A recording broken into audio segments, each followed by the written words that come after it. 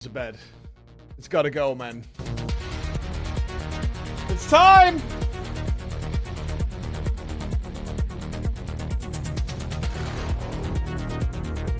It's time to say goodbye!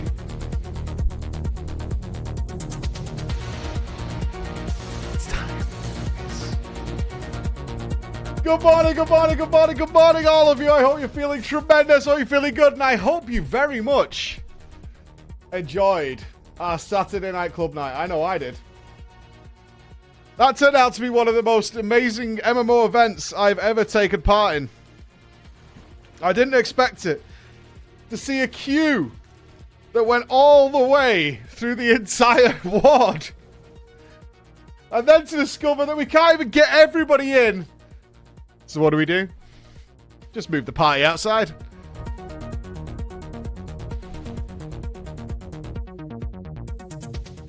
Dancing Wall was up and going all night. They extended another thank you this morning. I mean, I don't think we could have done better. I really don't think we could have done better. Like, I think we made the community proud, right? I think we did. I think we made it good. Quite a few things going on, ladies and gents. We are once again doing a month-long campaign with NordVPN. We've worked with them in the past. It's the VPN that I use. It's great stuff. It works a treat. So we're working with them for the next month. There'll be a command in the chat if you've not tried it. There's codes in order to get yourself some access. Why would you want to try it? I have to do my bit here. Because what you could do, which is the best, this is what I mainly use it for, honestly, and I assume 99% of you guys would do the same, is if you've got NordVPN, you've got an app on your PC like this, and you can swap your connection to different places in the world, like the United States, Mexico. And that enables you, with your Netflix or whatever it is, to come at it from a different country, which means you get all brand new content. Woo! You get all that cool shit. So if you can't watch something because it's only available to America, you can just tell the internet superhighway using Hackerman's technology that you actually are in America. And then your Netflix and stuff just updates. Shows it. So you can do all that kind of stuff. It's really cool. So we got a code there for you guys to get some good shit from NordVPN. We're going to be working with them for the next month. So well worth doing it. This is what I use it for, so I can fly over to Bulgaria or Albania or Hong Kong or Taiwan and do all that kind of stuff. And it's super, super easy. You just click it and then off you go. You're done in about 2 seconds. It also protects you from nasty people on the internet. Not that there are any nasty people on the internet. Can you imagine? What a nightmare that would be. If there were bad people on the interwebs, that would be terrible. That would be terrible. So, NordVPN. We'll sort that out for you for the next month. We are working with those. Digital witchcraft. Yeah, it's really cool. It's really good to protect yourself online because there are nasty bastards out there. Not everybody's a foreign prince from Nigeria who is looking to transfer $8 million into your account. Not everybody's trying to do that. Not everybody wants that dream to come true. That is not going to happen. All right. We need to jump in. I haven't logged in yet. Now, I have been on the Squeenix store. I have done that. I have been on the Squeenix store, and I've bought myself the Fantasia. Now, I'm hoping, because somebody said to me the other day that I did not save our previous Michael Cera face. I'm pretty sure I did. I'm 99% sure I did. I think I need to log in, though, and take all my gear off. So I think I've got to take the bikini off. I think we got to get rid of the bikini. Temporarily, we got to remove the bikini. We have to make the dream come true. We've got to get it done. You saved it? Yeah, I'm pretty sure I did. It's one of those things like when chat was trying to help me, they were like, "Oh, you didn't save it." I mean, this is what we have. This is what we have. This is the dream. This is how we partied. Wonderful. Just spectacular. The boots really made it work, I think, as well as the hat. I want to thank you all for the screenshots that came in of spotting me in the background. I don't want to stay a cat. I don't need that. I don't need that in my life. I really don't. Now, oh, actually, there is a problem, isn't there? Rip cat girl. This Fantasia is supposed to come in the mail, and I'm noticing I do not have any mail. Huh.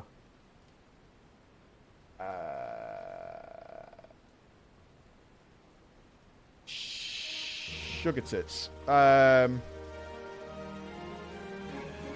hold on.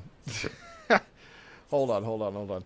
I need to fix my character at least. Let's do this.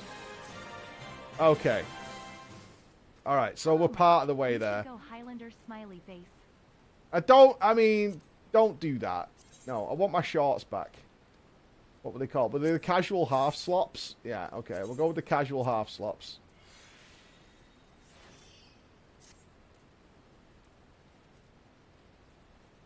Do you refresh? Aha!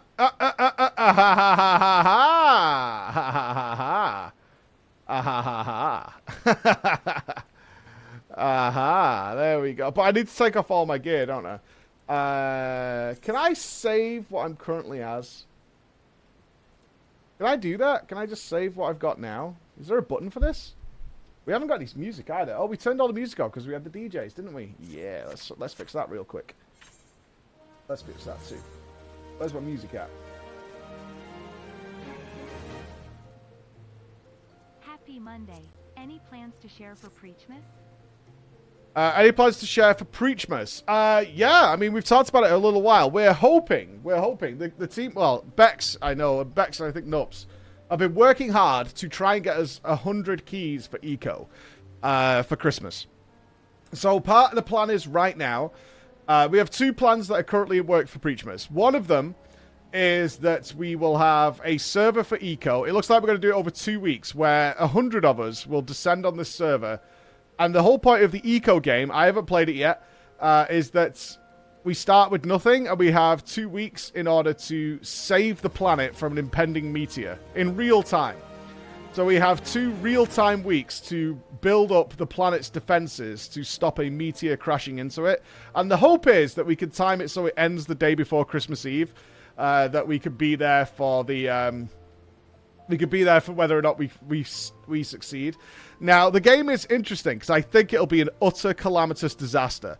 Because the game Eco, E-C-O, the game is based on that you don't farm absolutely everything because there's a fully working ecology on the planet.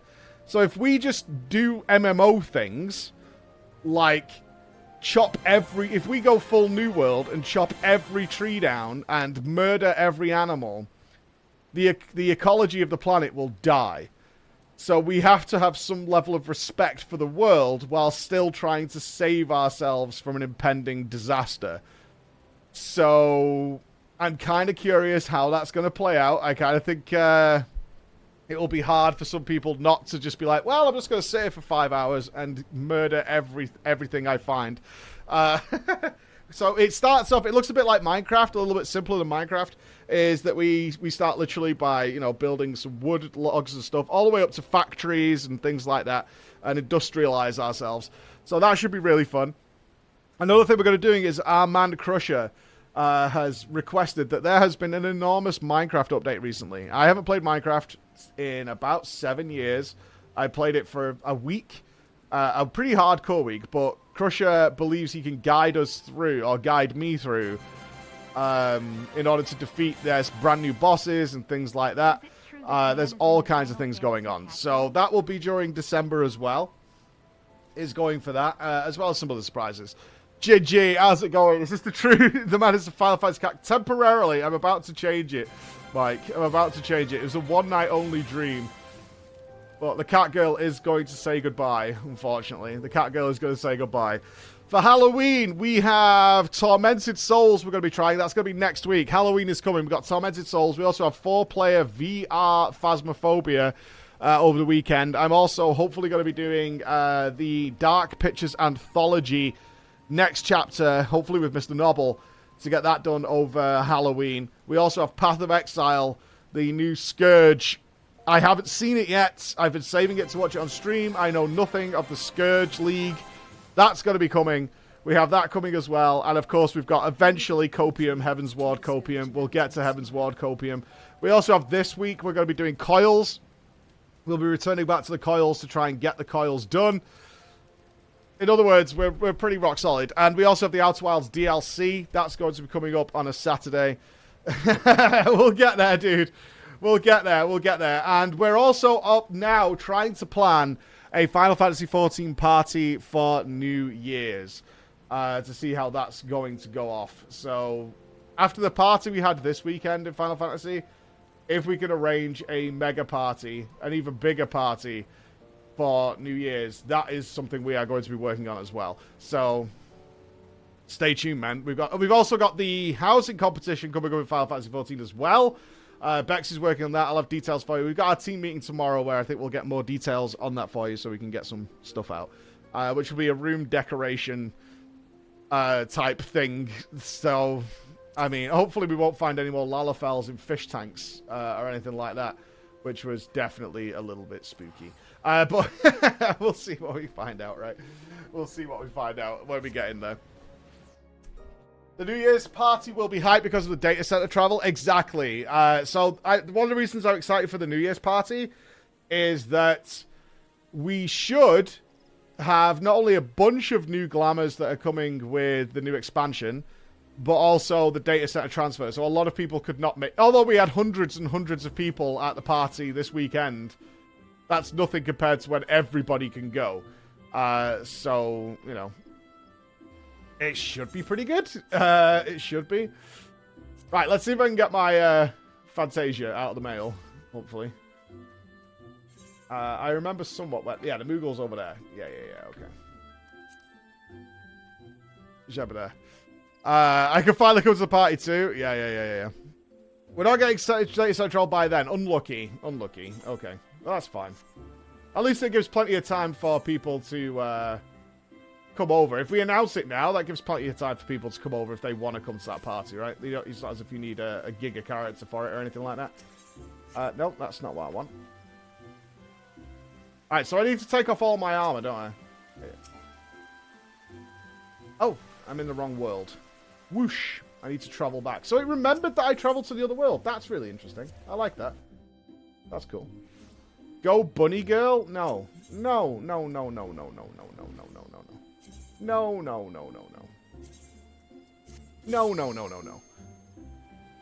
There'll be no... Oh, Lalafell. Why? Why do you want... Like, a Lalafell? Honestly? Gross, man. Chris is still partying. That's good to see. The party never stops in Chris's world. No. I also, like... I mean, I actually am very uncomfortable with Lalafells now. After I found out the RP rules, that there's to be no RP with the Lalafells. Yikes, bro. Yikey. No, thank you. No, thank you.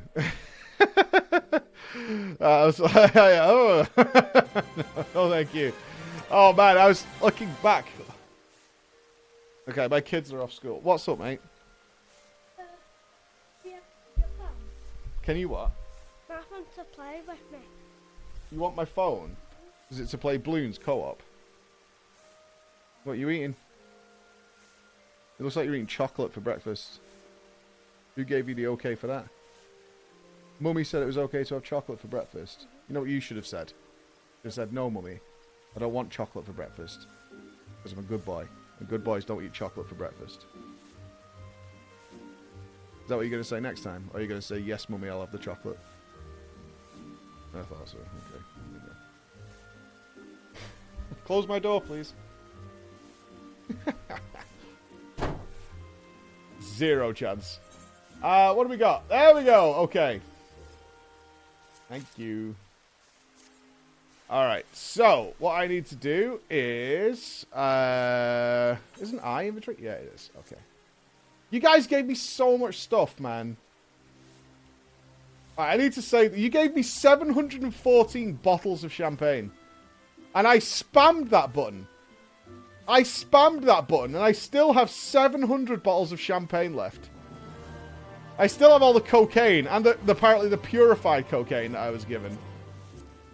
My inventory is actually ruined and I'm slightly triggered by it. I am slightly triggered that my inventory is actually ruined.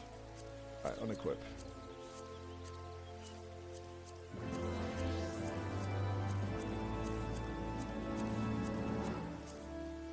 Alright, we're ready. Save the Let me out. I need my Michael Sarah back. Save the cat girl? No. No, no, no, no, no. No, no, no. No, no, no. Dump it all in the Chocobo inventory. I can't even... Well, I'll go through it in a sec. I'm not sure exactly what I picked up. But I did pick up some stuff. Yes. Right. Yes. Is it this one? Can I check it? Yay! There we go. Perfect. Give it me back. Give it me back. Yes. No Lalafels. No bunnies. No Lalafels. No bunnies. Look, I'll tell you now. We've saved our previous appearance for the New Year's Eve. Although, we'll have to sort that out. Emma's not going to let me stream on New Year's Eve. There's no fucking way in the world she's going to let that happen. That's divorce territory, that is. That is absolutely divorce territory. Maybe we could organize it around New Year's Eve. Around New Year's Eve. Like New Year's Eve Eve? We could do that, right? Something like that. That would work. I don't know. We'll see. I'll have to ask her. Maybe if I ask really nicely. I have to ask really, really nicely. Hey! We're back. We're back. We're back. What, if she attends the party? She's not going to attend the fucking party, man. There's no fucking way. There's no fucking way. Oh, Seika, I need to add you on the friends list. You are the chief decorator. Yes. Did you send a request? Oh my god, there's so many of you, man. I can't deal with this.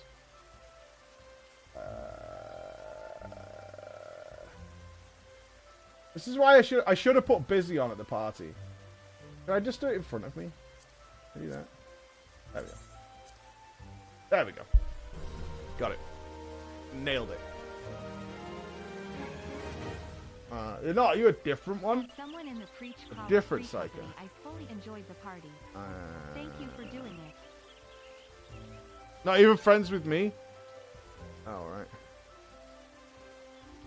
Bex, help. Is there two? Oh my god. Oh my god. Help! Help! Help us!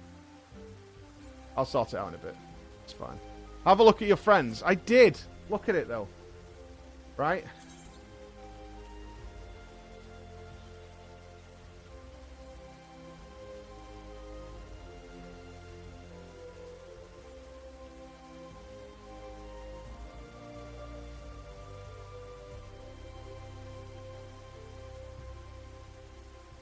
Checking. I could just I've already done that. Yeah, oh, it's sorted. Sorry, the second said no. Okay, okay, it's fine, it's fine, it's sorted. It's done, it's done, it's done. It's done, right? I do need to repair. We'll repair in a sec. It takes so long to load the friends list. Alright, I've got Psycho-chan.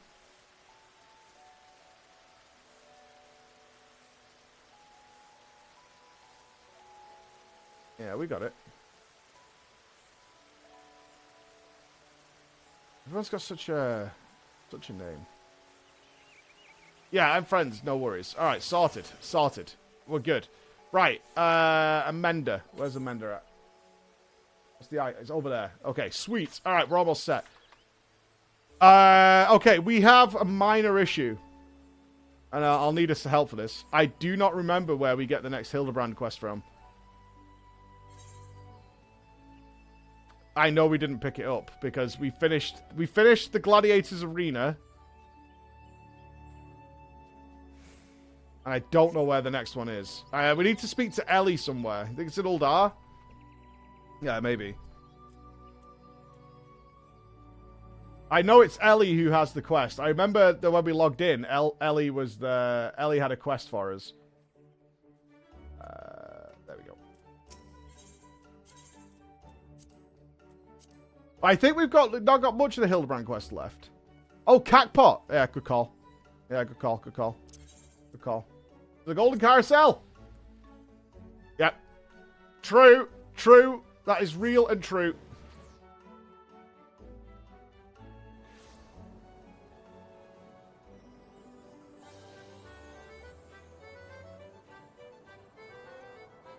That is true. Let's just check this real quick. Nope. I mean, none of that. No. No, thank you. Nope. Nope. Nope. I am not starting my day with Leap of Faith again. That is the worst way to start the day.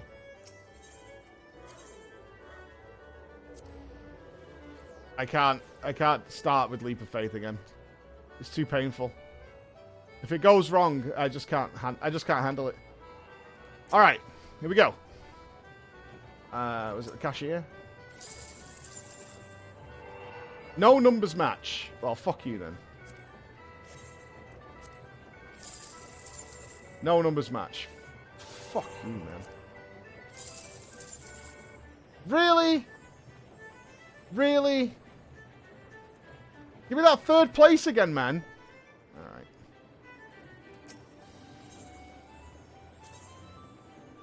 I'm still gonna play for it. Do you guys have, like, set numbers that you use? You were lucky? I was not lucky. That was skill.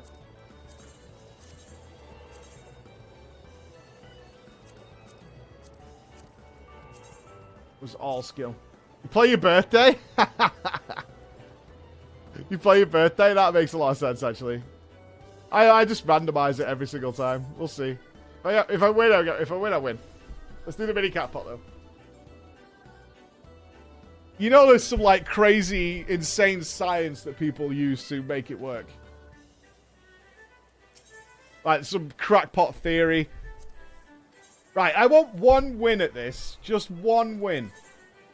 Give me one win. Alright, we got the 3. No. No. 789's a win, isn't it? Aren't we golden? Yeah! It's second place. It's second place, but that's the closest we've got. I'll take a second place. I'll take a second place. That's fine. Ooh, 8 in the middle.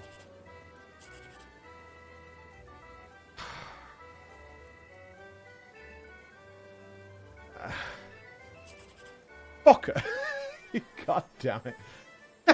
What's 10 give us? 80?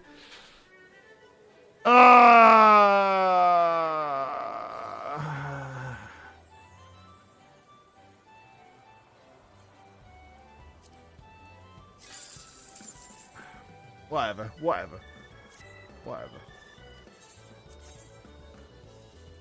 Come on, man. Just give me the one. This is shit. This is a well shit one. This is bobbins.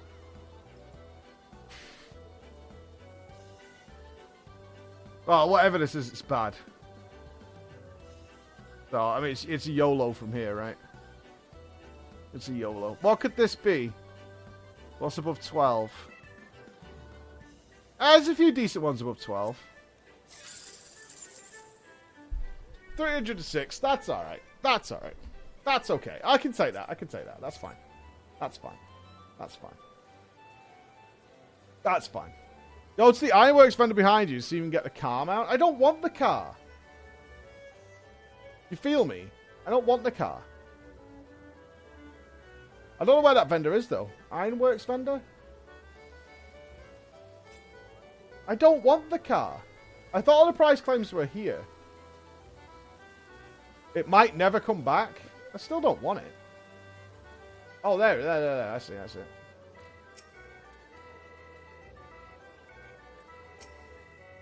Under the auspices of the Gold Saucer, Garland Ironworks will soon be offering guests a selection of special prizes. Do not miss this rare opportunity. Yeah.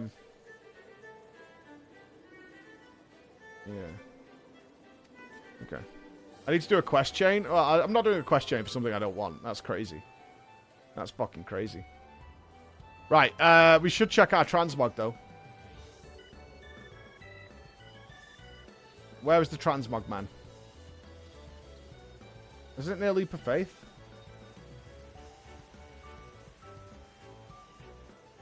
Not here. Bottom right.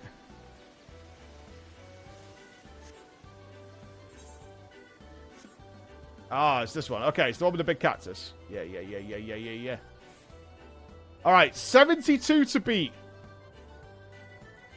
72 to beat. We can do it, I believe. 72 to beat. Here we go.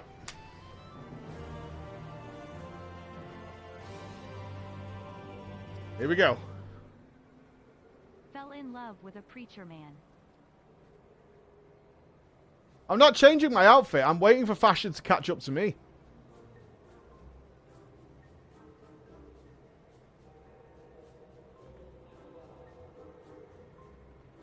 All right.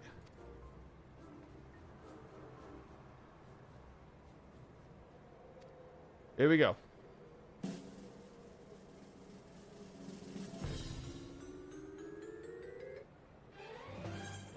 New best! Yeah, dude! New best! Come on, man! Woo! It's a new best! Perfection!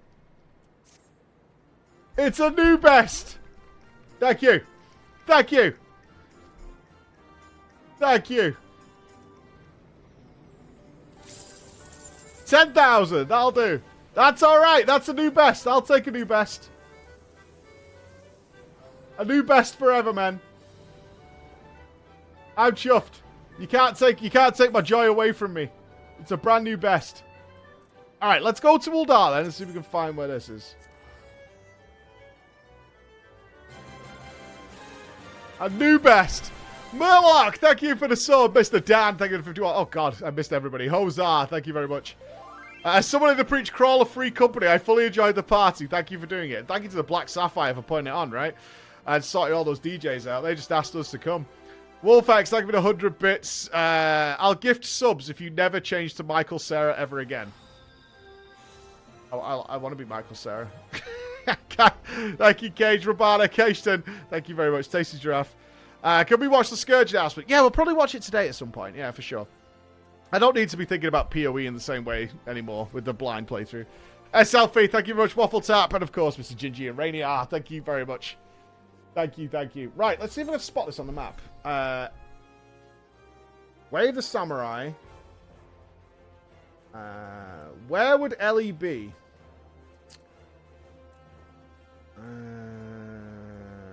Ellie might be in the Gladiators area, right? Potentially?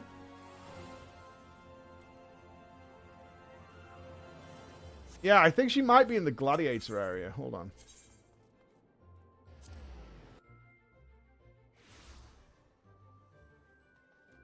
Let's see if she's down here. That's the wrong way. Oh, I think we found it. I think we got it. I think we got it. Yeah, dude. Actually found it. All right, we're all set. Perfect. Ellie would show you a shocking new turn in the Phantom Thief case. Here we go. I was wondering when you show up, Flo. I hope you haven't made any plans for the day, because we've got a situation on our hands. Remember our good friend the Phantom Thief? Well, it seems he's decided to branch out from burglary to cold-blooded murder. If the rumors are to be believed, he's claimed 3 victims already, all influential members of Uldan society. Mr. Manyfaces has been kind enough to leave one of his signature calling cards at every scene, leaving no doubt as to the identity of the murderer. The message is always the same. The weight of 5 corpses will bring the scales of justice to balance. More riddles. Not that you'll hear me complaining. No, the only thing my readers like more than a good mystery is a good murder mystery. Ever since the story broke, the Mithril Eye has been selling like Ponzi cakes. The only rub is that it's left me no time to look into the thief's last message until now. That is, shall we, Flo? The hidden treasure of Uldar, was it? If there's anyone who could shed some light on this, it's you-know-who. To Sunsilk Tapestries. Alright. Awesome. I was kind of worried we would not find the quest easily. That's fantastic. Okay. Perfect. This has worked out super well. I'm never going to remember any of the voices that we used on Friday. There were so many by the end. There was like 9 or 10 different characters all talking at once. I'm never going to remember them.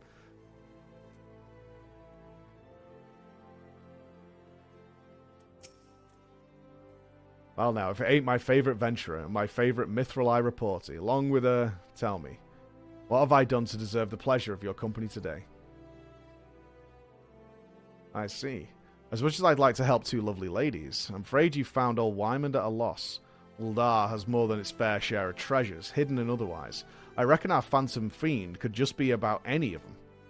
I can tell you this much, though. Whatever the thief's got his eyes on, it's got the Sultan's swan in a right dither. Word has it they formed a regiment of their best and brightest to safeguard the royal vaults from this very threat. Sultan Swan aren't like to be forthcoming with information, but it's the only lead we've got.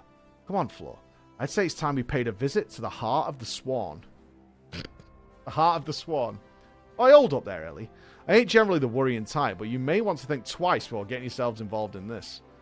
A man in my business develops a nose for danger, and this time, the stench is something fierce. You're a reporter, Ellie, and a fine one at that. Don't put that pretty neck of yours at risk trying to play hero. Your concern is touching, but I can assure you that I am ready for whatever dangers lie ahead. Besides, being a reporter is about more than selling papers. I have a duty to seek out the truth and convey it to the people. Come, Flo. Time is of the essence. Oh, wow. Ellie's getting all serious about this, isn't she? Ellie's not taking any shit from nobody. Where do we want to go? The Alchemist Guild? Alright. Can do.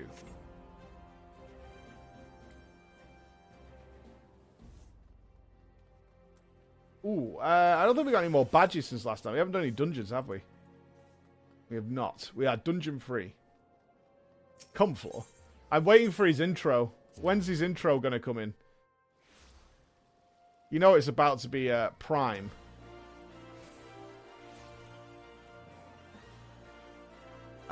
Is this not where we wanted to go?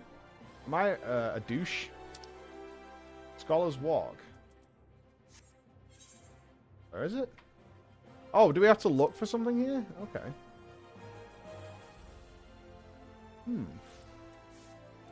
Humphrey? Halt! Only authorized personnel are allowed in the... Oh, bugger me with a broadsword.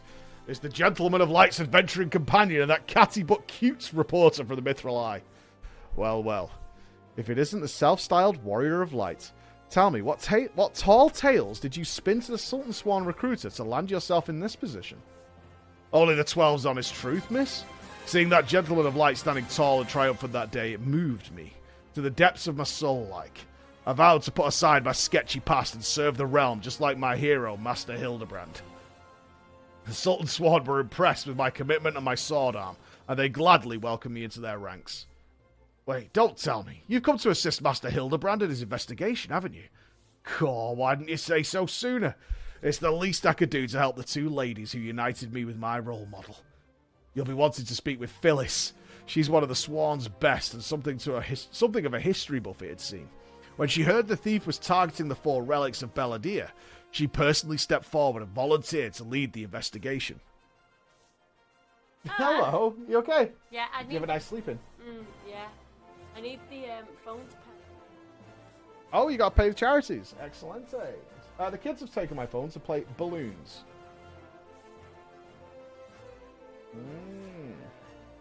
Yes. Oh, I need the bank card. Exciting. Yeah, take all the money. Emma's got to pay the tax man. Yay! If anyone has the information you're looking for, it'd be her. Wait here while I get her. I can trust you not to touch anything, aye? Yeah, I should have asked her about giving the kids chocolate for breakfast.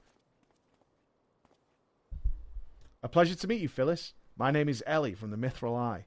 As you may have heard, we're researching the Phantom Thief case and would appreciate any information that may shed light on recent events. The pleasure is mine, Miss Ellie, and if I'm not mistaken, that would make your companion friend here one Floor Inspector, yes? Uh-huh. You know Floor? As any regular reader of the Mithril Eye would, I must confess to being something of an unabashed fan of your work. Though it hardly befits my station to say this, I was secretly hoping that you would show up to assist in the investigation. Doubtless the Inspector, too, will also welcome a helping hand.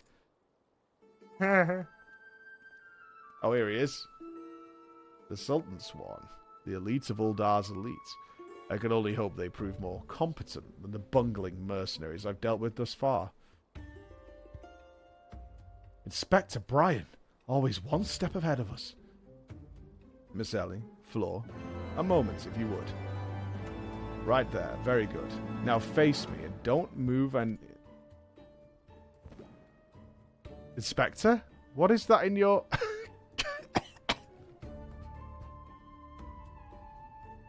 Is it stinky truffles? Demasking dust. A formula of my own devising that will allow us to see right through the thief's disguises. Oh, smart, actually! Oh, that's big smart! Analyzing the mask left behind at Vesper Bay, I was able to identify its composition and synthesize a counteragent that would dissolve the disguise whilst leaving the wearer's face intact. In any event, it would appear the two of you are indeed who you appear to be. Big brain Brian, man! Brilliant, Inspector. The phantom thieves pulled the wool over our eyes for the last time. I fear it won't be so simple. The ingredients necessary to produce the dust are exceedingly rare. Even with the entire resources of the Sultan's Swan at our disposal, we were only able to produce a limited supply. I see. Well, I suppose it's better than nothing. That said, have you been able to identify the thief's next target? A hidden treasure of Uldar, the last of the 4 lost relics of Beladir. I fear not. I've poured through the histories time and time again, but the only mention of these 4 relics is a vague reference in an old prophecy. Most serious scholars consider it little more than a fairy tale. Interesting. When darkness falls and hope fades to despair, 4 warriors born of light shall descend in the righteous glare. The legend goes on to describe 4 sacred artifacts, one each possessed by those 4 Beladian heroes, but makes no mention of their appearance and nature. 3 times we have tried to identify the thief's target, and 3 times he has foiled us by making off with something else entirely. Needless speculation will only play to the fiend's strengths. All artifacts of Beladian origin have been sealed within the royal vaults, and a regiment of our finest assigned to its protection. I have furnished all the guards with a supply of demasking dust, and instructed them to be on the lookout for any suspicious personages. The Blackguard will be in chains before he can lay a dirty hand on the vault doors, let alone treasures within. You have our word, milady. Oh, he looks like he's going through puberty. I should have given him the old broken puberty voice. But there are even more disturbing matters at hand. Doubtless you have heard of the recent rash of murders perpetrated by our quarry. The Sultan's Swan have launched an investigation, but the truth of the matter is that we have been far too occupied with the defense of the vaults to make any meaningful progress. We would be most grateful for any assistance you could offer. A lady asks, and a gentleman answers. Here's our boy! Here he is! Champion of light! Hero to all. Cast all worry from your heart, my lady. Hildebrand, agent of inquiry inspector extraordinaire, has arrived to set right what is wrong and bring the wicked to justice. And this must be the demasking dust that is the talk of the palace. Haha! But you needn't waste your supply on me, Inspector. I assure you that I am exactly who I claim to be.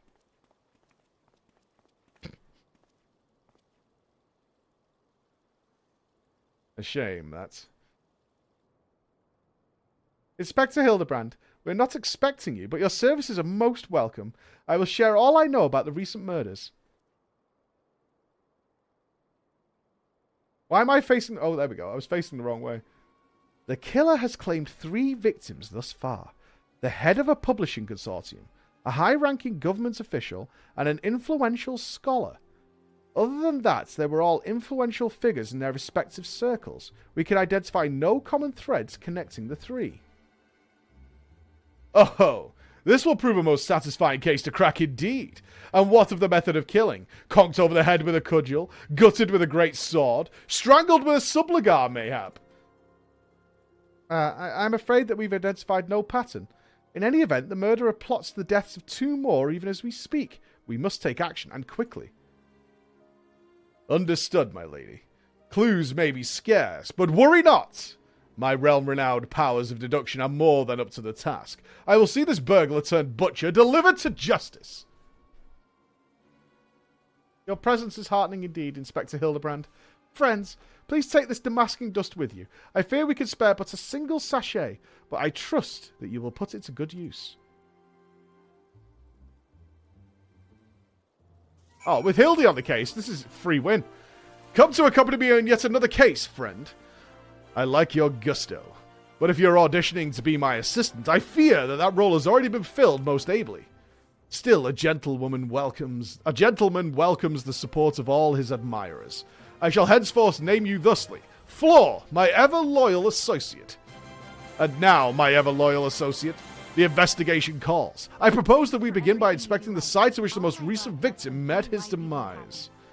My questioning about the palace has revealed that the scholar's body was found not far from the 80 sins of Sasimo. Even the most circumspect of criminals cannot help but leave behind clues. Clues that will not elude my gaze. Friends, let us be off. Pray, alert me should you see anyone suspicious. My ever-loyal associate. We must put Miss Phyllis's demasking dust to good use. Good morning, good morning, good morning, good morning. Okay, the 80 sins of Sasimo? Doesn't that sound like an ERP palace? Little bit. Little bit. Let's go to here. Sounds a little bit like one, right? The second DJ was Poggers? Absolutely, he knows. Yeah, we are genuinely talking to that guy about coming over for PreachCon. Like, no meme. That wasn't like some drunken tomfoolery.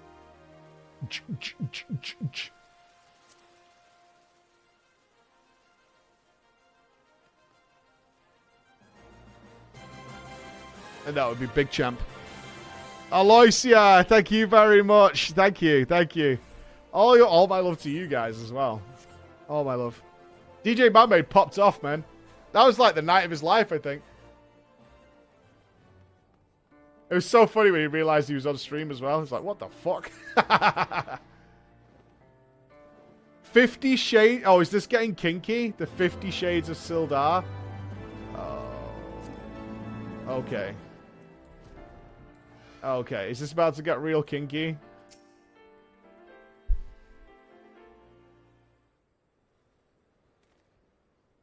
Flowers. Yes, it's all becoming clear now. Our phantom killer is a florist who, in his hurry to escape, carelessly mislaid his wares. Just what do you think you're doing? Hey! Hey! Oh. I'm the one who put those flowers there. To honor the memory of my poor boy, you dared to file his memory? 1,000 pardons, my lady. Please accept my most sincere condolences on your loss. I am Hildebrand, Agent of Inquiry, Inspector Extraordinaire. I swear to you, on my own dear mother's name, that your son's killer will be brought to justice. Oh. As I was just saying, these flowers were clearly placed here by the family of the deceased, which can only mean... Leave this place. Run away while you still can. Run far, far away. Run, or he'll turn you into a zombie, just like my poor, poor boy. A living person turned into a zombie? Nonsense.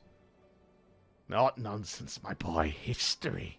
Have you not heard of the horrors of Sildar? Aye, Uldar's sibling nation, against which we waged war centuries ago.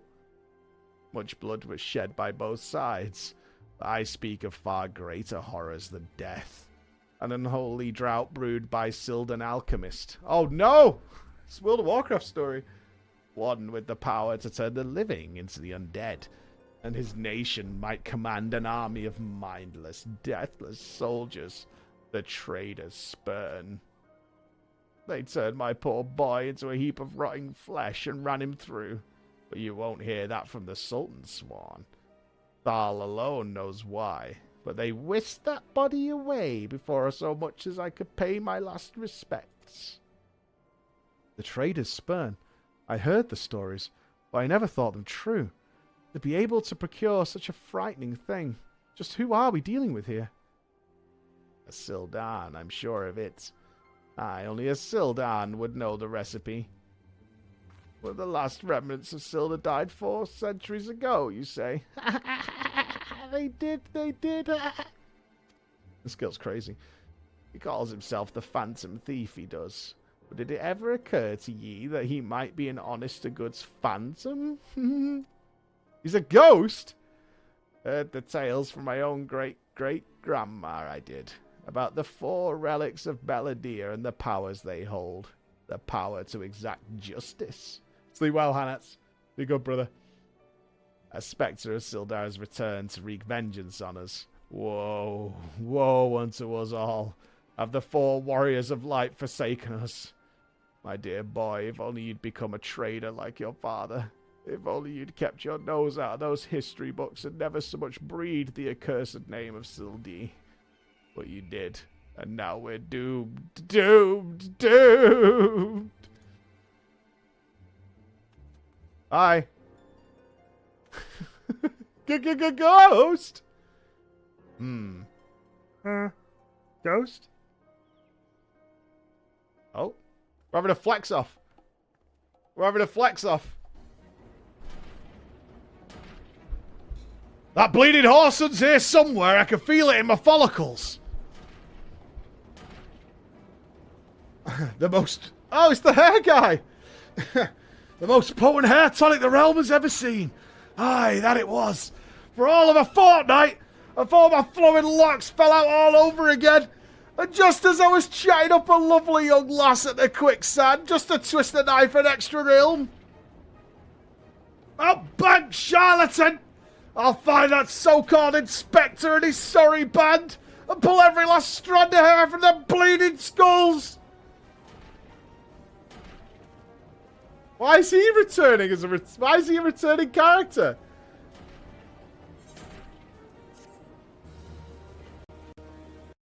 Oh.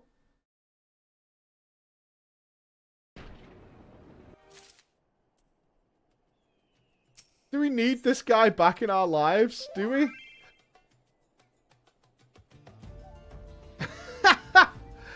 Have you seen Ross? He said he would pay me 10 gil for each squat. Weren't you squatting for like 5 hours? I'm pretty sure you were squatting for Ross for somewhere on 5 hours.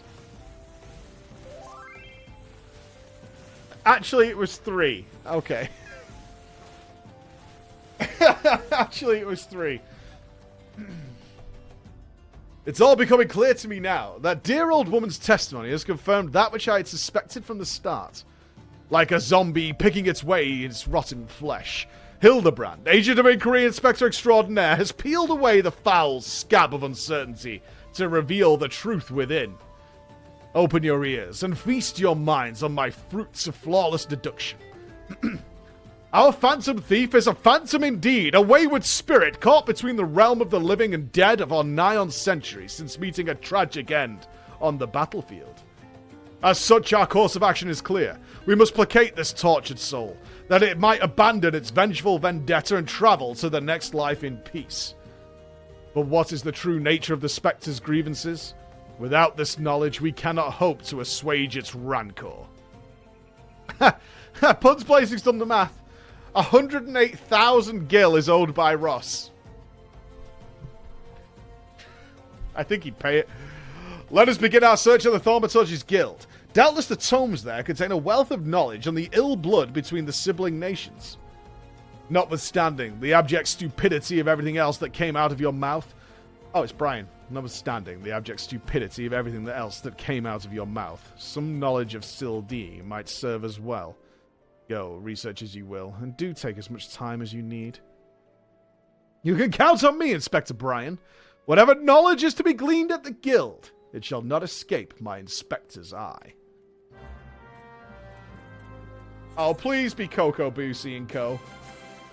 Come on. We're returning the Boosies. Boosies. Good morning, Paul.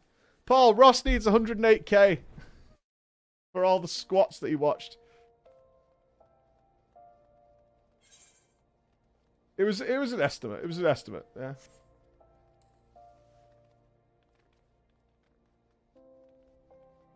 What was going on with that gimp guy that ran around the corner at the party? Remember we followed that guy and then he turned into a gimp around the corner and ran off? What do you reckon that was about?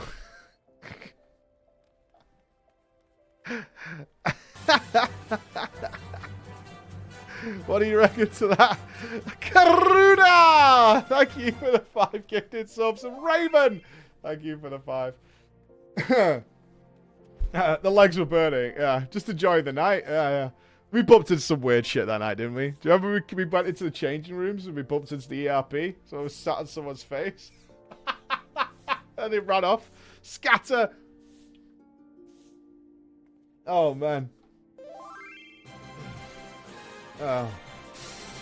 Oh, we bumped into some weird shit that night. We bumped into some weird shit. It got worse after you left. Oh my god. Greetings, traveller. You had learned of the war between Uldar and the fallen sultanates of Sildi. It would be my pleasure to enlighten you. The two city-states coexisted for several generations until the bad blood between them boiled over, culminating in outright war. As you might deduce from the present state of affairs, Uldar emerged victorious, leaving its once proud sibling nation in smouldering ruins. As the histories tell it, the battles fought between the sister nations were the stuff of nightmares. In a desperate attempt to overcome Uldar's superior numbers, Sildine alchemists devised a most horrific stratagem, employing a frightful formula known as the Trader's Spurn. They brought their fallen warriors back as undead soldiers. Some theories have it that they even employed the potion on those of the living who were too weak or wounded to fight. Sends shivers up the spine just thinking about it now. It is truly a crowning glory of our fair nation that our forebears were able to emerge victorious against these horrors. That's really dark. Like, super dark. That's pretty messed up, man. That is pretty messed up. You don't say. It's not every day that someone comes to our halls to research Sildi. As a fellow student of history, though, I am more than welcome to the conversation. Baladian civilization flourished in relative peace until twin sons were born to the royal family. The two fierce rivals, and when they came of age and their father passed, each one claimed that he was the rightful heir to the throne. With neither son willing to relinquish his claim, they agreed to split their kingdom in two, forming the twin nations of Uldar and Sildi. But not unlike the two proud princes, the sibling nations developed a penchant for rivalry. Okay. I thought it was going to be like the Dark Souls 3 twins. Come, brother. Rise once more. I think that's the line. Oh, there they are! There's the boys! It's Kokobuki! Hypers!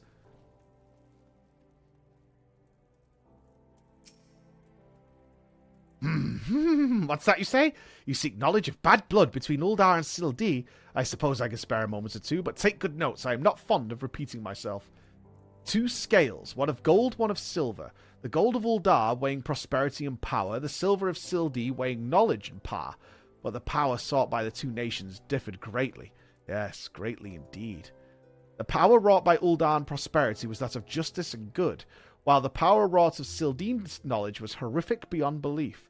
The power to rip the living soul out of a man and render him a mindless killing machine. On this matter the histories are clear. But riddle me this, my friend. Who writes the histories, and what does this say of the words writ within? Yes, truth can be elusive and fickle as the shifting sands. As one example, did you know that in the war against Sildi, Uldan and Amuljar warriors fought side by side? Likely you did not, and neither did I until I encountered a faded passage in an ancient text buried deep in our archives. And yet, in the histories read by the populace, you will see no mention of this most fascinating fact. Might it be that someone at some time deemed this particular truth less than convenient? But I have said enough already. I am genuinely interested as to whether... Oh, I don't know how deep the game goes, but like this is the kind of quest that could destabilize Uldan society. Right? I wonder if they'd go that far. Okay. Ian has a cost to send you a friend's request.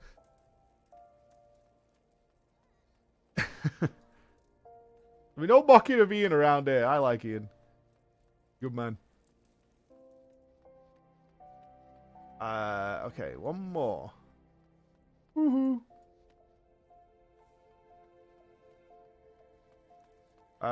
Who am I missing?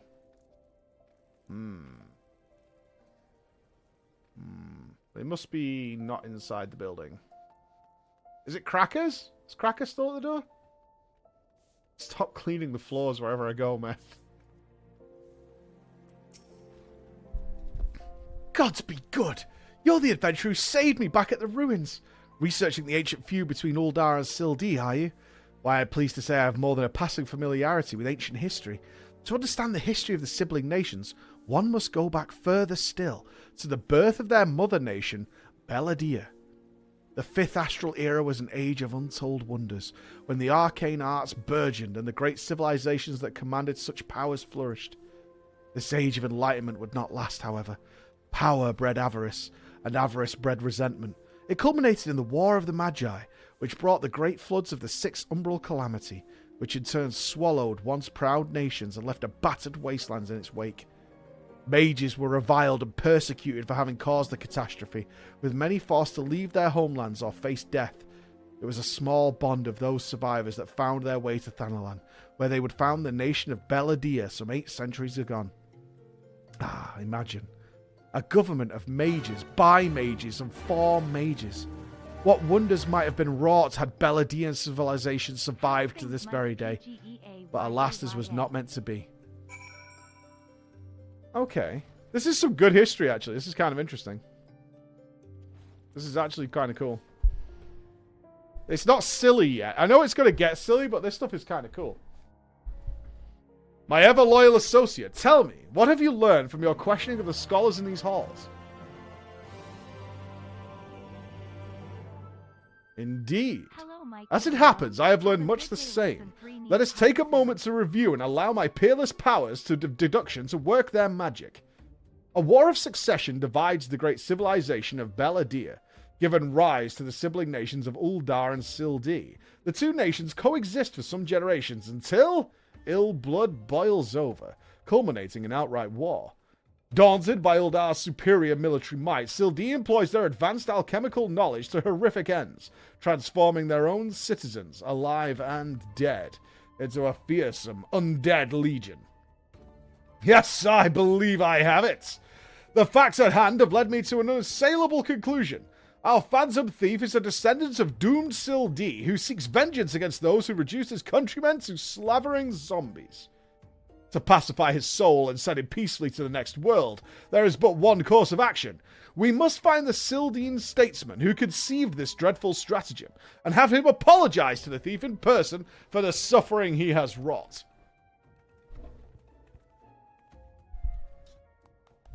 A brilliant plan. Perhaps you'd like to find yourself a shovel and dig this statesman out of the grave yourself. Leaving aside this nonsense of spirits and spectres, it appears increasingly likely that our quarry shares some link to Sildee. His garish garb is no doubt meant to evoke the silver scales of the fallen sultanate. The Sildeen connection could also serve to explain the rare knowledge of Beladian relics our thief clearly possesses. But what of the murder victims? What common thread amongst them could have incurred the ire of our adversary? A few people in town spoke of a man sighted calling upon the victims in the past days. Those who saw him said he had a most frightened air about him. Wait, yes, it's coming to me, of course.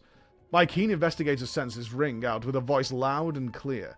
This man Miss Ellie speaks of just might know something. You really should stop thinking so hard. You'd like to strain a brain muscle. Miss Ellie, who is this man and where might we find him? My sources identified the man as Guguraya, a travelling merchant known to frequent Horizon. Shall we pay him a visit? Yeah. Okay. Lady Stormy! Big hug soon. I hope so. I hope so. Matt's coming over, Stormy. We are to be graced with his presence. Oh, yes. Graced with his presence indeed. I'm actually seeming... This quest seems a little different than the others. It's got a lot more actual normalcy so far. And I'm not seemingly a third wheel to this story so far. Kind of curious.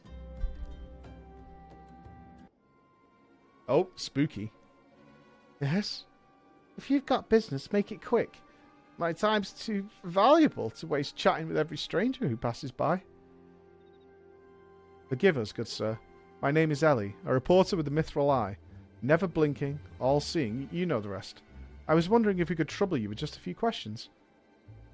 Was it for love or money that you killed them? Yes, you, the thief of many faces! Me? What is this nonsense? I don't know who you are, but I ain't got the time for the patience for this mummery. Now, if you'll excuse me, an important client awaits. I thought I recognized that voice.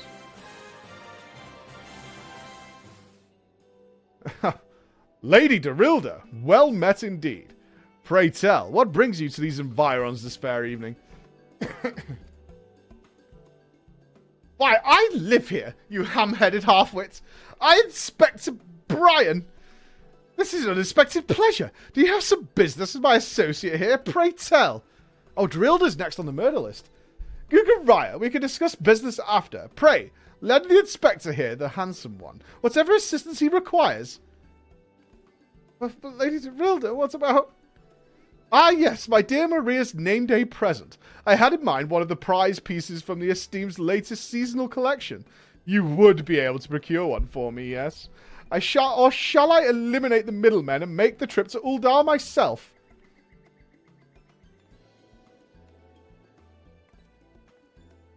She doesn't look refined and upper class, does she? I'll say it just once more, Gugaraya. I expect you to give the inspector and his companions your full assistance. They, yes, even the stupid one, help me regain something truly priceless. Yes, something more valuable than any mere trinket.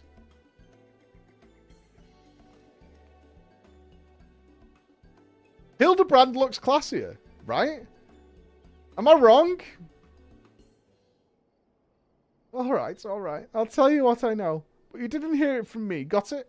I was looking into the killing on behalf of a client of mine. The thief's got himself some of that zombie dust. The trader's sperm, was it? And his cards speak of 5 victims. And it got me thinking. Sildi, 5 victim. Ah, the Arbiters of Truth. The Arbiters of Truth? I'm not familiar with the name. Ah, if you would be. On account of them being something of like a secret society and all. Influential personages of the Sultanate, you see, working from the shadows to keep false knowledge about the Uldar-Sildi conflict from reaching the ears of folk like you and me. False knowledge, pray tell. And what sort of knowledge might that be? Thal's balls, don't make me say no more. I've got a family to feed. Very well. Just tell us one last thing. Who hired you, and where can we find him? Hob. Hob's his name. When he's heard what he said, he told me that he was going to set sail for Limsa with his 5 best sellswords to guard him. That there were many prying eyes at the airship docks. Said he had a private ship docked and waiting for him at Vesper Bay. But remember, you didn't hear none of that from me. This man Hob must be one of the killer's targets. Doubtless he also knows the identity of the remaining one. I doubt that. They say the Arbiters are so secretive, they don't even know each other's identities. Now, don't ask me how it all works, but Hob's got high-ranking friends in the Brass Blades. Once he heard the victims had been all zombified, he panicked. I guess he knew what would be next. Thank you very much, my kind sir. Once again, the ancient Mandeville art of parley has procured for us a keen morsel of knowledge. Let us seek out this Hob fellow and see what he can share with us. And let us hurry. The man's life is in danger even as we speak. Okay. Hildy's family's part of the syndicate. His dad owns the Golden Saucer, right? The naked guy. He owns the Golden Saucer. Yeah. Yes, he does. Yes, he does. Yeah, that kind of makes sense. The Golden Carousel, of course. We must get the names correct. Righty-o, but thank you for the 7 months. I'm actually genuinely invested in the story now. Like, up until this quest, it was all ridiculous and stupid, but, like, there's something actually happening now. There's actually something happening.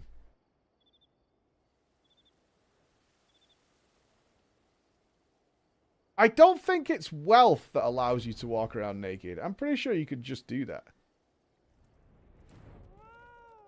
Oh. Oh, no.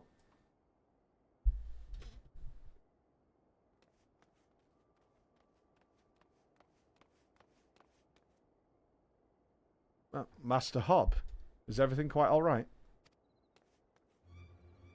No. Stand back, Ellie. Oh, it's him! Hunger. I hunger for your brains. Damn, there's no saving the man. Floor, do what you must. Shit, I don't have any spells in my bars, do I? Ha! I did it anyway. The Moogle did it. The Moogle took care of it. Yes, my first-hand knowledge of zombies tells me this particular shade of green is unmistakable, that of the undead. So it seemed that we were a few moments late to the scene. A message. And then there was one.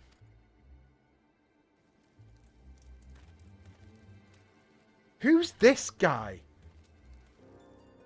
Who's NPC man? There it is again. Is something the matter, Inspector? Indeed, Nashu, there is. Ever since I picked up the trail of the Phantom Thief, I've had this fleeting sense. A sense that someone or something is watching us. The thief might be close at hand. We should be careful. For the moment, let us return and report our findings to Miss Phyllis. Secret society or no, knowing the identity of its members may yet lead us to the final victim. I, too, had best return to the Mithril Eye. Let's meet up again after. I'll see what new clues I can uncover in the meantime. You'll do nothing of the sort, Miss Ellie. These streets are far too dangerous for you to walk alone. Inspector! Inspector, I'll go with her! If you insist, Nashu, then I give my leave. But pray be wary. Not just of the thief, but of Miss Ellie. She has quite the temper, as we both know. You're a piece of shit.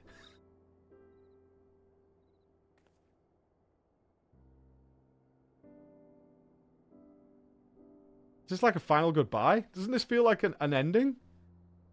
Miss Ellie, there is something I must tell you when this case is over. Be safe, and promise me that you will not attempt anything rash, as you did that time when the fiend took aim at my own life. Your life? Oh, at Costa del Sol, yes. That was quite the ordeal, wasn't it? I'll be careful, I promise. I eagerly await the day when I may hear what it is you would share with me.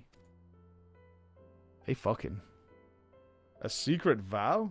Oh, consider my interest piqued as well, good Inspector. Now let us be off. Miss Phyllis awaits our report. Oh, they fucking. They fucking. Okay, let's put spells back in our bars. Actions. I need Thunder. Wait, no. Thunder 3. Am I blind? There it is. Thunder 3. What did I have next? Fuck. Did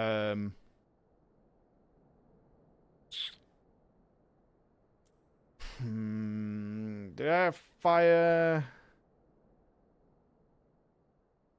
It must have been fire, right? That's 2. What was 3? Blizzard?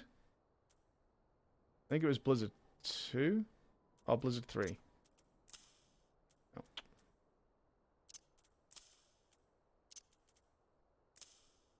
We haven't got fire. Where's fire 3? Oh, there it is. Oh, that's fire 3. He's the pyro, isn't it? Fire 2's the AoE. It must have been this one. Yeah. Okay. I did my golden. Perfect.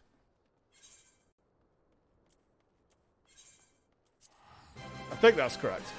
Polynova, thank you for the 5 months. The 6 in total, though, brother. Thank you very much. Just look back at an old VOD. If only, right? Only there was a way to record your gameplay. That would be fantastical.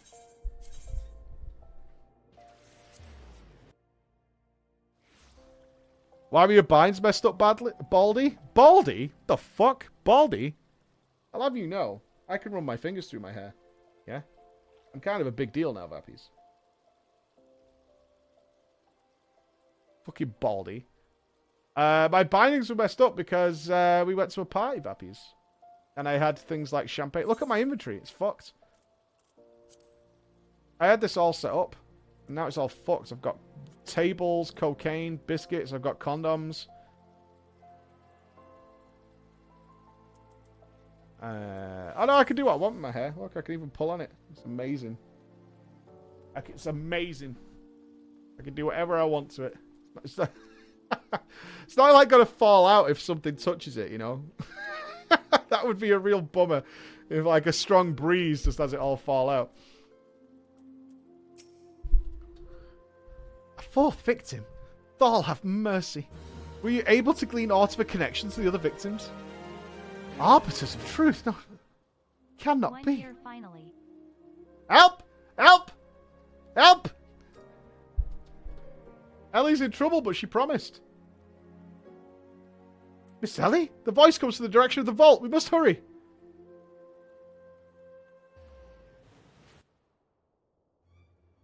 I'm not shaving my... I had a shaved head for like 10 years.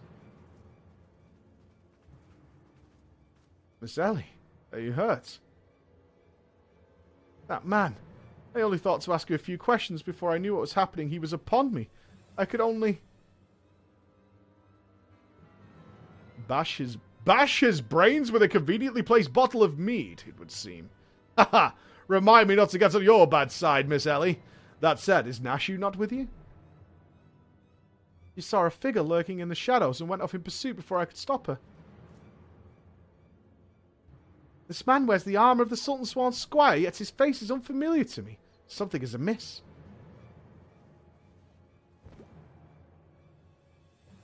Did we catch him? The thief of many faces? To think we would find our man like this? Thrice and again did the fiend elude our grasp, but no more! By virtue of a gentleman's ingenious deductions and a lady's pugilistic puissance, I declare this case closed. Where's my gavel? Oh, I've lost it. I return this sachet to you, Miss Phyllis. Whilst the gesture was appreciated, in the end it proved superfluous to my cracking of the case.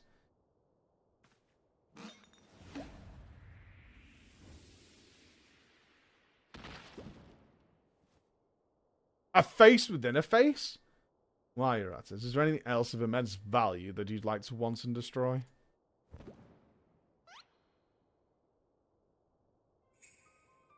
A face within a face? What? What is the meaning of this? Ingenious. A double disguise, planted by the thief to throw us off his trail, no doubt. This is Gagu, one of my most capable men. I assigned him to guard the vault and outfitted him with an ample supply of demasking dust. It is inconceivable that the thief could so easily elude his grasp.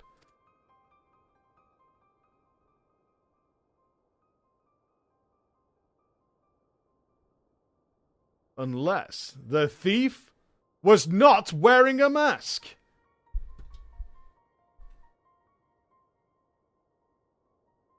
Speaking of which, has anyone seen Miss Ellie? No. No.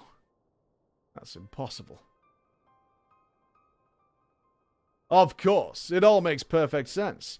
With the Phantom Thief to thank for her burgeoning readership and rise through the ranks of the Mithril Eye, Miss Ellie could not bear to face the possibility of her story of a lifetime coming to an end. Thus, she hatched a plan to...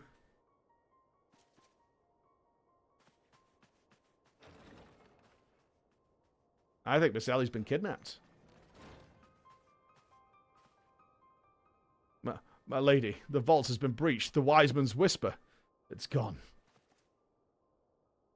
For her foul crimes against the Sultanate, I hereby declare Ellie of the Mithril Eye, the thief of many faces, an enemy of the state. Deploy all troops and do not rest until she's in custody. Oh, Brian's not going to like this. Oh. I mean, everybody must know it's this guy. And now the game is... I don't know how we're gonna voice this guy. And now the game is truly afoot. Oh. Oh, no.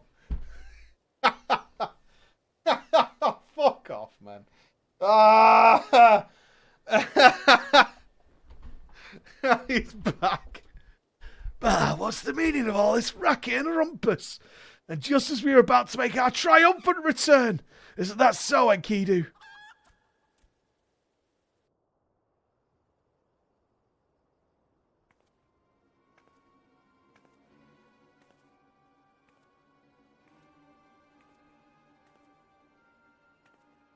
Miss Ellie, the shadow you said you saw, I think it was just a dormouse.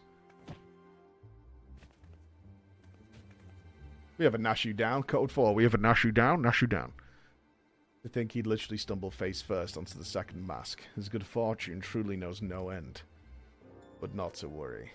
Yes, I dare say the Phantom Thief has another trick or two up his sleeve. Shouldn't you hide the body? I mean, I'm not good at stealth games, but... Just saying. I'm just saying. Right, so where's Ellie now, then?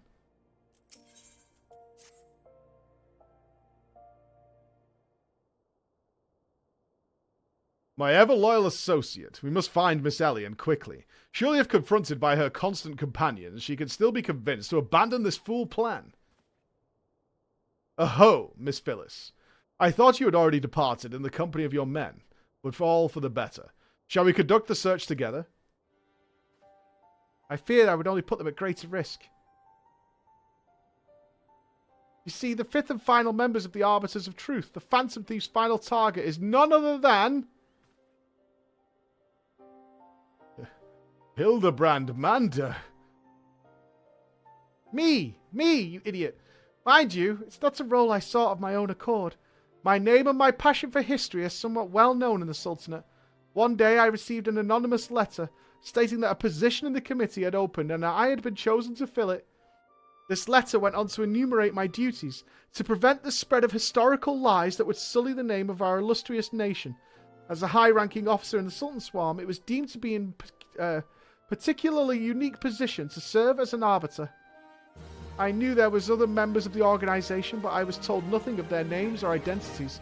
To think that my unknown compatriots were the victims all along. I cannot put any more lives in danger. I will sequester myself in a place where my presence can cause no harm, until such time as the killer is apprehended. Your concern for our well-being is most touching, Miss Phyllis, but there is no need for such caution. As a seasoned inspector, I am more than capable of protecting a lady in distress. And as a gentleman, that is exactly what I shall do. My associate here will stand at your side. Speaking of which, has anyone seen my loyal assistant? Inspector, over here. But we know that's not you! It's a lie! Farcical! A bamboozlement! Ah, there you are, Nasha. You really shouldn't run off on your own like that. I was worried sick about you. I'm sorry, Inspector. Miss Ellie said she saw somebody in the shadows, so I went to take a look. Now, there wasn't anything there but a dormouse, but it was really cute dormouse, you see. It just kept squeaking and scurrying.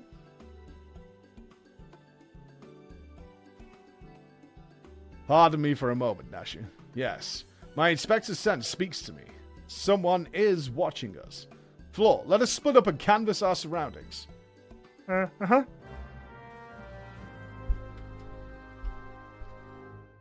Maybe another double gotcha? A double cross? My God. A water-stained letter. A water-stained letter lies conspicuously on the floor. Be wary and be warned. Okay.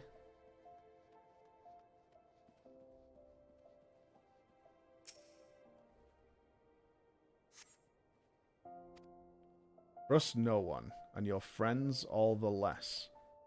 Oh God, are we gonna meet Deep Throat? That's all we need is Deep Throat. This will avail you well. Use it wisely. You obtain a sachet of demasking dust. In the next instant, you feel an intimidating presence behind you.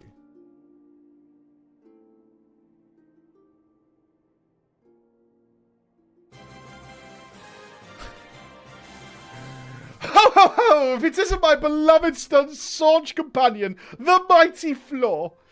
I was in the area on a matter of business, which I curtailed when I felt a suspicious presence from the shadows. Pursuing it led me here. Mayhap it's the same for you. Uh-huh. It's very close. Oh, so your pursuit of the thief of many faces has taken quite the unexpected turn. And now you have come upon a series of anonymous letters? Mayhap our watcher in the shadows is a friend, or is this but another trap laid by the fiend? Yes, the plot thickens like a dollop of salamander oil. In other events, I dare say the circumstances call for utmost caution. The thief could be anywhere, or anyone. Myself excluded, of course. No mere mask could replicate the physique of this Mandeville man. That said, I fear my dear Hildy may be in a bit over his head this time. Allow me to assist you in your investigation. Was there anything to happen to Hildebrand? His dear mother would not be pleased. Who is the mother? I need to see the mother who married that man. I need to know. It is imperative that we meet mother. Who tamed that wild stallion? That's what I want to know. Who tamed this beast? Who could take this pounding, kryptonite condom or not? If the sender speaks true, the villain even now lurks within our midst. And yet, we have yet but a single sachet of demasking dust at our disposal. We must identify the imposter beyond reasonable doubt before we proceed. You know the players better than I, Floor. What say you have a few words with each of them and see if aught seems amiss? Alright, we'll do her last then. Am I doomed to share the same fate as the others? I'd sooner die than become one of those things. Miss Ellie is the phantom thief. This is the only logical conclusion, and yet I cannot help but feel that another truth still evades us. Inspector Brain told me all about it. Who'd have thunk Miss Ellie was the phantom thief all this time? She sure fooled me. We are literally playing Among Us now. Nothing particularly odd about any of them, you say? It stands to reason. The fiend would not take such a risk if he were not utterly confident that he could pull off the ruse. Curses. This one's not half the fool his son is. Oh, that's him. Curses. This one's not half the fool his son is. I must elude him, and quickly. Time is of the essence. This is so weird that we know who the culprit is. And yet we can't do anything. I question the Sultan squad outside. To a man, they insist they have seen naught but of Miss Ellie. Where could she have gone? Father, what brings you here?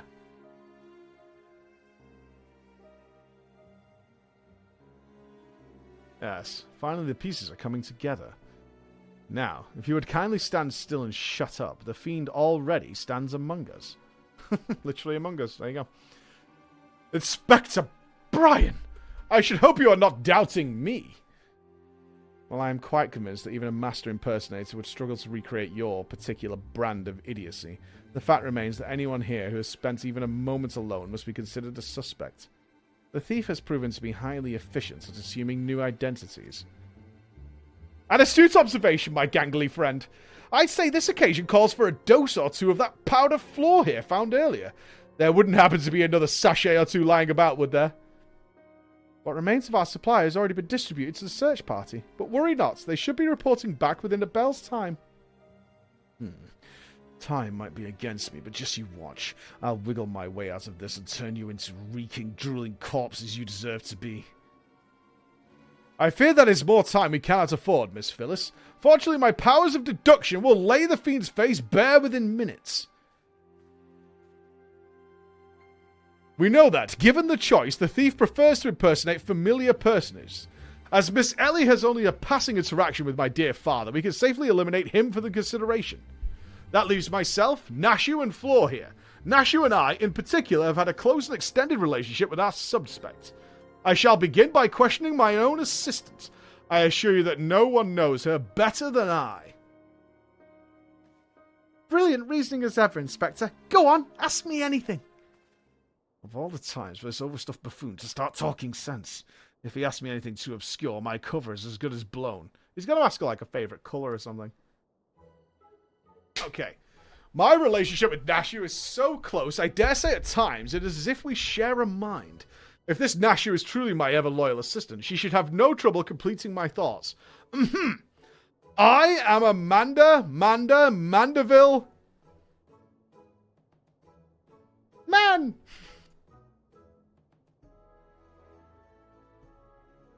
Doing what's only a Mandeville can. From the peaks of Kurthus to Thanalan, Mandeville? Man, you're the best, Inspector! A perfect score. You may rest easy, dear friends. This is unmistakably, unequivocally, indubitably the true Nashu. I've never loved you more than now, you marvelous muttonhead, you. Nashu? Is something the matter? Just because you've picked up a few more wrinkles beneath the eyes, there's no need to avert that charming face of yours. Wrinkles? Wrinkles? Look who's talking, you crusty, cretinous old... Busted. Genius, Inspector?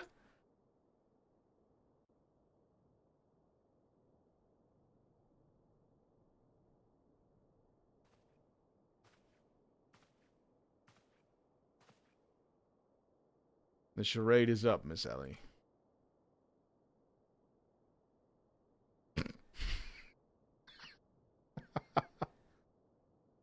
Uh-oh. Uh-huh.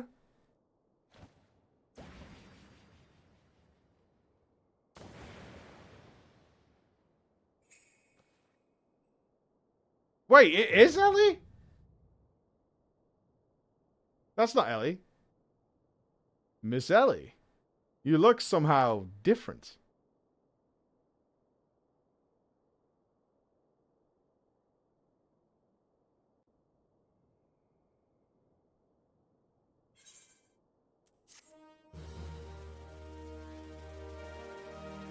An evil twin? No! It can't be an evil twin! Who is this unfamiliar woman? And the secrets does she hold? What is I don't know where this is going now. 7 hells. Done by a muscle-bound muttonhead and his motley troop of mummers. Just who are you? Your resemblance to Miss Ellie is most uncanny and yet... Consulting Inspector Brian. Once again, you failed to measure up to your lofty reputation. Of course we resemble each other. Ellie is, after all, my own flesh and blood, my beloved sister, and my eminently capable partner in crime. Son of a bitch! Cece? 1,000 faces I may wear, but only one name do I bear. You can call me Cece. Charmed, I'm sure. You're quite alright. Why do you look as if you've seen a ghost? Despite my moniker, I assure you that Ellie and I are no spectres. What we are, mind you, are the last living scions of Sildine aristocracy. Bemused, are you? Befuddled? To find 2 sisters behind the mask? Try using your brains once in a while. Every time you encountered the thief, Ellie was standing right in your midst. No, the thief that 4 times stole the show. Oh, and those priceless relics was me. Meanwhile, Ellie hid in plain sight, supplying me with just the knowledge I needed to stay one step ahead of my pursuers. All while spinning their hair-raising tales of my exploits that won their hearts of this nation. We owe a lot to you, truly. Why, without the tales of your hapless attempts to catch me, we would never have risen to the heights of celebrity. Miss Cece, from a gentleman to a lady, I would ask you one thing and one thing only. Just what is it that you and Miss Ellie hope to accomplish with all of your schemes? Justice! 400 years ago, Wildan dogs reduced our great nation to a nation of zombies. At long last, the cowards that would still justify these foul deeds will suffer the same fate. Wait, the histories say that it was Sildee that turned their own men into zombies. The histories lie! And you work from the shadows, silencing those who would speak the truth. You should have died with your fellows, false arbiter.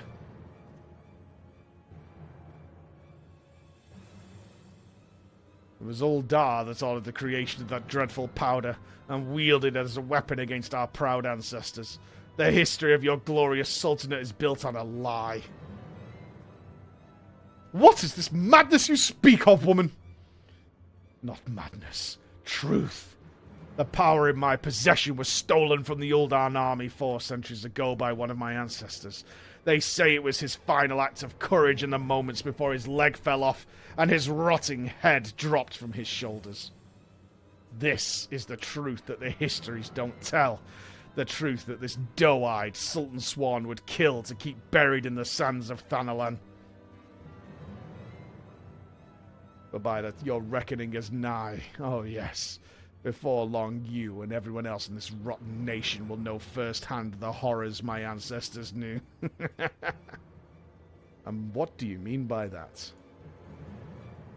Oh, how the idiots lap up the stories. A masked crusader for justice. A dashing rebel waging war against battle, power, and authority. If only they knew. But they will soon enough. Where they're eating each other's brains out on the streets. In the last days, before our proud nation was razed to the ground, a band of the final survivors stole a vast quantity of the powder from the Uldan vaults, hiding it away in secret vaults, sealed with powerful magics. The sole means by which the vault may be opened? By assembling 4 secret relics from Beladir. 4 relics once housed in the royal palace of Sildi, before the Uldan dogs stole them and claimed them for their own. And so it dawns upon you at last, yes. Even as we speak, Ellie makes for the vault, the 4 relics safely in hand. Just think. One day you'll be able to tell your grandchildren you were there when zombie powder rained down on Uldar. No, wait. You'll all be dead. Preposterous. Okay, we're going to turn Uldar, Lalafell zombies running wild in the streets. Okay. But first, you, my dear. You will not even have the pleasure of looking upon the last moments of your precious homeland. Let your flesh rot like all of your rotten lies. I think not, Miss Cece! No! Hildy! This is cold-blooded. Hildebrand. You idiots. Just for once, could you not get in the way?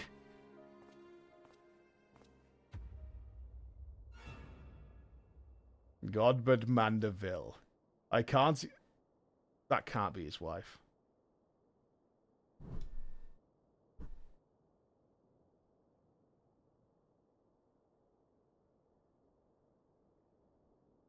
Godbert Mandeville. I can't even trust your sorry ass to look after him for a day.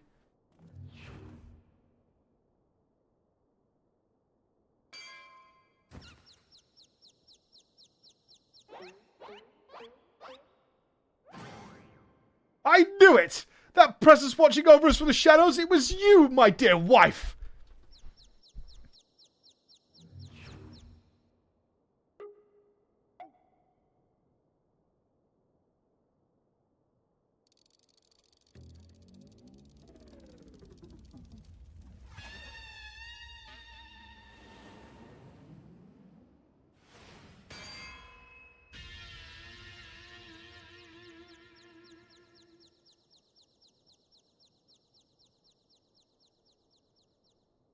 Ahem. Am I to understand that you are Hildebrand's mother?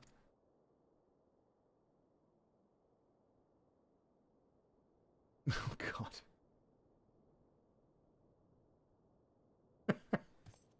No, go away, dude. Aye, this is more like it. Hand to hand, skillet to skillet. It's enough to send a warrior's pulse racing.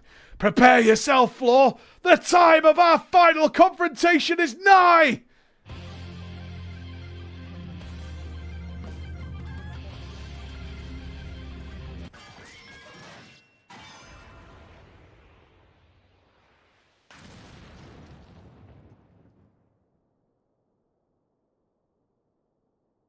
You have Popotios for brains, you overstuffed buffoon. My beloved boy's been turned into a stinking corpse. If you hadn't bloody noticed... You, Floor or something, was it?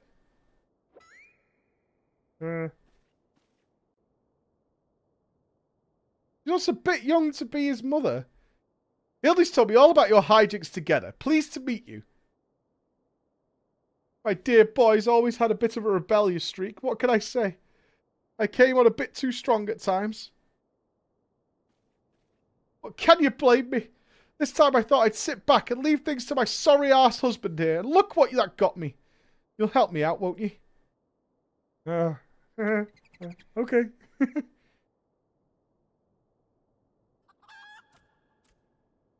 Right.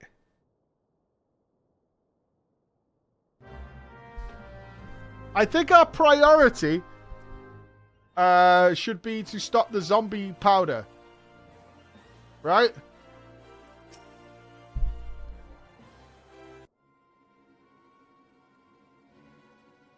Reunited my dear boy for the first time in ages, and just look at him. He's green. Fortunately, there's still time to reverse the zombie curse, and I know just the remedy. A phial of holy water. The ingredients are simple. A tatter of oversold rags and a phial of twice distilled water. Sink got at the market stocks the form, and the latter you can procure from a trader by the name of O'Guest. Now hurry! Once the poison spreads throughout his veins, no antidote will save him. In the meantime, I will search for the bumbler's bumbling assistant. With any luck, Miss Nasher is still alive. No, shouldn't we stop Ellie? Woohoo! Ouch, that's smart, you gods, Hildy. You're looking none too hearty yourself. No thanks to you, you bumbling oaf. Are you going to accompany Floor here and make yourself useful? I'd have to reintroduce you to the wall. But of course, my lady. Greg is ever at your service. Sink got sundries, was it? Come on now, Floor, there's work to be done.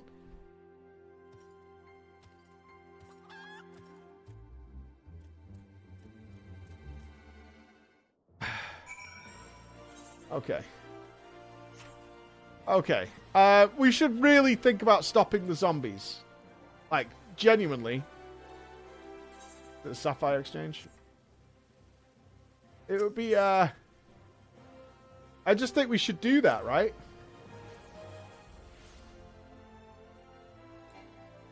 Canonically, Hildy's mum is the only person the Warrior of Light is ever terrified of. That's canon.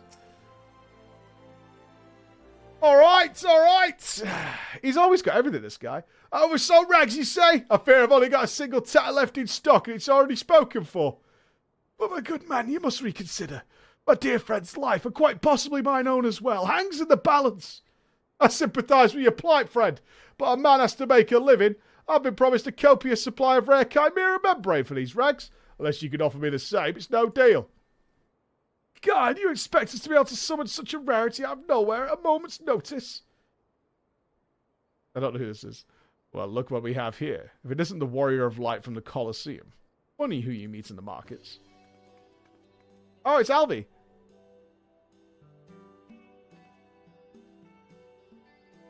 This character was awesome despite the cheating. As it happens, I just returned from my training, and the slaying of 10 chimeras just happened to be my task for the day. If it's chimera membrane you seek, you're more than welcome for a share. Nice! Oh, lady, you are far too kind. Don't mention it. If it hadn't been for Inspector Hildebrand and Floor here, I'd still be tag-teaming with that slimy beast and cheating my way to fame and fortune. And I'm a woman who pays her debts.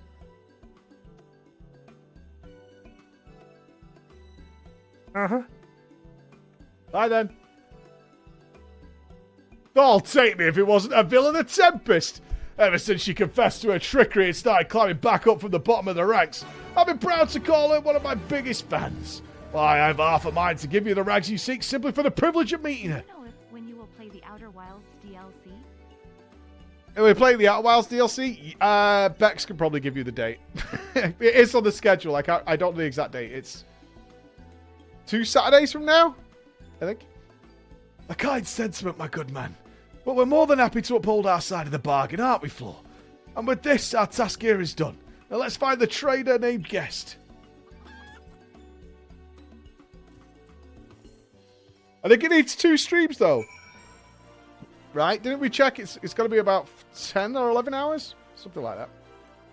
Right. Jest, where are you? In the Alchemist Guild. Alright.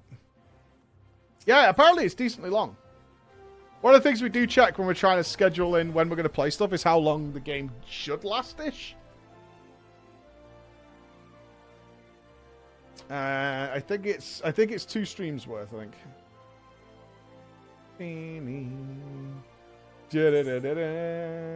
Oh, I think I need to go upstairs. Oi, oi!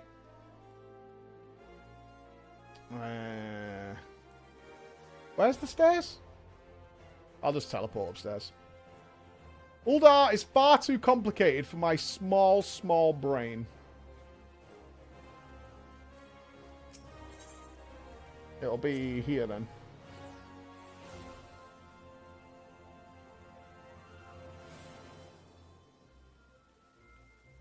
We're saying I think the coils will either be tomorrow or Wednesday, I think. I just need to confirm with a couple of people. I'm excited. The blundering Mandeville boy is on his last legs, and you need something of mine to save him, you say. Perhaps you can give me a good reason why I should care. Those bloody Mandevilles are richer than the traders themselves, yet they have the audacity to haggle me down to the last gill for every purchase. If the family line ended today, I'd be a happier, wealthy man. And now, I believe the ballroom calls. Good day to you, and do pass along my condolences to the grieving parents. Have you not a shred of honour or compassion in that spindly body? Business rival or no, the man is on death's doorstep.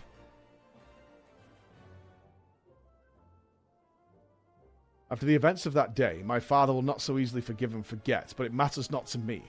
No, my love for you is as deep as the 7 seas. I beg of you, milady, may I have this dance? Who's this? Oh! God, everyone's turning up. But she wants to fuck her brother, bro. You've no chance. Flo, what a lovely surprise. Are you here for the ball, perchance? Heavens! The poor inspector. Well, if it isn't the Lapis Maiden in the flesh, or say you bid farewell to preening fops and scruffy adventurers and share a dance with a cultured gentleman befitting your great beauty. Why, it would be a pleasure and an honour both, my lord. Yeah!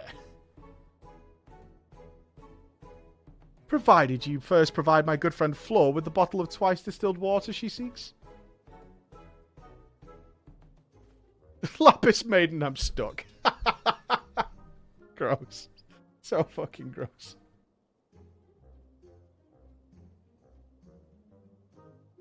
You'd know this woman. Bah, if that is the price you would set, then so be it. Take it. It's barely worth its weight in gill anyway. Now shall we, Miss Arabella?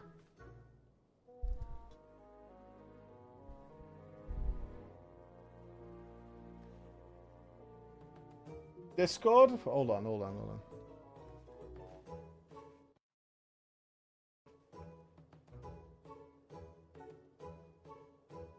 I didn't demod anybody. Does VIP remove mod? I don't think it does, right?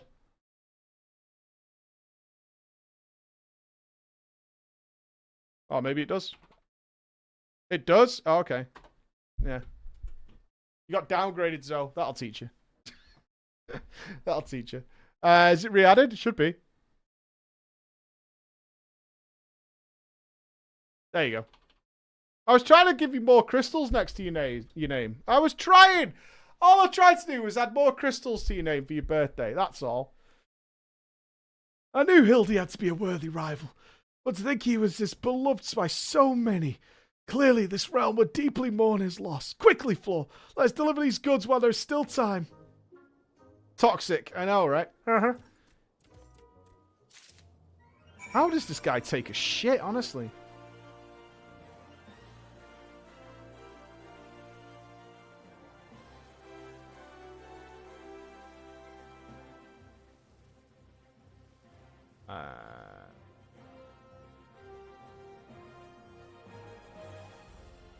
It's gotta be rough, right? I trust the two of you wouldn't dare come back empty-handed. Yo, like, why is Julian such a beast? Bloody brilliant. I'd take you over my muscle-headed half-wit of a husband any day. Now stand back and let me show you some real Mandeville home cooking.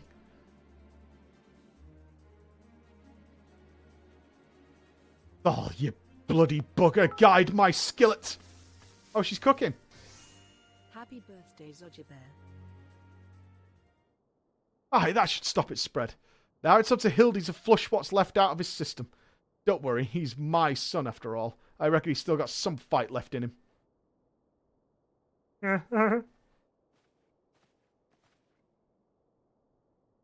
Look who I found. She was slumbering, obviously in a rubbish-strewn corner of Pearl Lane. Boy, did that nap feel good. Yes, I'm sure it did, Floor. Word has it that Ellie has been sighted at the Sildoon ruins.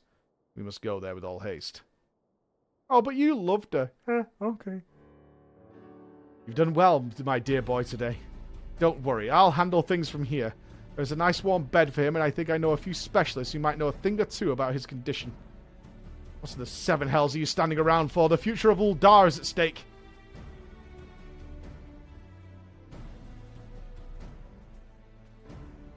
Floor, my strength is yours as well. For Uldar and for our friend Hildy. You remind me of my husband. What with that, you having more muscles than sense. You're so keen on making yourself useful, why don't you run to the markets and bring me some fire crystals? Keeping my dear boy warm is key to fighting off the zombification. Let's see. I believe 20 crates or so should suffice. I'm a warrior, not... Oh, yes, my lady. Okay, I mean, wouldn't we send some non-fight... Oh, God. He's trying to work it out. I say, Enkidu, the burden we must bear simply to secure my long-awaited final confrontation with Floor. That said, the events of today have given me cause to reflect. Floor and Hildy both, though. To be blessed with such veritable legions of friends, tried and true. But alas, not I. No, only one true friend have I ever known, and she is long lost to me. You're a fine bird, and have given me great comfort in my travels. But you'll never be Enkidu, my one and true companion. Oh, my friend, were you here with me, even Floor could not stand against our combined might. Oh, Enkidu, wherever you may wander, hear my words, and return here to my side. Enkidu, do you hear me? Do you hear me, Enkidu?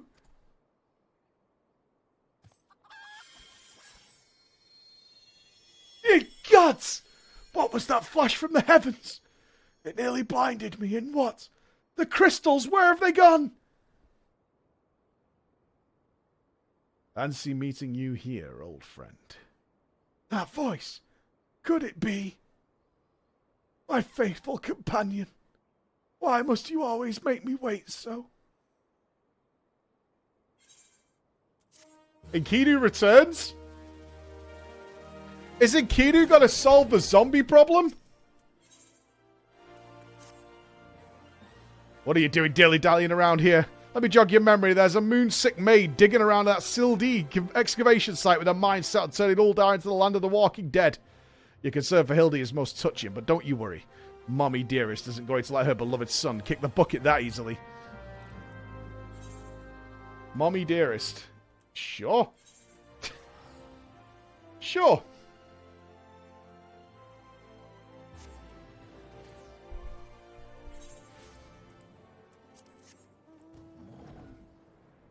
We ride.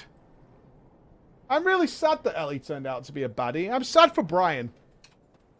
Fell in love with a villain. We've all been there.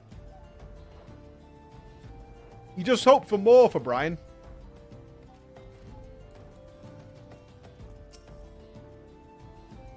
We've managed to track down Miss Ellie just up ahead, where your friends watch over her as we speak.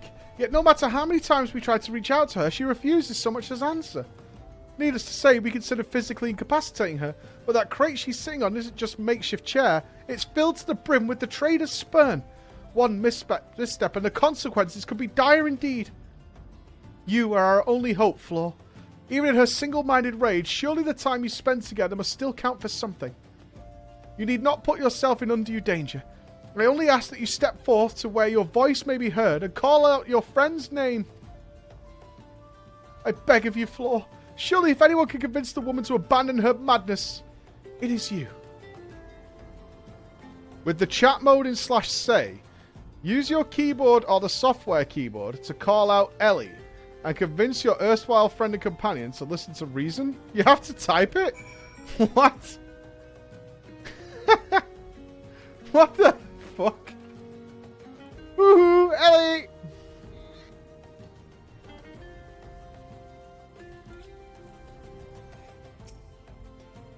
Okay.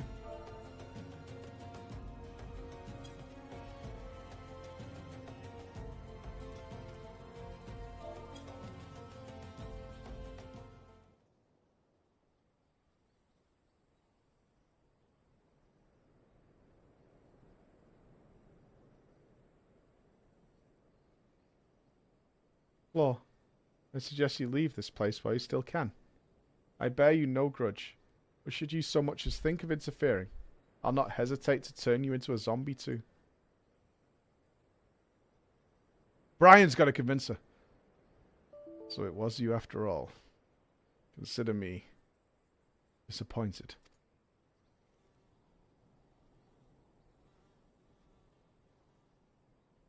Come on, Brian.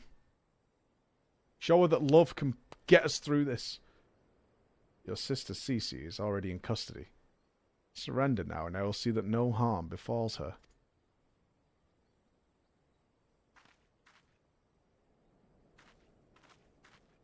Come on, Brian!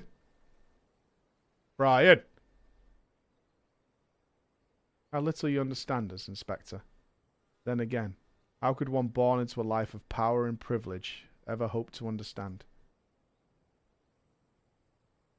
Cece and I have no family, no friends, no fortune, nothing. Two sisters against the world, with only our quest for justice to give us meaning. Long ago we made a vow.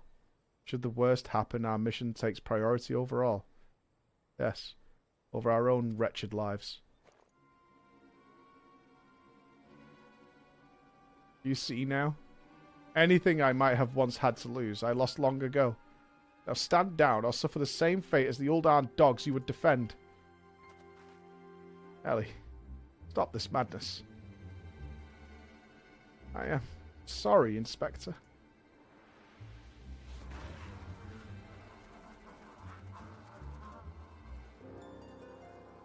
It's like somebody's gonna need to... Oh no! Hildy can communicate with him, can't he? Oh no. There's too many of them. He is the gentleman zombie after all. All in a day's work for a Mandeville man.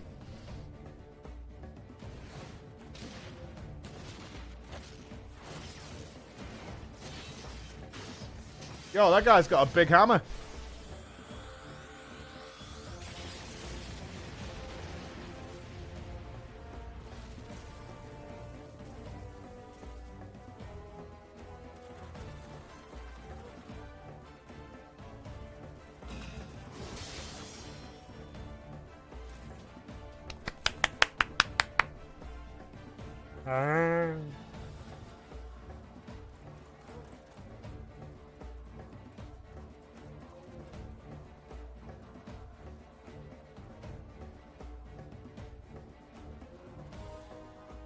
You only delay the inevitable.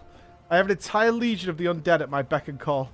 Face it, it's only with Inspector Hildebrand's ridiculously good fortune you ever made it this far, and he's as good as 6 films under. Be forewarned, girl. Know that I speak from experience when I say, underestimate Hildy, and you do so at your own peril. I'm afraid you underestimate me as well. No mere splash of holy water can stave off the effects of the trader's spurn. I fear the good inspector's luck has finally run out. Balls, balls, is there no end to them? I'm not liking our chances, Greg. Was it? It says yes. Yeah, I'm Greg. It's a shame to lose you, Floor. Warrior of light that you are, you might yet have served one last purpose for us. Go forth, my zombie minions!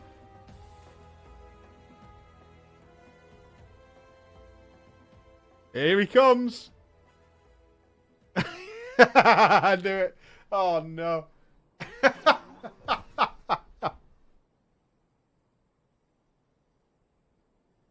Sweet Jesus.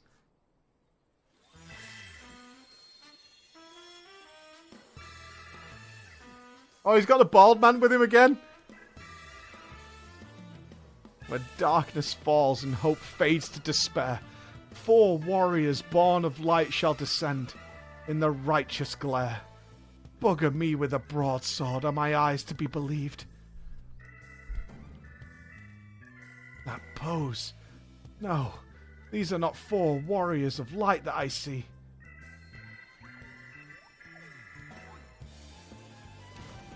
They are 4 gentlemen of light.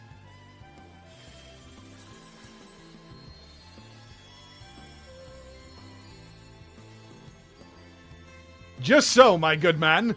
Hildebrand, agent of inquiry, inspector extraordinaire, has made his triumphant return. Did you miss me?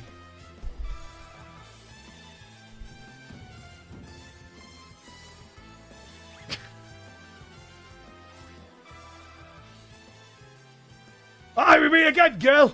Tell you've got my snurble tonic, or I'll fashion myself a wig from your lovely locks, and I'll rip them clean from your bloody head. Oh, hello there, Master Elasia. God, you're looking absolutely resplendent today. Impossible. The holy water couldn't have cured him. It didn't. Fortunately, our overlord spent quite some time building up an immunity to zombie powder. When he heard the Master Zombie Brand was at risk of joining the actual dead, we knew we had to take action. An immunity to... I'm just going to pretend that makes any kind of sense.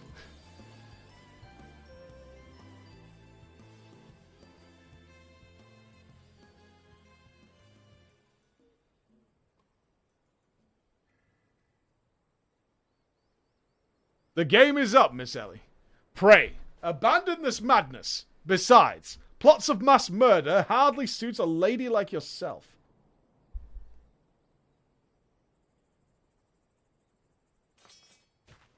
Oh, she's just given up. Oh, there it is. It's over. It's all over. Inspector Brian, you said there was something you would tell me when all this was through. I imagine you have no words for me now.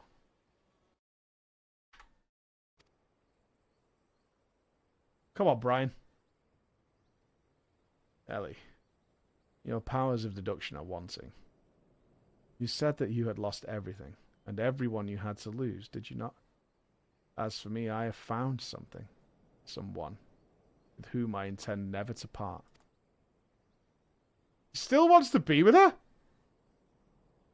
Who's got to commit genocide, bro? I care not if it takes years, even decades.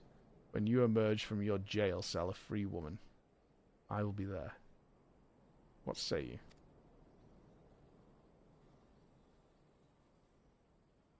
Why?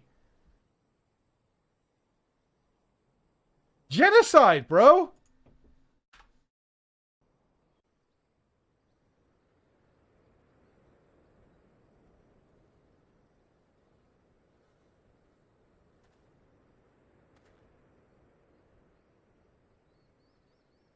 Miss Ellie, while the crimes perpetrated by you and your sister are unpardonable, you are far from the only ones guilty. On behalf of the Syndicate, I offer my apologies for the false aspersions cast upon your ancestors. You said that the nation of Uldar was built on lies. Seeing what I have seen today, I cannot deny your words. It will not be an easy task to rewrite, nay, restore history. But know this. I will do everything in my power to bring the truth to the fore.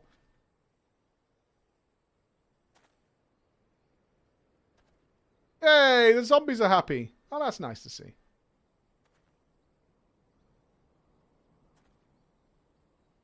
That's good. That makes me very happy. But what of Greg? Does he call us friend now and not enemy?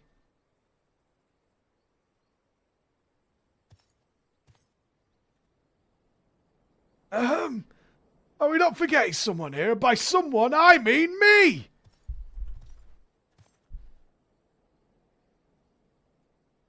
If you're quite done playing Cloak and Dagger, I require Floor's presence for a matter of far greater importance. Aye, the time of our too long delayed confrontation is nigh.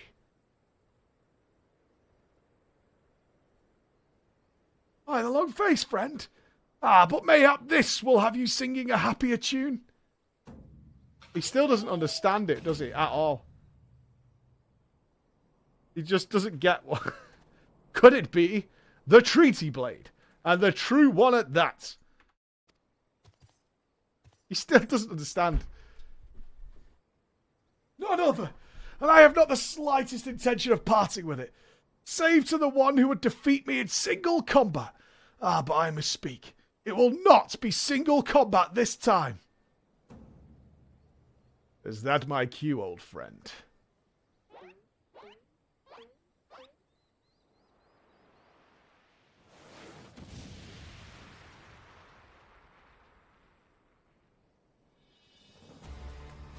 Garuda?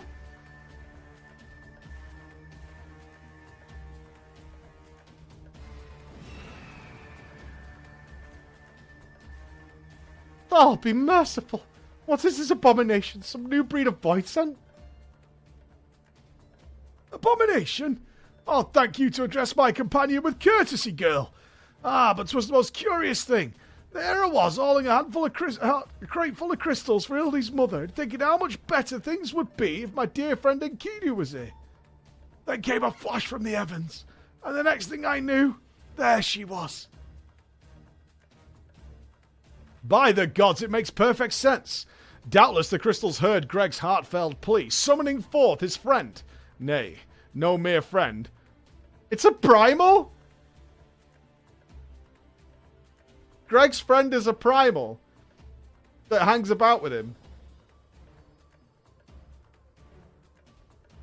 And the world has now completely and utterly ceased to be bound by the laws of logic. Floor, you may have bested me in the past, but facing the two of us together will not prove so easy a task. And yet I trust you will not shirk from the challenge. Aye, Enkidu and I shall await you at Ampador Keep. Why is this primal friends with Greg? 'Tis a ways from here, but what better venue for our climactic confrontation? If you acclaim the Treaty Blade, then claim it from me as a warrior. To the skies, Enkidu! To the skies! I feel bad for younger Enkidu, like new Enkidu. 2 against 1? That's not very gentleman's of you, Greg. Come, Floor, to Amdapur!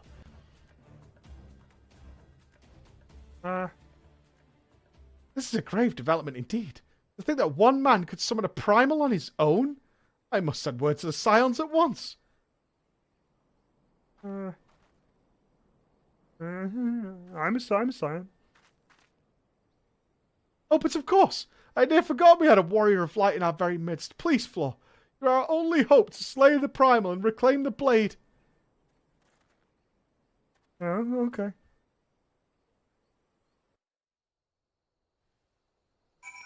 Alright. Is Enkidu a dangerous primal? I don't know. No idea. I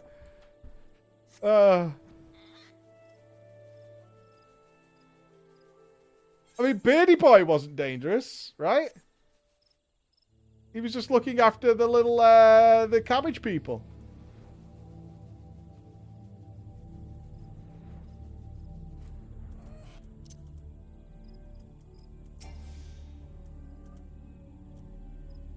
Wait, is he in the floor again? He is, he's in the floor again. Ahem, is that you, Floor? Pray forgive me. I was right on Greg's trail when I encountered a subterranean curiosity that demanded my immediate attention. I will be concluding my investigation forthwith, but in the meantime, might I trouble you to entertain Greg and his primal friend in my stead? Together, we will reclaim the treaty blade from that knave, Floor. Yes, just going ahead. I'll be along directly. I mean, he is the floor inspector. Okay. Alright. I guess this is happening now. We're just fighting a primal. I did not expect this to happen.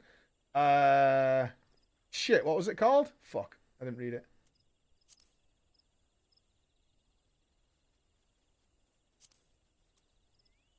Crap. Is it Battle on Big Bridge? Battle in the Big Keep. That one. There we go. Got it. Okay. Hi, Maxine. Alright, guys. Here we go. I wonder if this is going to be a legit primal fight.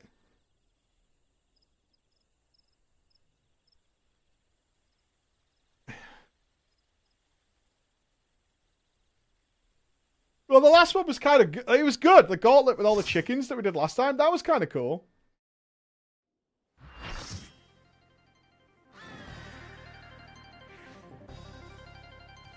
At least like a multi-dot. At long last we meet again on the battlefield. I dare say Kido shall come to enjoy our tussles more than I. You, however, might not find this one so enjoyable. Unless you enjoy getting your ass pounded senseless.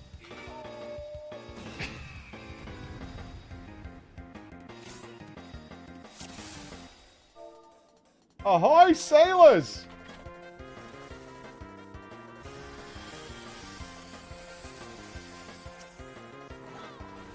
Alright, let's see if my key bindings that I set up were actually correct.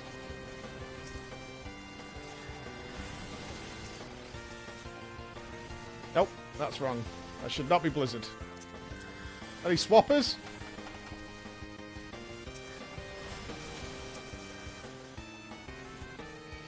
Let the fingers do the talking. I wonder if they have to die together. Web. Do we separate these? Or do we run together?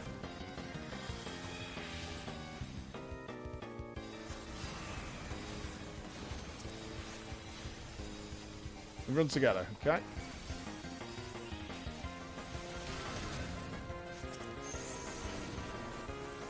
Okay, now I'm a chicken. Any dispellers?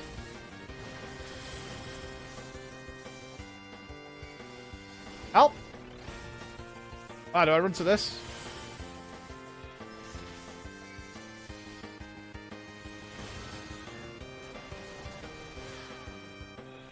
What am I doing? Okay, I think I have to soak a puddle if I'm a chicken.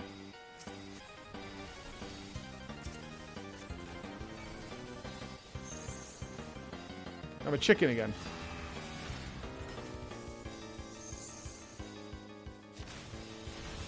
Looking for a puddle?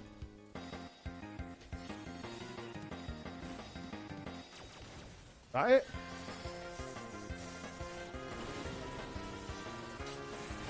Oh, it's there, it's there, it's there.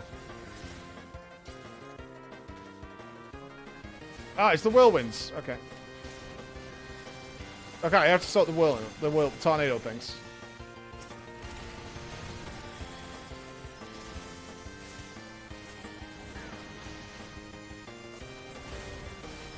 Not a huge amount of time to actually do damage here.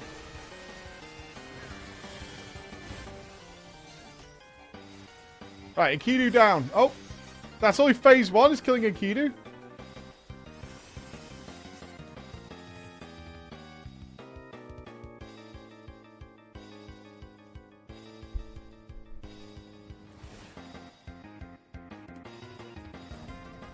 Me run away! I was but seeking out a more suitable spot for my victory. But enough exposition. Now we fight like men and ladies who dress like men. Oh, you're about to get patched. For Gilgamesh, it is transmogrifying time!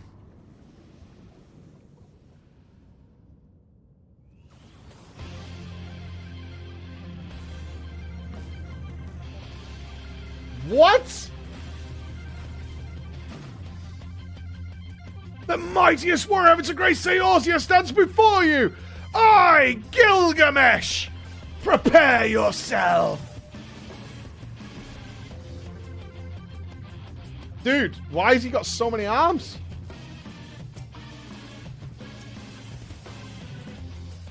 Oh, he's not even that big, actually, though. Okay.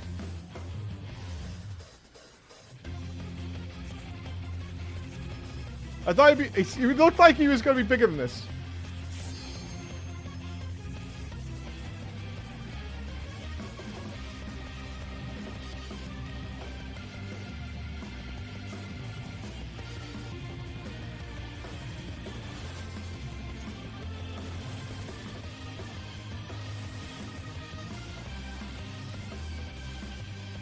Was almost right there.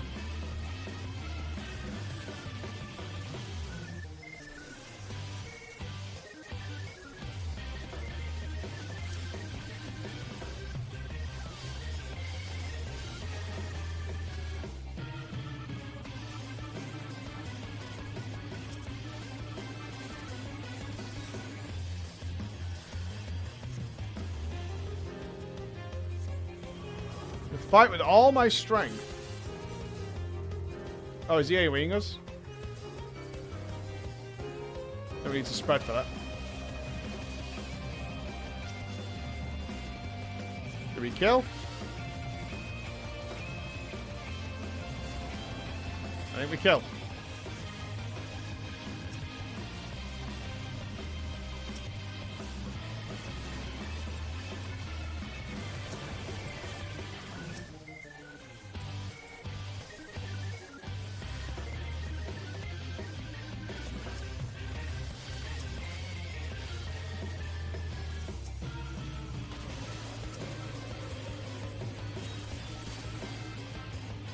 That was a weird layout. That was cool. That was really cool.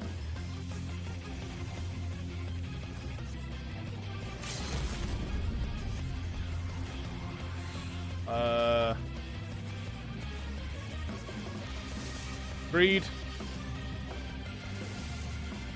Black Mage.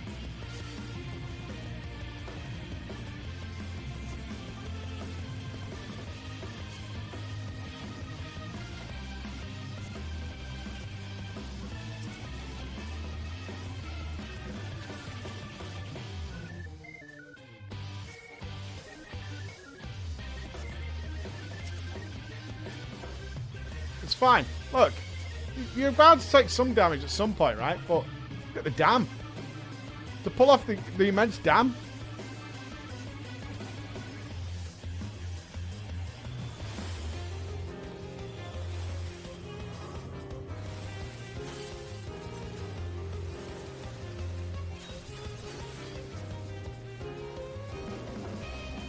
Totally worth it.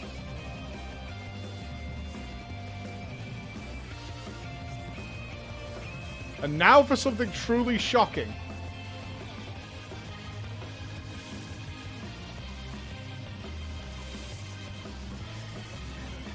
Did not greed this time. Proud of myself. Totally worth it. To think that my full complement of arms would avail me not. That was a really cool fight.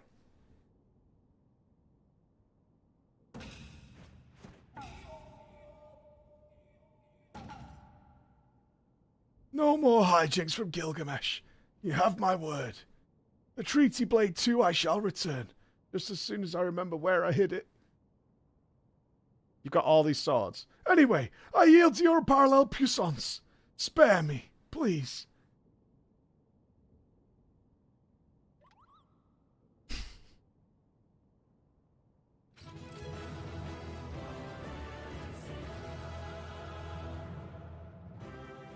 Yeah, he's won them all fair and square by beating up people out in the streets. GG, everyone.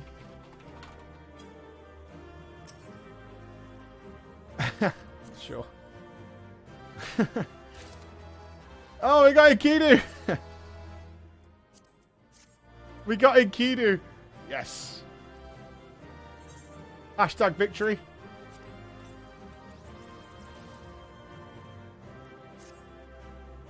In fact, we need to get out our friend, don't we? We put him away for the party.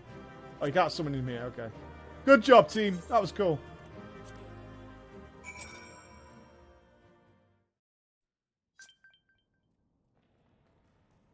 Oh?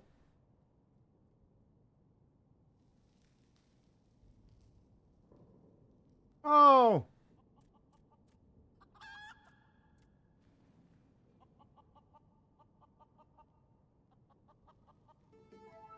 What? I lied again like a rug on the floor. This fucking guy. You can take that fusty old blade for all I care. I thirst for true power, and naught but the strongest swords will do. Warrior of Light, you have proven a worthy opponent, but I warn you, treasure every moment with your weapon. For as sure as day follows night, the hour will come when I claim it as my own. Until we meet again. Greg, man. Can't we just be friends?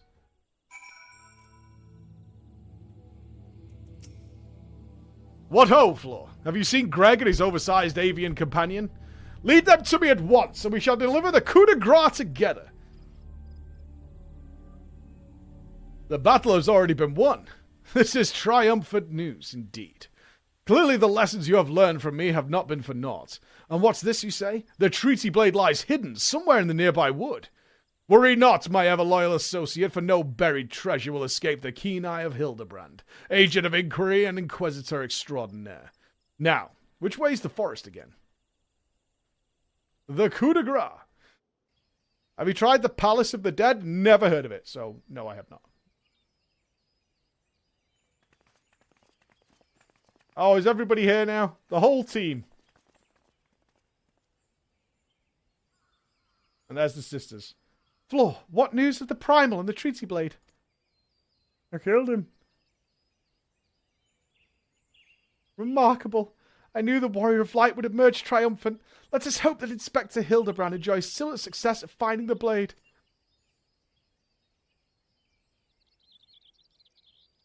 Such design, such craftsmanship, at once bold and powerful, yet sensitive and refined. I believe I found the inspiration for my next masterpiece. Of course they're beautiful. They were the greatest treasures of lost Sildee. To think that they were locked away in the vaults of those that destroyed our homeland and dragged our ancestors' names through the mud. And just how did you come to know of these long-lost relics? There was an ancient scroll passed down in our family, left to us by our dear grandmother, that spoke of the 4 warriors of light, the 4 relics, and an incantation of untold power. If we could have wielded this magic of legend, Ellie and I might have still have had the last laugh. She's still, like, out to kill. Alas, speaking the words had no effect. Only a warrior of light can wield the power, or so the legend goes. What I wouldn't have given to see it. The ultimate achievement of the greatest mages of this realm has ever known. And just what sort of incantation is this? The ring casts open the doors of justice. The wise man whispers a verdict true. Azema's virtue shines down from the heavens. To complete the incantation, the warrior of light would then hold forth the treaty blade and speak, "Blade in hand, I swear unto you." The legends differ as to what happens next, but all speak of a great holy radiance shining down from the heavens. Over here, friends! Hildebrand, agent of inquiry, inspector extraordinaire, returns with tidings most triumphant.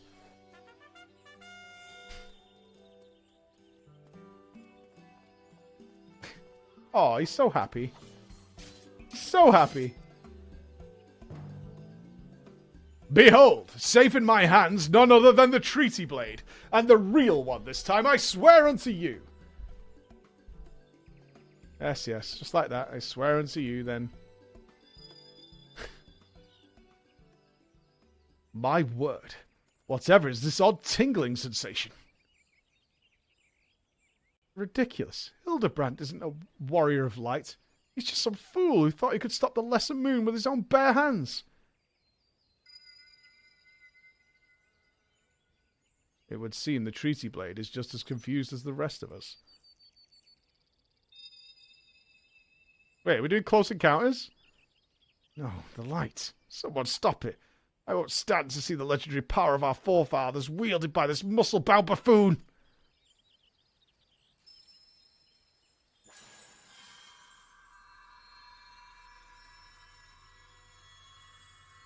A touch of destiny about you.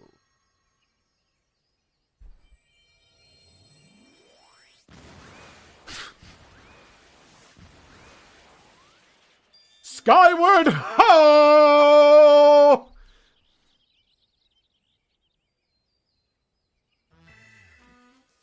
Well, I dare say that proved to be a most useful incantation indeed.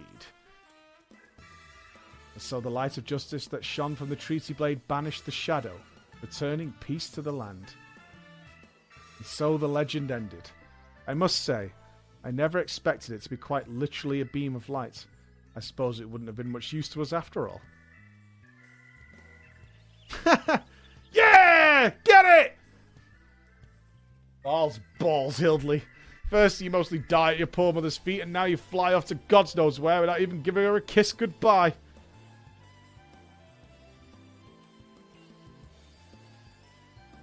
Oh! It appears that a case of wanderlust has once again struck Hildebrand, as it has many a Mandeville man before him. Godspeed, my boy. When the day comes that you tire of mystery solving, your dear old man will be here to pass on to you the family art. Oily. So in the end, the Sildine incantation of legend was wielded by not a warrior of light, but by a gentleman of light. Well, the Treaty Blade is some 6 centuries old after all. Perhaps it's not quite as sharp as it used to be.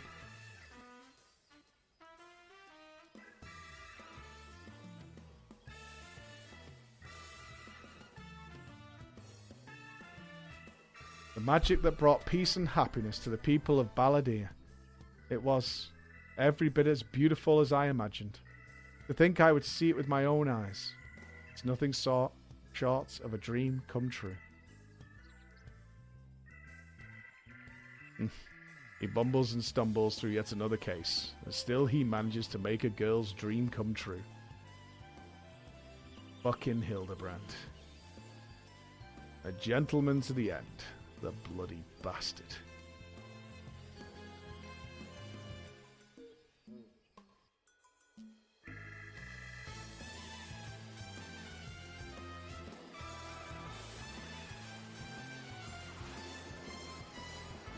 Turn it around, dude. What's this? A glint in the corner of my eye? A curious sense wafting in on the winds of the far-flung land? Do I smell a case? There's more?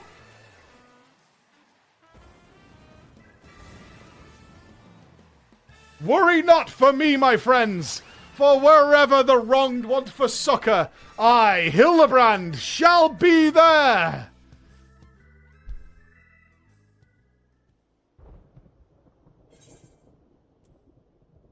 Oh, you get the Mandeville outfit? And a most gentlemanly emote? Nice. Nice. Crispy. Absolutely crispy.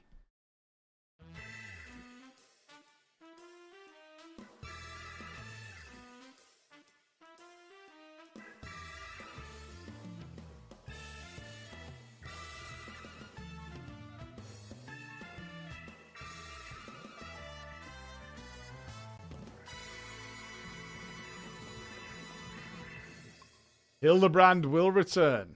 Question mark. Oh, yeah, I suppose he will. Well, that was... oh, wait.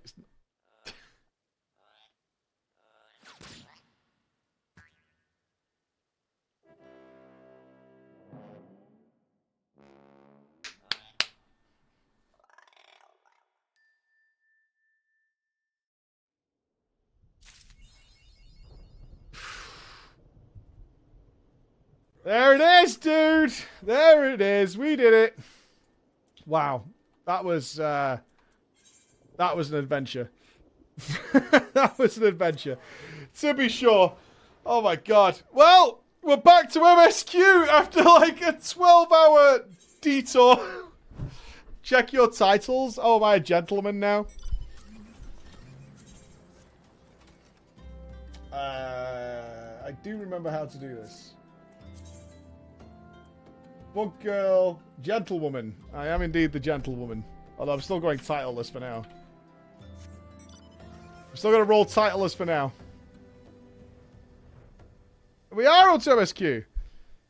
Matt made you some emotes. LP emotes. Yeah. Thank you. Thank you very much. Always a pleasure. Thank you. That was a detour. I want to thank you all for recommending that. That was unexpected, surprising,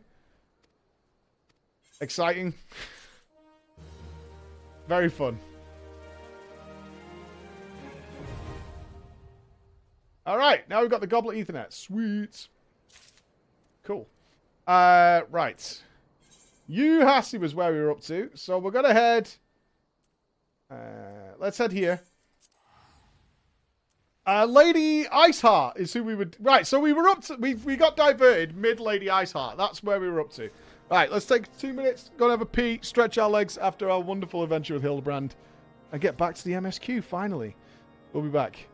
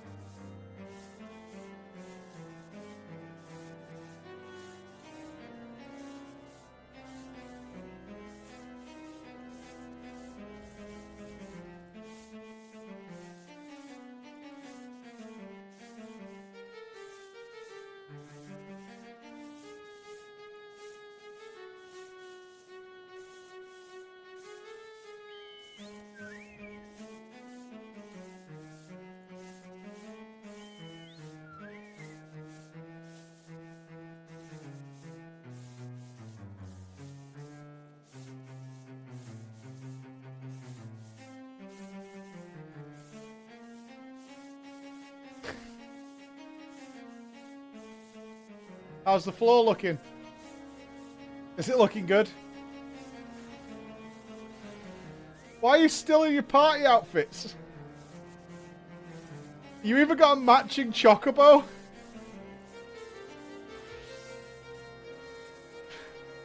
The floor is wonderful. You guys did a great job.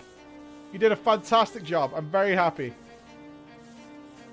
I'm very happy. I'm going. I'm going. I'm out of here.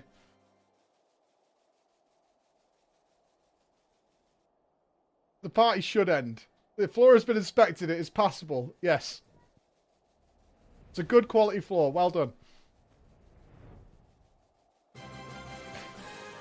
Service charge. Thank you so much for the prime, man. Line Lurks. Thank you very much as well. Flavor J, Mr. Zorba, Quasi Experimental, Midnight SO, Mr. White Tiger.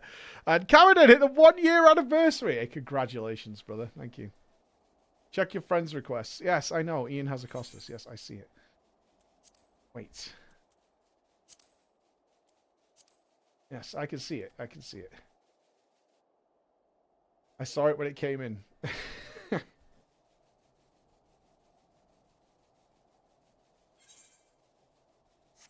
Egg check. Yes, egg check coming.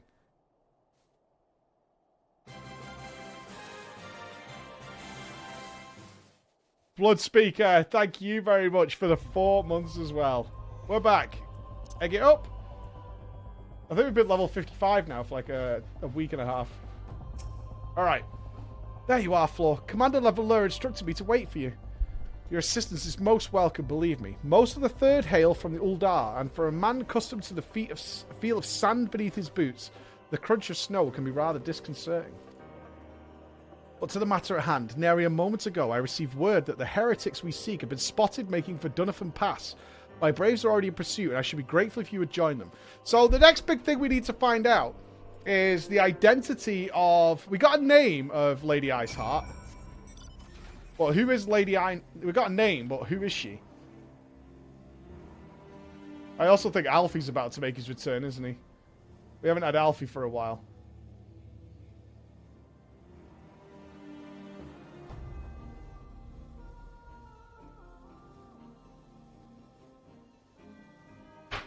She's Lady Iceheart, dumbass. Easy.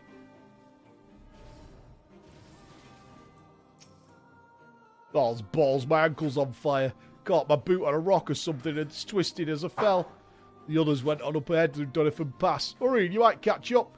You aren't sure where to go. Look for tracks. The snow is fresh, so they shouldn't be hard to find. Okay. Isn't this where we followed when we were looking for Rudy Giuliani? It was this way, wasn't it?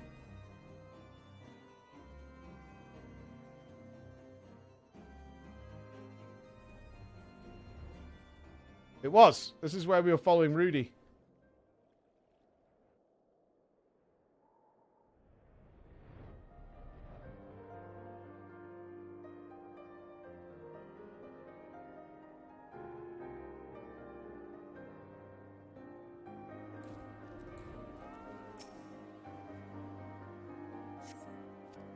Southeast. Okay. Well, she's an interesting character. Scion, what are you doing here? The heretics? I'm not sure. There was a great scaled beast. You hussy. I think he went east on his own. The heretics split up, so we did too. What? You never split up? Why do you split up?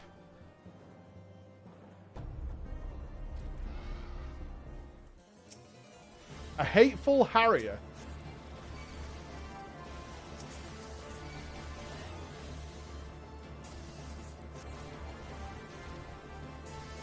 Get fucked on. Oh, I'm actually at full power again. I'm not level synced or gear capped or something. Ooh.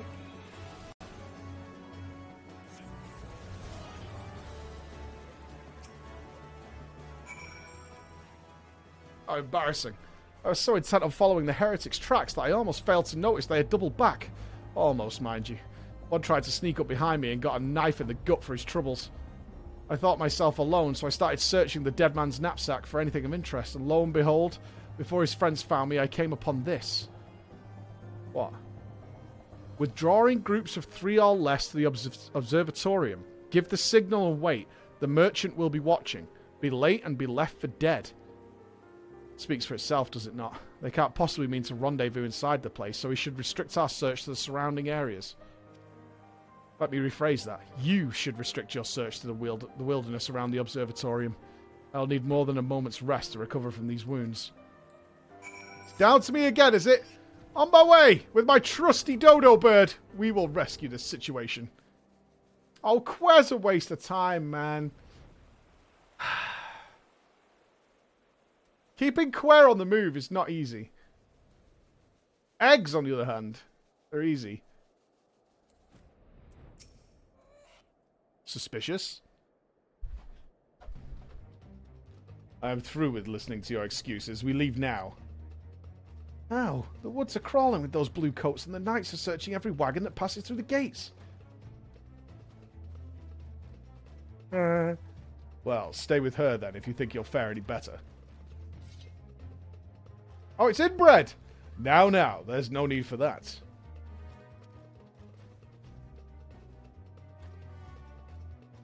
There are places like this in my homeland. Sacred snow-capped peaks where blood must not be shed. Ygiri, yet your lands have a thirst for the blood of the fallen, and by your deeds it has drunk deep. I've done no wrong. None but meet in secret with heretics. Deny it all you will. We shall have the truth from you yet. Inquisitors are not the only ones skilled in the art of interrogation. Damn it all. Busted, idiots. Fancy meeting you here, Flor. I presume your work with the third brought you hither. What a tangled web. Lest you wonder, we came not for the heretics, but for the merchant who's been conspiring with them. He came to our attention during the course of our investigation into the Ivy. It beggars belief, I know, but it seems our favourite Garlean spy might have been providing assistance to Eifart. Were it not for the efforts of Lady Ygiri and her shinobi, we might never have discovered this connection. Master Alphador is too kind. I fear my people and I have done little to aid your search for the spy. We long to strive back against the Empire and weaken their influence in this land, to prevent the tragedy which befell Doma from reoccurring. The days ahead and the work they promise will require a very particular set of skills which I am fortunate enough to possess. If you will allow it, I would accompany you until the investigation is complete. This is a most generous offer, Lady Ygiri, one which I gladly accept. Thank you. Though I may disappear for a time, though that I shall never be far, I shall always be watching. A comforting thought. Come, Flor, let us wait inside for Captain Inbred to return and deliver his report. I like that Ygiri's back. We left her in Limsa a long time ago. Will we get another Ygiri cutscene with flips? We need flips. No flips, no Ygiri. Captain Hildebrand sent confidence that the merchant's resolve would swiftly crumble when pressed. If so, we should have new information ere long. As to whether it will bring us any closer to learning the Ivy's identity, I would rather not say. Given our adversary's cunning, I shall consider us fortunate if we are spared another wild dodo chase. The goods that we have now more than enough to occupy our time as it is. Alright. Ooh! It has new stats.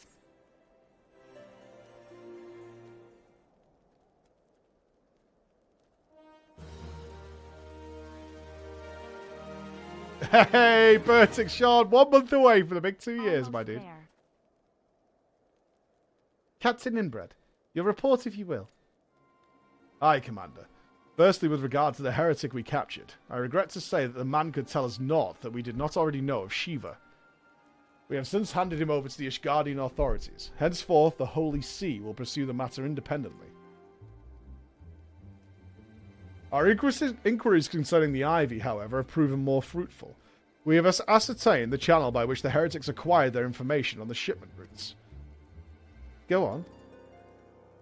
You will recall the flame we first identified as being in the Ivy's employ. From him we were able to trace a trail of conspirators, each taking us closer to his master. Alas, the trail came to an abrupt end. Fearing that the investigation had been compromised, we took the necessary step of detaining all suspected of conspiracy. There were 5 on our list, including a flame stationed at Revenant's Toll.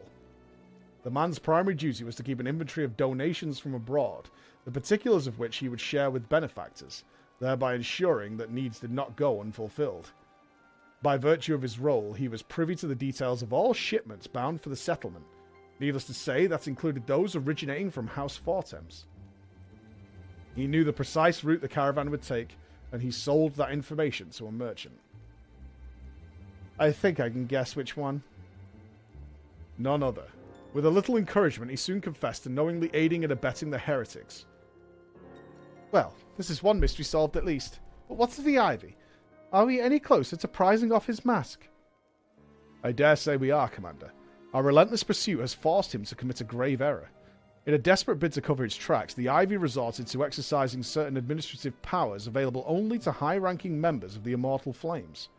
If you consider then that our investigation is known to barely a handful of them, the field suspects is greatly narrowed. You mean to say that the agent is among Rauban's innermost circle? Someone who has been with him since the Immortal Flames establishment? It is the most plausible explanation. The infiltration likely occurred during the company's founding, within the groundwork for the act being laid beforehand. To slip into a position of authority unremarked, and remain above suspicion all these years. Aye, I too was surprised, though I really should not have been. Of the 3 grand companies, Uldar's was ever the most vulnerable to infiltration. Both Limsa and Gridania have long-standing armed forces that lent themselves well to the formation of the Maelstrom and the Order of the Twin Adder.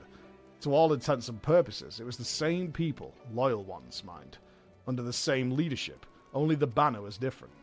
Not so the Flames. Uldar's military was made up of desperate orders, most of which were glorified mercenary companies that answered only to their own paymasters. Hardly an ideal environment to which establish something as high-minded as a grand company. The difficulties Rauban faced when founding the Immortal Flames are well known. Even after he had convinced his fellow syndicate members to share the cost, there remained the small matter of finding enough bodies to fill the ranks. Indeed, and given the pressing nature of the Imperial threat, that meant recruiting every passing sellsword. Amidst the chaos of its founding, it would have been child's play to infiltrate the company. A good deal easier than now, aye. The Immortal Flames have ever been caught between conflicting interests, the public and the private. Though the monetarists ultimately agreed to support the organisation's founding, it was not out of charity they did so, but simple self-preservation. Had Neil Van Darnus' ambitions been any less apocalyptic, you may be sure that they would have never risked supplying Rauban with an army. It is but a wonder they did not attempt to extinguish the flames the moment the danger had passed. Returning to the present, however. Even as we speak, our Doman allies are shadowing several high-ranked flames, any one of whom could be the Ivy. Desiring to deal a blow against the Empire, the refugees were eager to lend us their aid. I expect to hear from them ere long. Very good. Pray, continue your investigation with the first. Meanwhile, have the second attempt the unrest. The third can join the fourth in expecting crystal shipments. If they notice anything unusual, I want to know about it. If Shiva is summoned in like a manner of the other primals, the heretics will be looking for further supplies. Understood, Commander. I shall send word to Sir Aymeric, informing him of our success in identifying the heretics' abettors. Hopefully the information will be of some use to the Ishgardians. It is time, Commander. Yes, I'm aware. An emergency council of the Alliance leadership has been called. There have been developments in Garlemald, it would seem. As commander of the Crystal Braves, the worst name ever, my presence has been requested. If you were to accompany me, Floor, as the realm's stoutest champion, it is only meet that you be present for the discussion. Oh, and the antecedent has already given her consent, lest you worry. Alright! So we're just going to kind of put an underline on this. We'll just underline this and call it done. Like me, you are doubtless eager to conclude our business with Iceheart, but until another path of her sanctum is found, she will remain beyond our reach. Minfilia and the Archons are sparing no effort to secure an alternate route. Until such time as they succeed, I suggest we give some thought to the realm's other problems. I shall go on ahead to Gridania in readiness for the coming council. Meet me at Nafikis altar. Oh no, we're seeing Lady Boring Face! Oh my god. Ah, steal my mind! We shall make our way to the Lotus stand together. Alright. Okay. Let's go see Grand Lady Boring Shoes.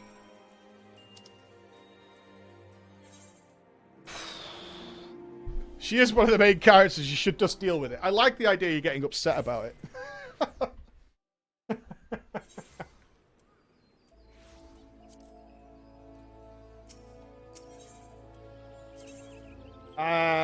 It's the Kundra's Guild, isn't it? Alright. We've got Alfie and Inbred. We're good. My thanks for coming, Floor.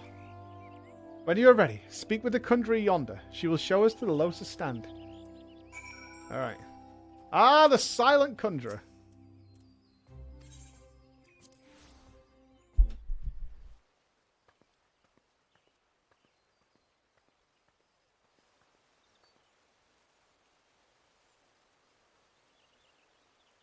Change has come to the Garlean.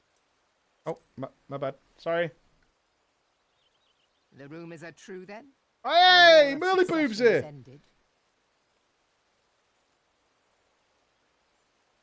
It is. A new emperor reigns in Garlemald. Oh, we got a new Power Ranger? I hope it's Rita Repulsa. That was a bit deep, Alfie. Puberty. The birth and all too rapid expansion of the Garlean Empire is commonly attributed to the strategic brilliance of Solus Zosgalvis, yet he did not rule alone. Several members of the royal household also distinguished themselves during his reign. Nevertheless, it was the eldest son who stood to inherit the throne, until his most untimely passing. Listen to her passion.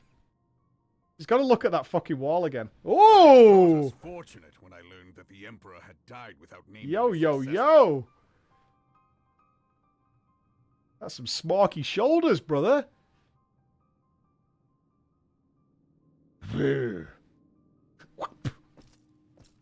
Banned. Can't do that. Would that the Garlean Empire had died with him.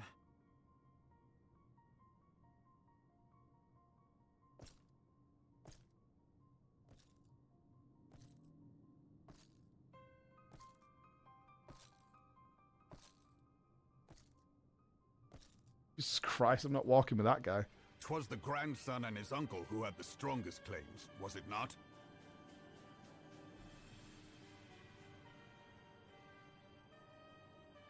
This guy needs to get some sleep. Indeed, yet claims count for little without the power to assert them. High Legatus Varus Ye Galvus is a respected military leader. Not so his uncle.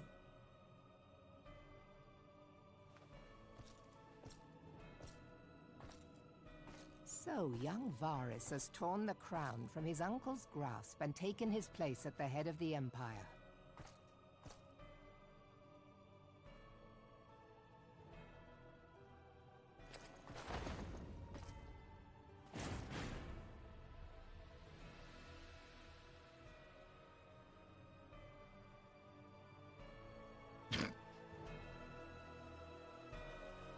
I'm in charge. Bow before me. Given the troubled nature of his succession, the new emperor will require time to seal his grip on power. Yet have no doubt but that he shall, for there are none left with strength enough to oppose him.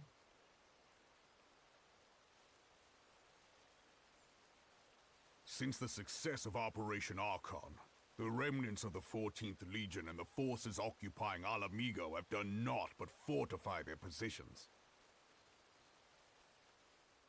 But you can be sure they'll be ready to march on us again, if their Emperor gives the word.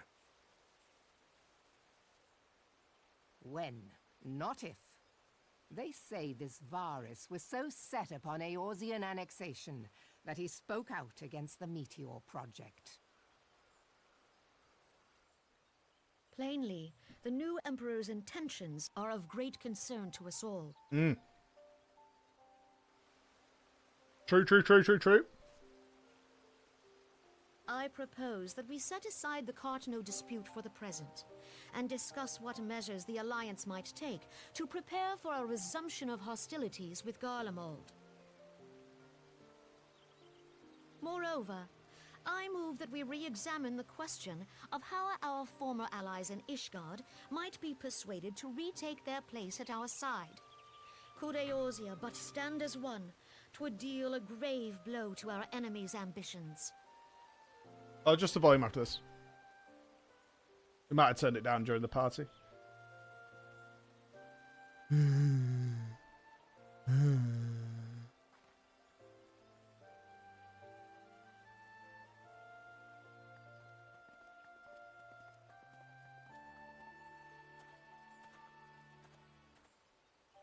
Well, I suppose we should be grateful that they have finally acknowledged the inevitability of Imperial attack. Little raspy in your voice, Alfie. They may even do something about it. If only the leaders of Ishgard would follow their example and stop hiding behind their gates, praying for the coming storm to pass them by. Yeah, he's changed the voice quite a lot, That is actually. a discussion for another time. A lot of the pretense is At gone. present, I am more concerned by the fact that the Alliance's mooted preparations will be made known to the Garleans many moons before their coming. So long as the Ivy eludes our grasp, no secret is safe.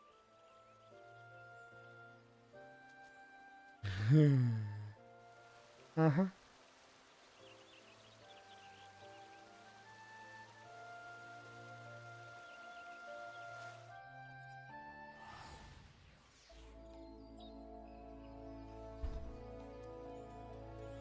All right. It will not have escaped your notice that the nations of Eorzea are no nearer to being of one purpose, despite their protestations to the contrary. Plainly, the threat of our resurgent Garlemald is not enough to stir them. And the reason for this? Deep-rooted mistrust amongst the citizenry. The nation's leaders can come to all understandings they like, but their unity means little and less to the common folk. Take for the Laminsons, for instance. Though Admiral Merly Boobs outlawed piracy over a decade ago, foreigners still picture the nation as a haven for grog-swilling, wooden-legged cutthroats. And likewise, the Gridanians are mocked as hermits who talk to trees, and the Uldans scorned as swindlers who worship coin. Not that such sentiments are entirely without grounds, of course. Take that pillar of Uldan society, Teleji Adeleji Gajaji. But that is beside the point. The fact is that people are wary of outsiders, whether they have cause to be or not. On that basis, one could argue that the conflict at Cartano is a necessary evil. Each nation has its own warmongering faction that advocates the acquisition of Omega. In order to placate them, we present them something resembling warfare, and thereby curb their appetite for full-scale conflict. But enough idle musing. Let us speak of a more pressing matter, the Ivy. As we spoke at the Observatorium, Captain Inbred has further shortened his list of suspects, and by happy coincidence, the one he deems the most likely candidate has lately come to Gridania. The hunt nears its end, Flo. All that remains is to corner our quarry. Seek out Inbred near the Adder's Nest. He will give you the particulars. Should there be any developments in Korthus, you may be sure that I will send word without delay. In the meantime, I wish you success in apprehending the Ivy. Yeah, get out of here, Alfie. You have been far too much involved with the story for my liking. You will, of course, make haste away from me.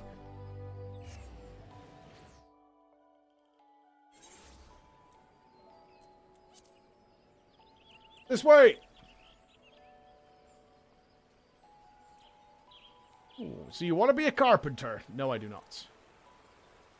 Ooh, what's that, level 51? Tendrils or something? Tendrils of Intrigue. Is there going to be an extreme Greg? Maybe? My thanks for coming, Scion. Doubtless the commander has informed you, but we have unmasked the Ivy. From this point on, we must proceed with extreme caution. Checking? Nope. Maybe. No. Greg's already extreme? Kinda true.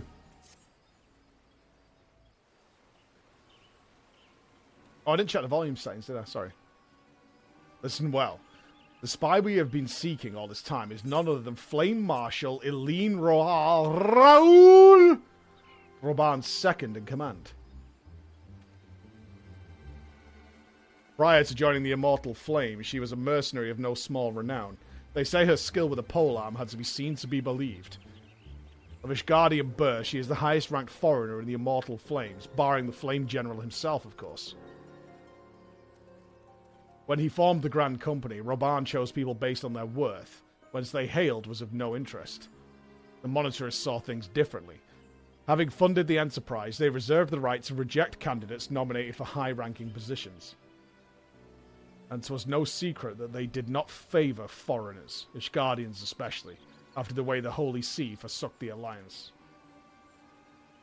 Yet the Monitarists did not raise so much as a murmur of protest when Raoul was appointed to her post. Passing strange, is it not? Could it be that the Ivy has some hold over the Monitarists? Working at home, the best 5 quid. Now 3.50. At casual! At casual! Woohoo! Not even here, mate. Not even here.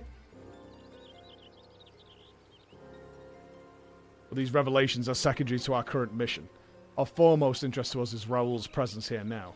As you may be aware, it is the duty of the Flame Marshal to command the Immortal Flames in the absence of the Flame General. While Roban attended the Council of Alliance Leaders, she should have remained in the Hall of Flames. The woman has no business being in Gridania, yet she is here nonetheless. On some pretense. She is up to something, mark my words. Even as we speak, I have a dozen men trawling the Flames' records for evidence of Raoul's guilt. If we can catch her red-handed, we shall have all the proof we need. Which brings me to the plan. I have people watching the city gates, the airship landing and the docks, every point of egress. She cannot leave without our knowledge. All that remains is to shadow her until she betrays her true purpose. Can I rely on your stealthy, stealthy eyes, Scion? Stealth. You have my thanks. Let us go then, and take care not to elude our quarry. Okay. I got this. This is so free. It's super free. She'll never notice a damn thing.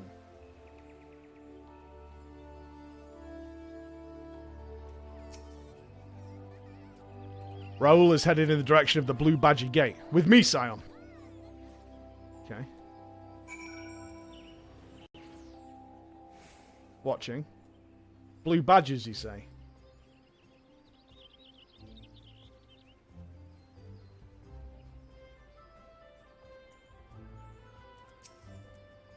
So Raoul has entered the Carline Canopy. Meeting someone, perchance? Or could it be she means to board an airship? Pray, look for her within. If she is not on the upper floor, try the landing area below.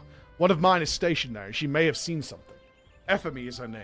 I shall remain here in case Raoul reappears. Alright. Playing it all casual-like. Casual. You really like this, don't you?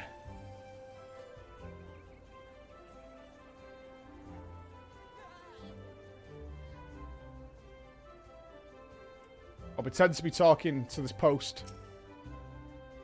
Lord Inspector, such an unexpected pleasure. What brings you here? A social visit, you say?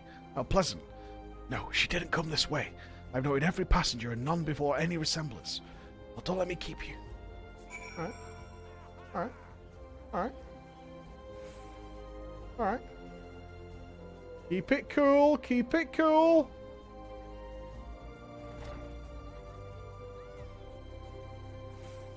She's gone up to her room then, right?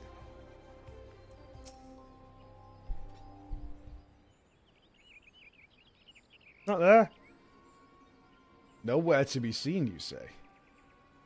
You are sure she did not board an airship? She didn't come back out either. Where in the seven hells could she have gone? The Roost! How could I forget? Oh, who's this? Is it Alfie? No.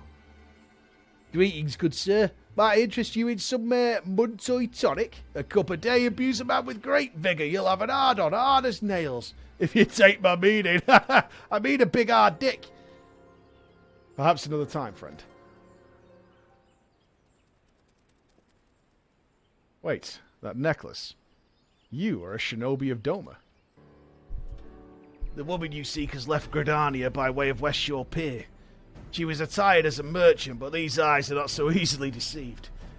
You may wish to take your search to the East Shroud. Rest assured that we shall continue to support you from the shadows. That necklace is a right giveaway. Like the 12 for the Domans. Were it not for their unique talents, Raoul would have disappeared without a trace.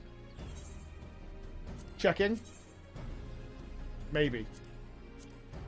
No.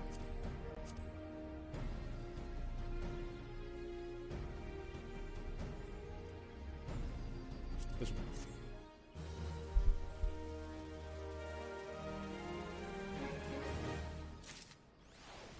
Alright, let's hunt it down. Loads of gear. Our hunt leads us to the East Shroud sign. I suggest we follow Raoul's example and take the ferry from the West Shore Pier. You'll doubtless wish to make certain preparations. See to them while I go on ahead. I shall wait for you at the Sweet Bloom Pier. Can't I... Wait, while we're here, though... Woohoo! Oh, I can't mount. Didn't we get, like, 200 things for killing Greg? Checking. I think we're nearly full 130, aren't we? Oh, I think we are. What are we missing? Are we done? 130, 130, 130, 130... 110 ring, but we can only get one of the rings from here, can't we? Okay.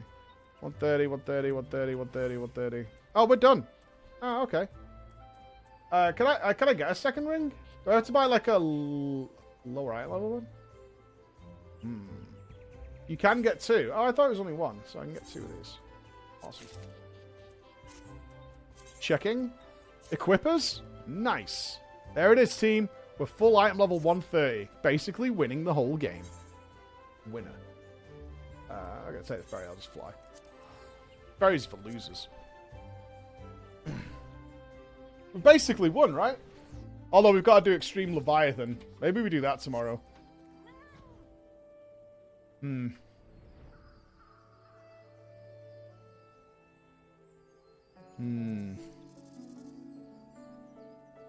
Game over, man. Path of Exile?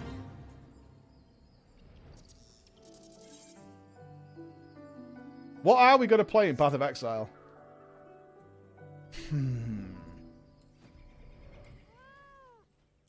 We're not flickering again. What are we going to play? This way, my friends. Oh, it's Yugiri. Sweet. Yeah, I still haven't seen the Scourge video. We'll watch it this afternoon. Your quarry makes for the Hawthorn Hut. If Raoul is truly the one we seek, we can expect that she means to make contact with her Garlean masters there. An explanation is in order. You are no doubt aware that the Garleans have their own method of communicating over great distances. They call it wildfire. Well, our ingenious friends at Garland Ironworks have provided us with devices which disrupt these communications, and we have instilled them around the city. In so doing, we have made it difficult for Imperial agents to correspond with their masters. Raoul would thus have no choice but to rendezvous with her Imperial contact directly. Yet, as as a well-known face in the Immortal Flame, she cannot move about Thanalan without being recognized. It would only be a matter of time before someone saw through her disguise. It is for this reason, I believe, that she has chosen the Black Shroud for her clandestine meeting. The Elazin are a common sight there, and her comings and goings are not likely to turn heads. As my scouts tell it, the Garleans have sent agents with a mind to destroy the devices and render such direct contacts unnecessary. Fortunately, our shinobi have thus far been successful in rebuffing their efforts. This is it. We need only make for Hawthorn's hut and catch Raoul in the act. Act. Alright.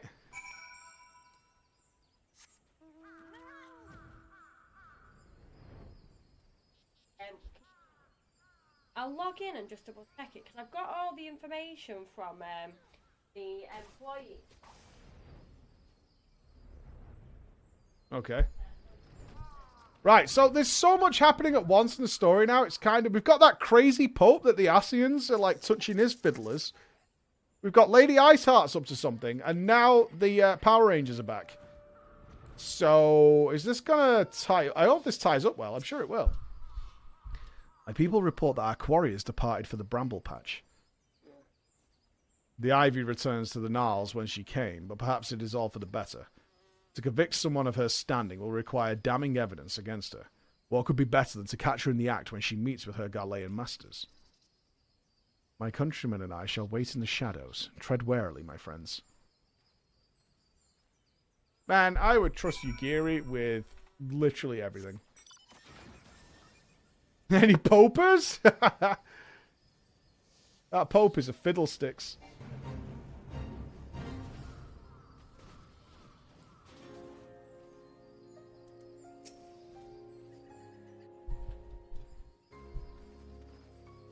What we need is Yugiri to kill Ida. Then we've got ourselves a team. Just beyond, Raoul is in conversation with an individual clad in the manner of an adventurer. An Imperial intermediary, no doubt. This is it. With me.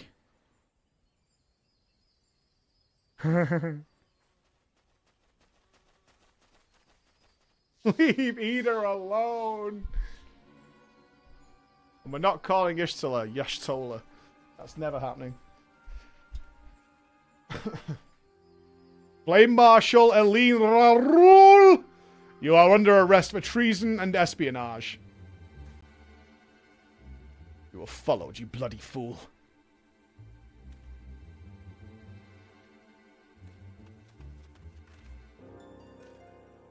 Damnation.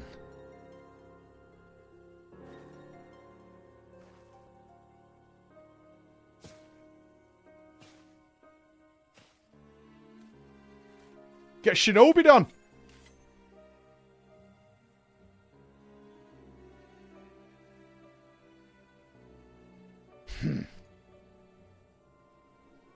You are unarmed, milady, and scarcely guard for battle, but if you wish to fight, you are welcome to try.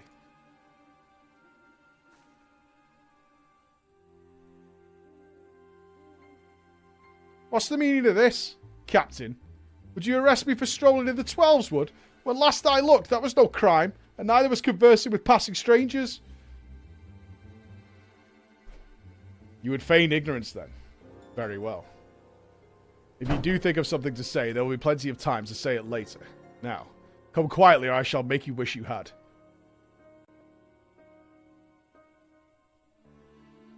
I think she's got to pop off, guys.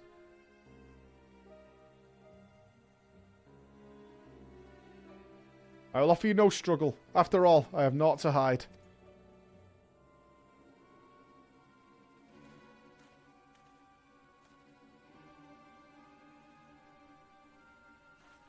Oh, God, I thought she was going to put poison caps in her mouth.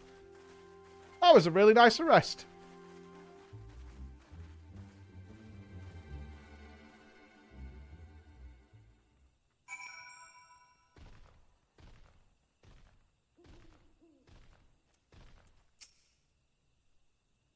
Even a warrior of Raoul's renown could not have hoped to escape by force. Despite her claims, her surrender does not bespeak innocence, but an awareness that her position is untenable. With the ivy thus uprooted, it is to be hoped that the tendrils she entwined around the immortal flames will gradually wither and die. Mayhap then the people of Uldar will have the grand company they deserve. But let us speak of the present. If I may ask, what will you do now, Flor? Well, whatever the quest tells me. So the Scions seek a way into Iceheart's sanctum. Then I dare say you are eager to return to the Rising Stones. Pray, do not let me keep you. Fear not. My countrymen and I shall tend to the aftermath. You need not waste your talents here. And speaking of talents, have you considered training in the art of the shinobi? You have the aptitude for it, I believe. So please, give it some thought. Till next time, my friend. No? Shoot fire? Fucking shinobi. Get out of here. Suck. Pray return. I haven't spoken to Manfilia in ages. Like days and days, actually.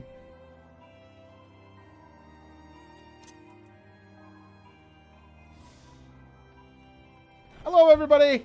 Woohoo! I'm back!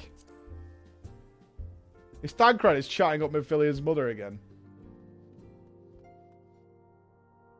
Mm-hmm. Yeah. What a fucking surprise. Do something productive! Loser!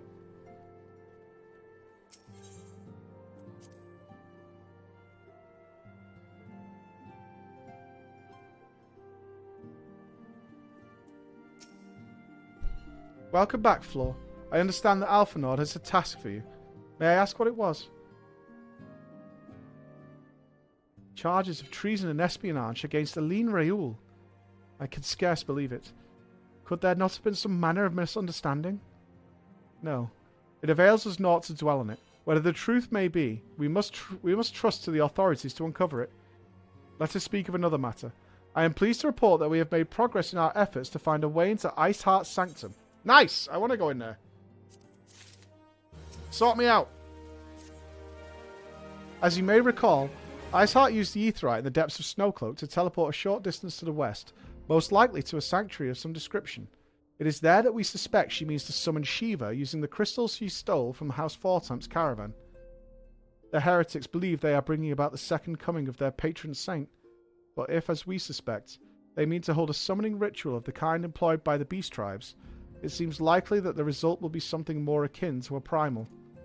Suffice to say, they must be stopped, and stop them we shall. But first we must surmount the obstacle that Iceheart has placed in our path.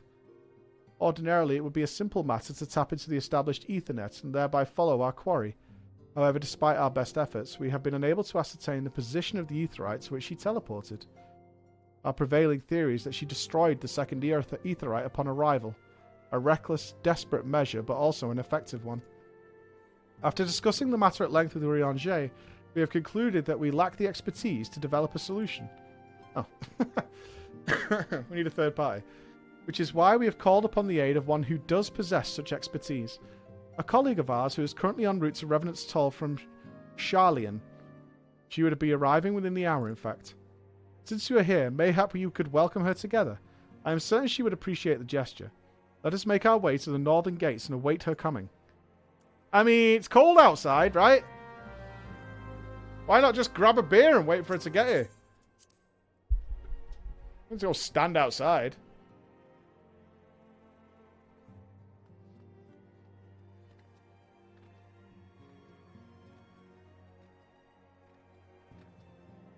You could call when she's like 5 minutes away. You know what I mean? There's all kinds of solutions here.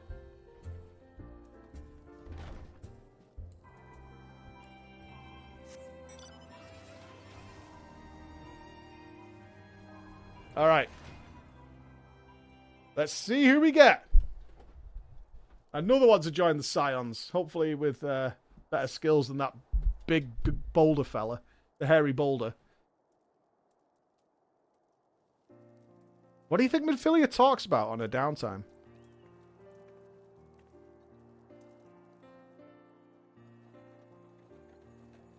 Oh god, another Lalafell? An edgy one?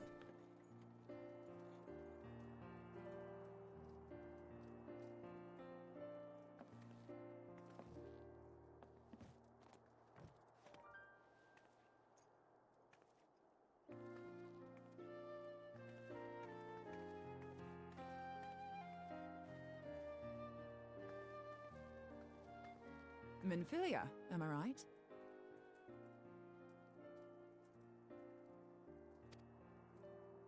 None other. I bid you welcome to Revenant's Toll, and thank you for traveling so far on such short notice. As if I could ever say no to Urianger. Moonbreeder is an accomplished Charlian scholar Moonbreeder? and an authority on Aetheryte technologies. Moonbreeder? That's not a name. Moonbreeder? She has played an invaluable role in our search for a means to capture Ascian souls. Charmed, I'm sure. Moonbreeder.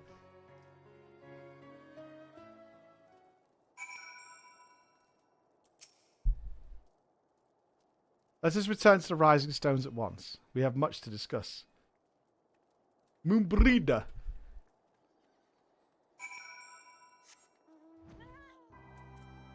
Thumbs fresh, everybody.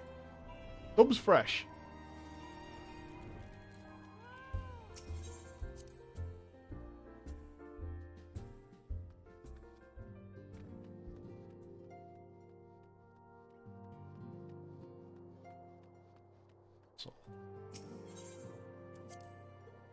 Mooney is amazing. The Moonbreeder. Sounds smirts.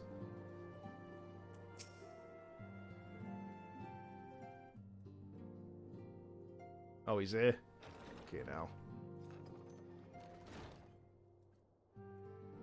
Moon! Gods, it's been ages! Oh, longer, sister. Oh, no.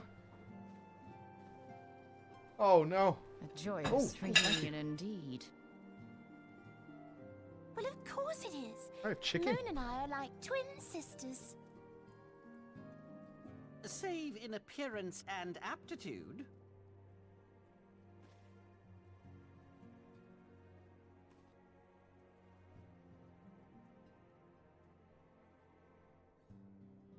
Everyone, if I could have your attention. Chicken and broccoli. Hypers. We have with us an esteemed guest who has come from Sharlayan to assist us. I bid Moonbreeder join us here that she might share with us her extensive knowledge of Aetherites. Also, as many of you are already aware, she has been overseeing our research into white auracite, a sample of which she has been good enough to bring White with her. auracite.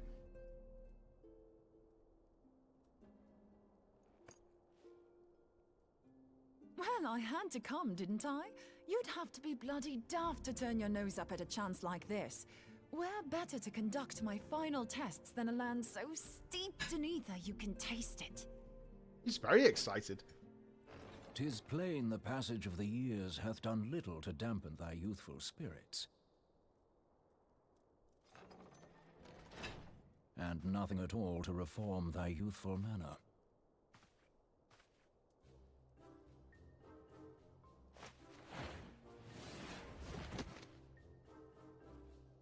Oriange, where in the hells have you been hiding? What up? Unhand me.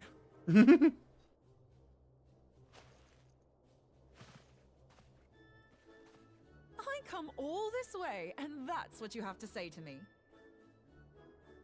I much preferred when you were pleading with me to drop everything and hurry to your side. What was it you said? None save thee can satisfy this need. Oriange! Yes, sir! Go on.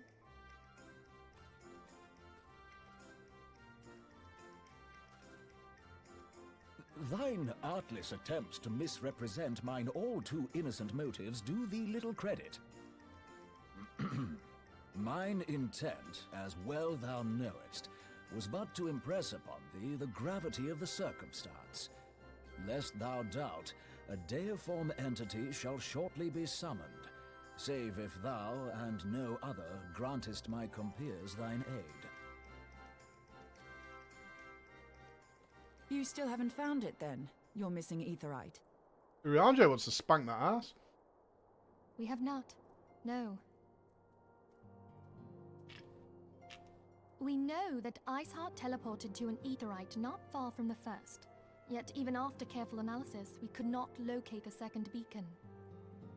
We now suspect that the heretics destroyed the second Aetherite to impede our pursuit. Our allies continue to scour Snowcloak for Iceheart's sanctuary, but we have no guarantee that they will find it. Yet it must be found, for even now Iceheart prepares to call upon Saint Shiva. I'm sorry, but if the Aetherite's been destroyed, then that's that. Although, you're absolutely sure she used the first Aetherite, are you? She didn't just use teleportation magics? I like her One voice of our actress own very bore much. witness to her escape. I can say with absolute certainty that Iceheart used the Aetherite.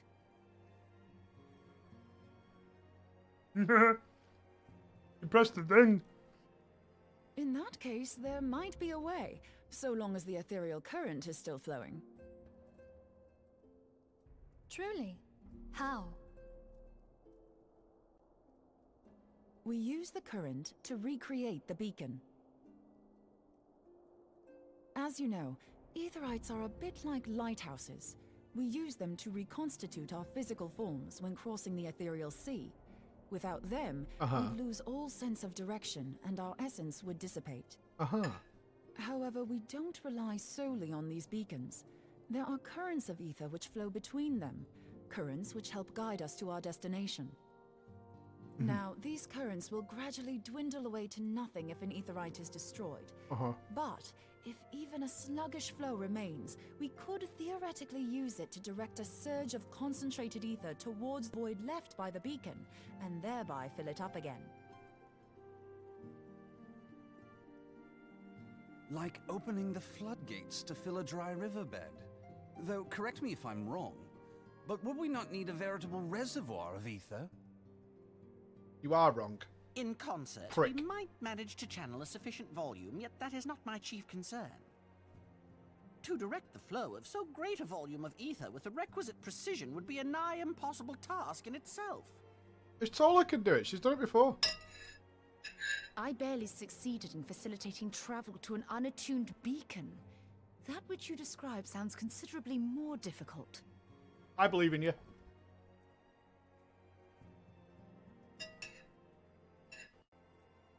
And dangerous. Every person who has attempted to teleport in this fashion has died in the process. They, however, did not have white aura sight at their disposal. I can use it to channel all the ether you can give me into the Aetherite.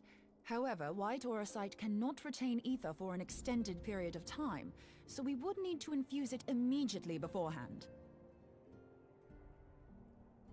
Just so you know, I'd confidently give this plan better than even odds of success. And if the worst comes to worst, your people won't suffer.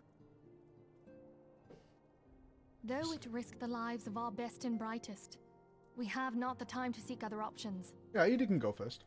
If the ethereal current still flows, we shall carry out Moonbreeder's plan. That's the spirit. Let's roll the dice. So I'm led to believe the plan is Operation YOLO. Got it.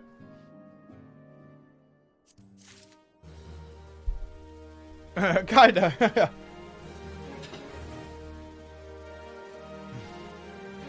Popeyes and Crypto, thank you very much, man. Thank you very much. I've had a great day. The story's getting spicy. I've already informed Alfie of our plan to recreate the beacon in the manner Moonbreeder described. He agreed that despite the inherent danger, it represents our only hope of success. He also said that he wished to meet with you at Snowcloak before proceeding. I expect you'll find him waiting for you there when you arrive. I want you to know that I appreciate everything you have done on our behalf. And that I have faith you will return to us, as you always have. Alright, sure. Yeah, no problem. So I'm going first, I guess. Makes sense. Just throw me in. That was the most perfectly timed cutscene, by the way. I managed to eat my entire lunch. Oh yeah, volume up. Let's check it. Checking. Audio. Yeah, we got voice on max, so we need to up the master. Let's go to there. Turn that down a little smooch. And that one. Let's go to like there and see how that works.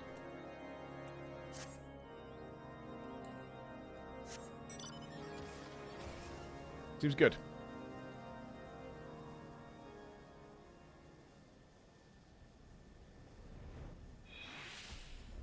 And then the background's too low. What do we put it to? It's pretty high. We'll go to like 83. We did just up all the volumes by like 20%, so. Don't start uber blasting.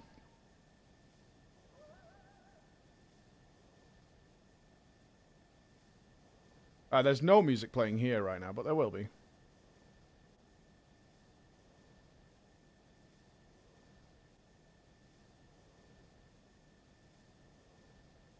Where are you, Alfie? Ooh, dungeon maybe? The instruments of our deliverance. Ah.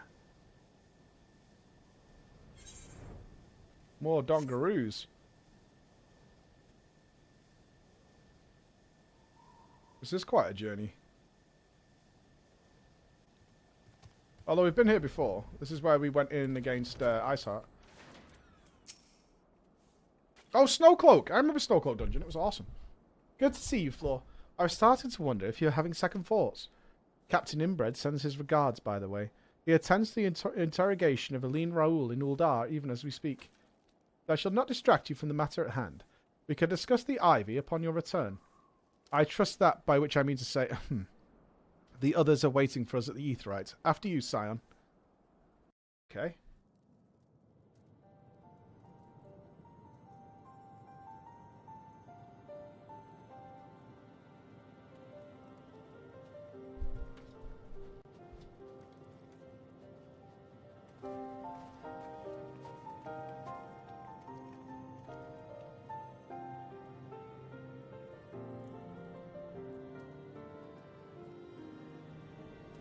Nodders.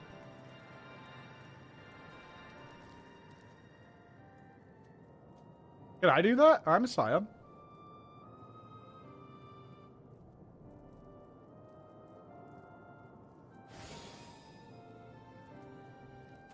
There it is. It's ready.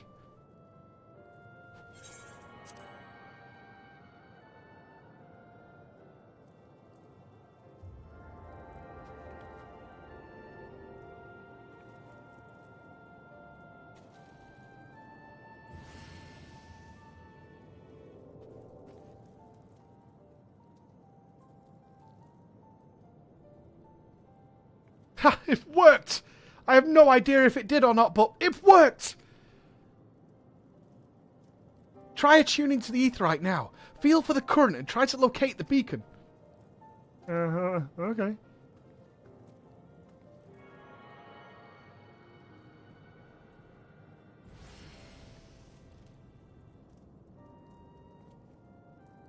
We have done all we can, Flo. For now, let us withdraw. When your final preparations are complete, you must seek out the beacon we have created. If, by the grace of the 12, you arrive safely, you must stop Iceheart before she summons Shiva. Oh, okay.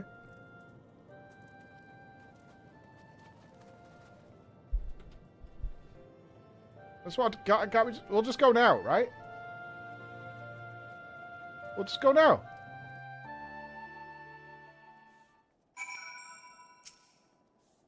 We cannot ignore the possibility that our actions have alerted Iceheart to our plans. Should that be the case, she may attempt to hasten the completion of the summoning ritual, but if she succeeds, you have little choice but to face Shiva in battle. Knowing little of this saint, I cannot say if your own strength will suffice, and so I would encourage you to call upon your allies.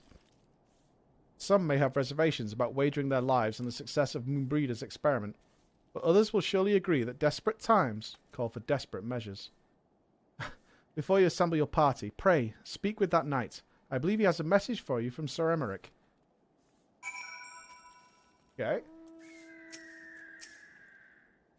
Madam, Sir Emmerich regrets that he could not be here in person and asks that I read you this letter.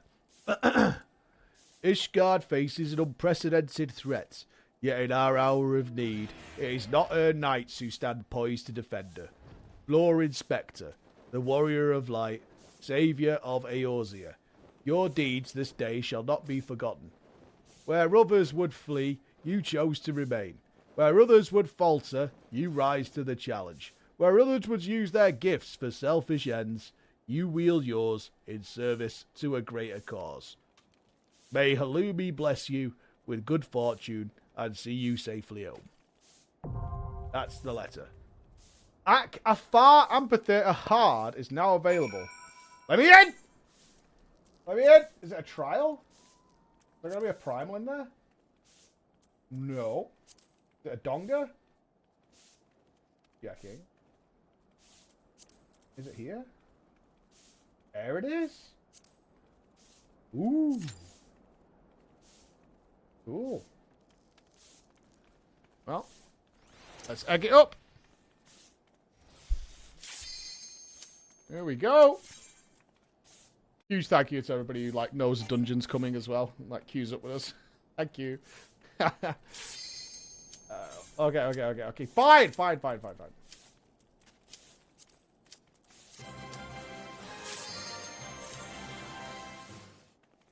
Oh, thank you so much. Deja Vu Gaming. Thank you very much. Quality name, by the way. Awesome name.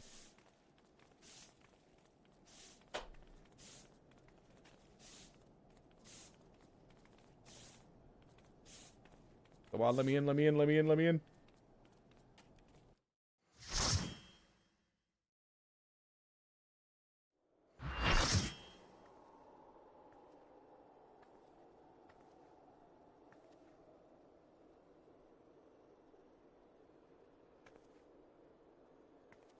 You should never have come here, warrior of light. I labor only to forge a lasting peace. A peace you would deny us out of ignorance and blind faith. No matter. If it is our fate to be at odds, then it is mine to strike you down. We whom gods and men have forsaken shall be the instruments of our own deliverance. Partake of my flesh. Fill this vessel with your light. Walk amongst your brothers and sisters once more. Oh, Saint Shiva, still the hatred within our hearts and bless us with eternal grace.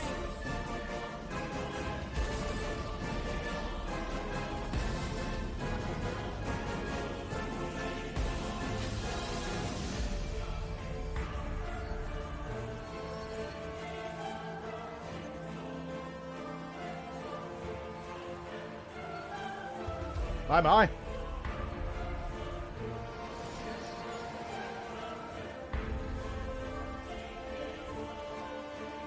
The FF14 cosplay conventions have got to be a real thing, right?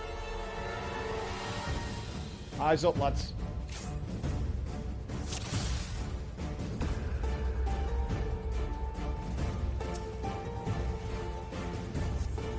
Let's see what she's got.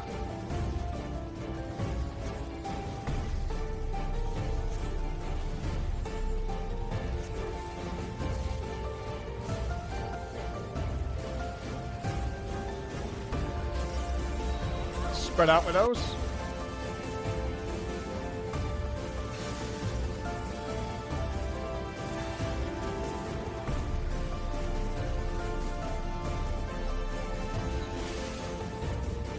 I got that right! Yay!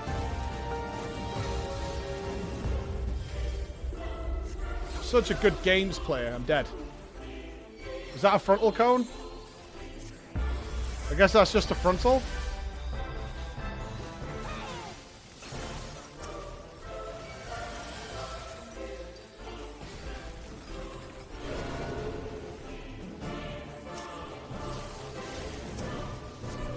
Tried not dying.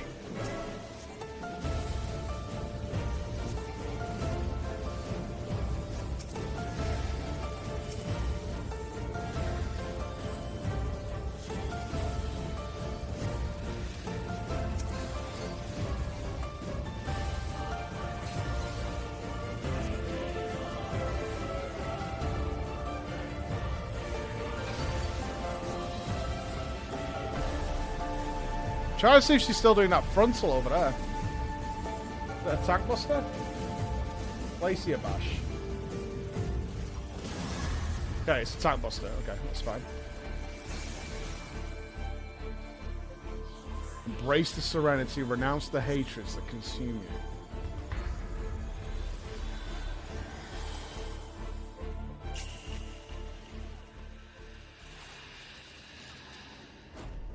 Arthas?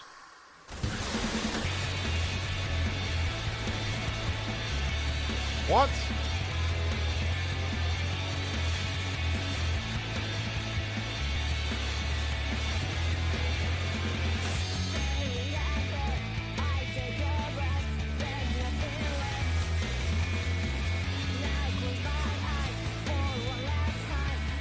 Like, what the hell? It's like an actual pop song.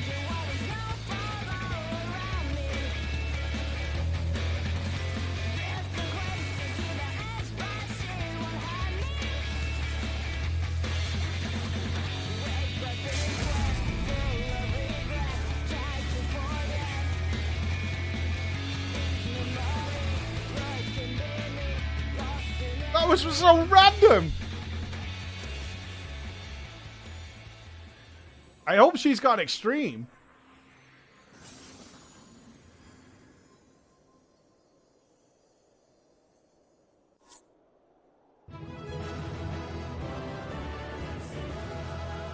Sweet. GG's all round. That was really cool. GG all.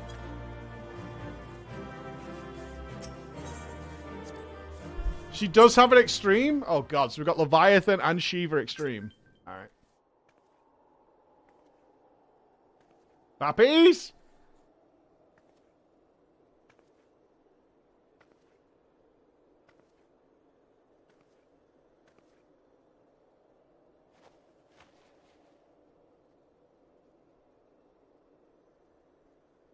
Fool. Blind, bloody fool.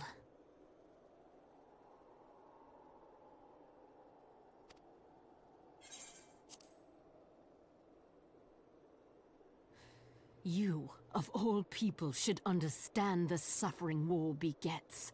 That no sacrifice is too great if it brings an end to the violence. Mine is the righteous cause. PGEU PGEDO PGE need PGE. You fight in a war you do not understand. A pawn of liars and schemers. And they are no less ignorant than you, following the creed of their fathers without question, never thinking to ask why. Trapped in a delusion of their own creation, and blind to the truth.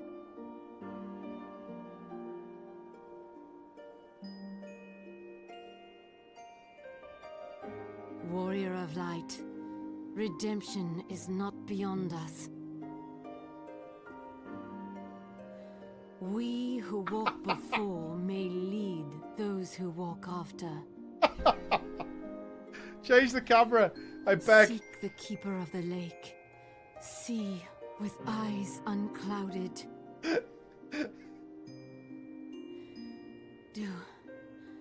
Do not squander Mother's gift.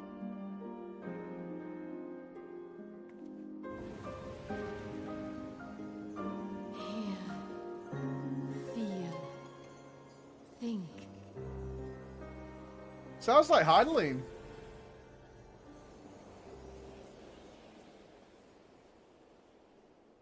Huh?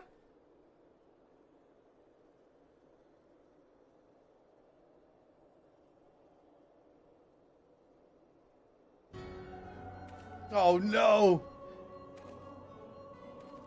You've done it again. And so the vessel withdraws.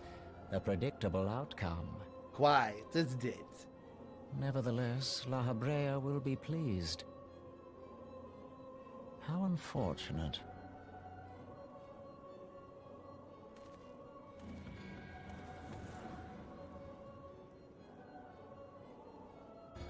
Spooky, bro. Spooky spooks. Yeah, you better keep this floor tidy, yeah? By the 12, you're alive. I mean, of course you're alive. Why wouldn't you be? She's so excitable. Iceheart did what? And you're certain about that, are you? Dravanians are skilled with glamours, after all. Look, if you say that's what you saw, I believe you. Just that I've never heard of a primal being summoned like that before. Are you sure you're not injured? Head trauma is known to cause hallucinations, you see. No. Fair enough. It's just that you're dribbling all over your outfit. I was only asking.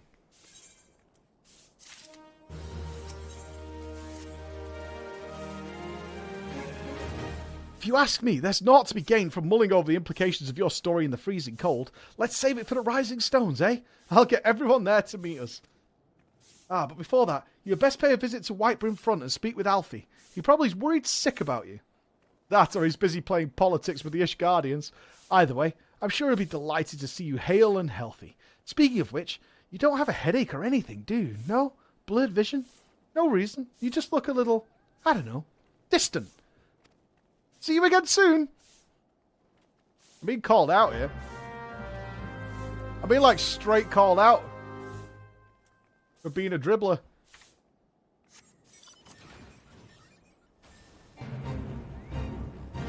Distance a polite way of putting it. Luke Fever, how you doing, buddy? And Veril Extra. Thank you very much. Yeah, I like Moon Breeder. She's a good character.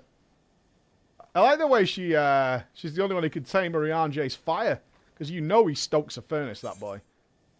Anybody that well read has found some cryptic fucking porn in his day. That guy knows all the algorithms. Arrgh.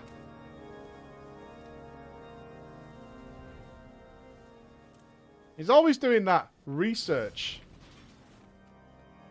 Yeah, it is known.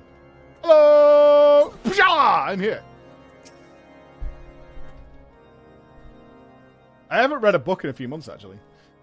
There she is, and none the worse for wear. Was there ever any doubt that the Warrior of Light would succeed? Sorry. Then we were too late to prevent the summoning. But not too late to prevent further loss of life. An outcome worthy of celebration.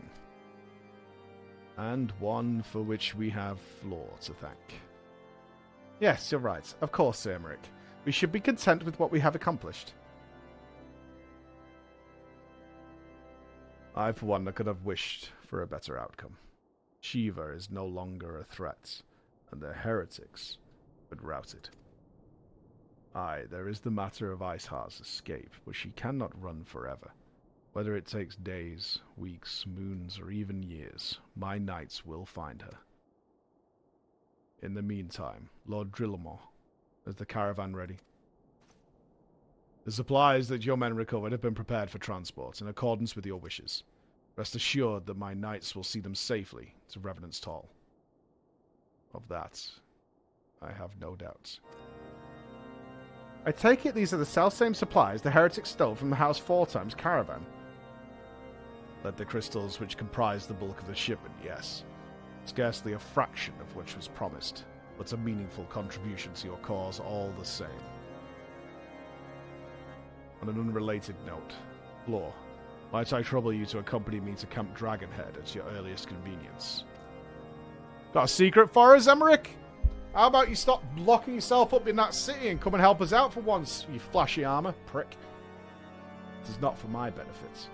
A certain lord was most distressed when he learned of your intent to risk life and limb to stop Iceheart. It took half a dozen knights to restrain him, I am told.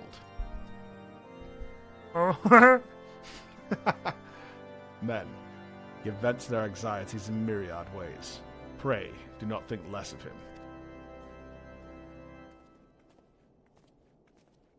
I want her to become a major character. I can't remember her name now, but is like second in command. She seems ultimately badass. I'm gonna hurl myself off a tower. Gonna hurl myself off a tower. I can't remember her name. Oh, I can't.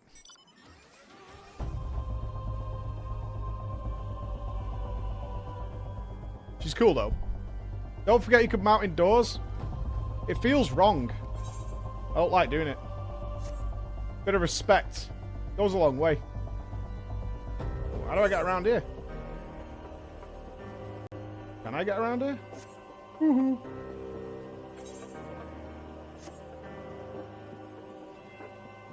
I'm like stuck on a mountain somewhere. I can't go up. That was the roof of the world. Can I get over here?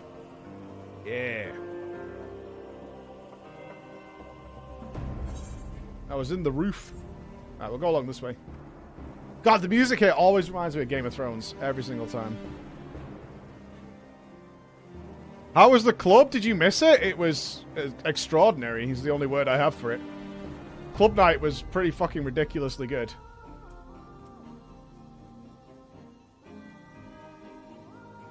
If you missed it, I'm not sure what we've done with the VOD, because I think we had to delete the VOD. There's some highlights and stuff, but yeah, it was pretty fucking insane. Are you gonna fly that DJ out to PreachCon? We think so, yeah. Bex is talking to him now. Yeah, for sure. Oh, I can't remember this guy's voice. He's got a really cool, like, droll. What were you thinking, Floor? Wagering your very being on a dubious theory which might allow you to enter Iceheart's lair, knowing full well that she could have sufficient forewarning to complete her ritual to summon a Shiva anyway. And then, engaging the abomination in mortal combat. By the fury, Floor, 'tis the stuff of ballads. A battle for the ages. Would that I had been there to fight by your side. Yet here I was forced to wait, condemned to wander at the fate of a dear friend for a veritable eternity. Why is this guy so interested in me?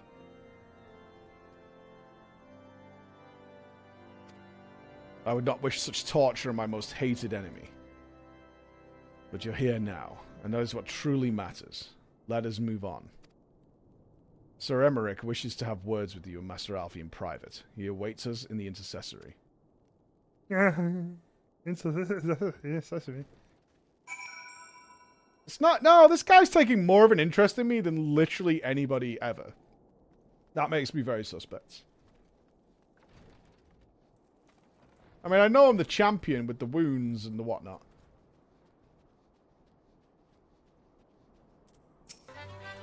Greetings, madam. I shall show you in at once. Can't help but feel the dense characterization you give Flora will hurt the storytelling going forward. My story? I'm fine with it. On behalf of the Holy See of Ishgard, allow me to express my deepest thanks. Never before have we been required to contend with a primal. Indeed, there were fears in some quarters that our knights might not be equal to the task. From what we have now learned of these beings, I can say with certainty that we would have lost a great many men had the Scions not intervened. Then the argument for preemptive action should be self-evident. Perchance now you will reconsider my proposal that Ishgard move against... Yeah, join in! Come on! Woohoo! Ere we first met, a similar proposal was tabled, but the Holy See decreed that we were to observe, and that military action should be taken only in self-defense. All things considered, it was not an unreasonable decision. Since the calamity, 2 vigils have fallen to the Horde, while Garuda has never shown any inclination to storm the gates of judgment. Which is why this unprecedented crisis and its resolution may prompt a change in policy. You who have faced these primals know well the threat they pose. Ishgard did not. Not until now. Why does no one know of the primal fights? They're kind of a big deal. But at least the Leviathan one at Limsa. This should silence any lingering objections to our arrangement with Revenant's Toll. The Holy See may even feel moved to grant us its formal endorsement. So far as it is possible, the Scions shall be compensated for their service. He's got like a snake voice. It's very snaky. As a gesture of good faith, I shall withdraw my previous request. Your people are doubtless needed elsewhere. That will not be necessary. We too have a vested interest in watching Dravania's movements. I see. Once more, I must thank you. Sir Emmerich, if I may, do you truly believe that Midgard-Zoma could return? Oh yeah. Midgard, big dragon. The heavens are a window unto truth, but those who interpret their movements are not infallible. Huh. I requested your involvement as a precautionary measure. Right, yeah. But of course, you sought an excuse to compensate us from the first mindful of what would happen if Revenant's toll were taken by your enemies. Ishgard is not wont to aid its neighbors, but that does not preclude it from manipulating them to serve its own interests. Oh! Choose your next words carefully. That's the way we this fucking room. Do you know You what watch? sort of man becomes Lord Commander of the Temple Knights? One who comes from good stock. I did not. Yet here I am now. Why do you suppose that is? Fuck somebody. Right? Because I swiftly learnt to tell the difference between words, deeds, and beliefs. You are correct, Master Leveilleur. Ishgard desires to see Revenant's toll flourish, as it would present a troublesome obstacle to our enemies from the south. We are so glad to be of use to you. As we subtle are to Alfie, you. subtle. Ours is a mutually beneficial arrangement, lest we forget, one born of necessity. The dragons grow more restless by the day, and the heretics harry us nigh without cease. We have contended with such troubles for centuries, but there are limits to even our endurance. Yet as a pauper is loath to part with his meager possessions, the leaders of Ishgard are not wont to render up their trust to outsiders. But with perseverance on our part, they may yet be made to see the light. Nevertheless, one must take care when walking the road less traveled. Wise words, Sir Emmerich. I shall make a point to remember them. Oh, Alfie's had enough of this guy's shit. I must apologize for my earlier outburst. I hope it will not sour our good relations. Not at all. You but spoke from the heart. I trust you understand that at times my duties may prevent me from meeting with you. On such occasions, my second-in-command will speak for me. Nice! Lucia, at your service. Ahoy, sailor! Pray excuse our reticence. We are but wary of speaking too freely, lest our sentiments be made known to our enemies. Know that the Lord Commander and I are of one mind. For the sake of Ishgard, and of Eorzea at large, I pray our peoples can put aside their differences. Those who dwell in the past... risk People look losing so sight of comfortable their when they future. look at my character. Should aught befall one of our shipments, pray inform Lucia immediately. You may also relay to her any words you might have for me alone. Not being of Ishgardian birth, she owes no allegiance to any noble house, making her as near to incorruptible as one can find in my homeland. Suffice it to say, I trust her completely, and so may you. I don't trust Which you, though. reminds me, Lord Orchefort, if you would be so kind. Certainly. Slap Alfie. Oh. In times such as these, trust is ever in short supply. Mayhap this will go some way to rectify the problem. The results of our investigation into the heretics' recent attacks, as well as our interrogation of the merchant you detained. Sir Emmerich, I cannot thank you enough. Think nothing of it. Ishgard may be many things, but it is no friend to Garlemald. Did I not tell you to have faith, my friend?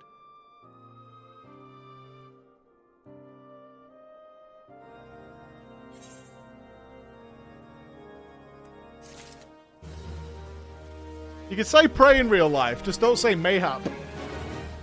Mayhaps. Wedfaller, thank you very much.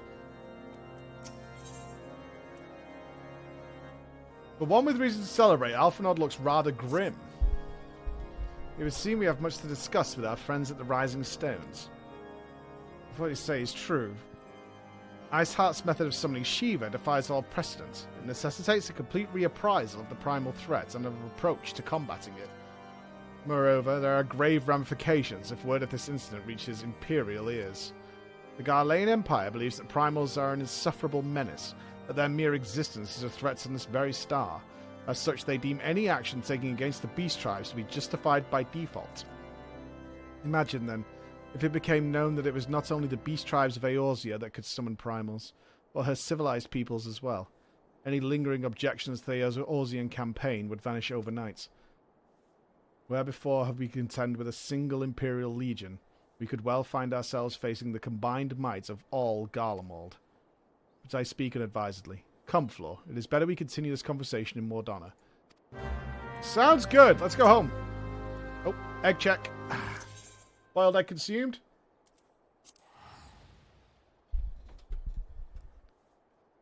I don't know where my Moggle staff is. I must have hidden it at some point. Checking.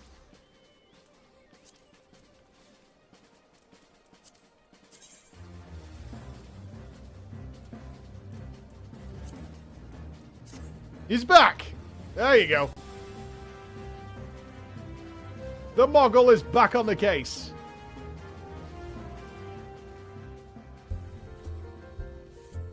Do, do, do. I love this music when we come in here. It makes me so happy.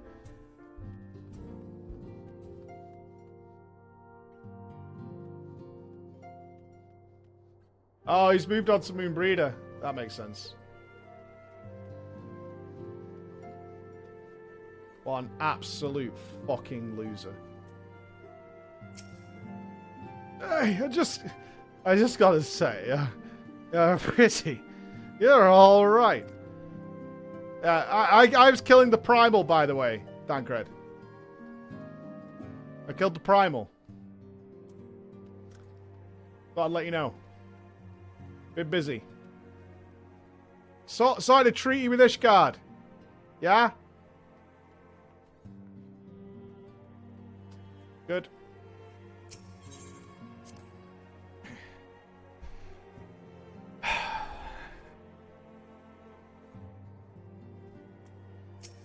Get off his back. I think you should get on his front, don't you?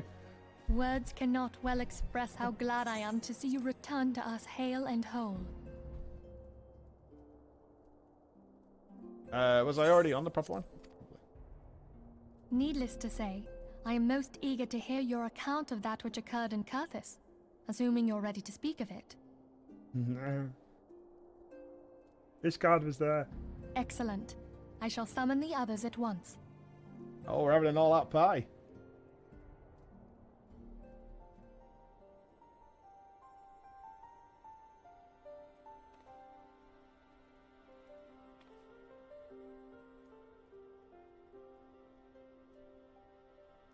Iceheart used her own body as a vessel for a primal soul? Master Louisoir's writings make no mention of such a possibility. Can we be certain this entity was a primal? As certain as we can be that good King Mogglemog the 12th was a primal, I should think. Both were ostensibly summoned. Let's not quibble over definitions. Of more concern is the implication that Iceheart retained her will, even after she was possessed. We are talking about a mortal, wielding the power of a primal. Alright, calm down, pisshead. We'll have another drink and relax. It can't possibly be that easy, can it? There must be some sort of sacrifice required. Or maybe she's just special? What qualities this woman possesseth, I know not. But full sure am I that she was groomed for this role. Few are privy to the secrets of summoning, and but a single party standeth to profit from their dissemination. Well, I wouldn't presume to comment on how the lass came to know about summoning, but I will say that what she summoned was a primal. The readings were the same, or near as damn it. Near as damn it. That's a Strange as it classic all British sounds, comment. It's really no different from what you've faced before. Then mayhap it is time that we re-examined our previous encounters. Oh, pack your things, Ida. We're going back to Gridania. Yes, sir.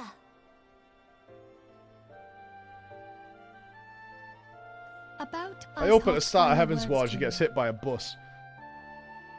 Hear, feel, think. Yeah, Mother Crystal. Heidelin speaks to her as well.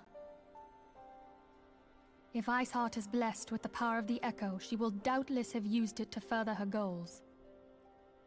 Or could it be that it was a revelation granted her by the Echo which first set her on this path? She did say that the Ishgardians were blind to the truth.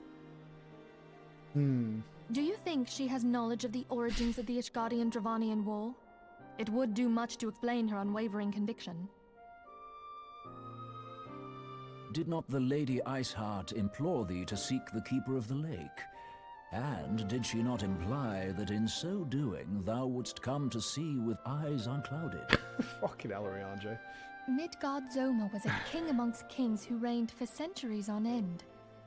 But he is dead and his wisdom lost to the ages. Unless the Ishgardians' fears are well founded. It would seem we have yet another reason to stand watch over the Keeper of the Lake. For a mercy, we are well positioned to do so. Keeper of the Lake. Iceheart, Shiva, Ascians, and Midgard Zoma. I shudder to think how they're all connected. Same. I was thinking that before. And Pope Boy. Don't forget Pope Boy. The Ascians are tickling his cherries.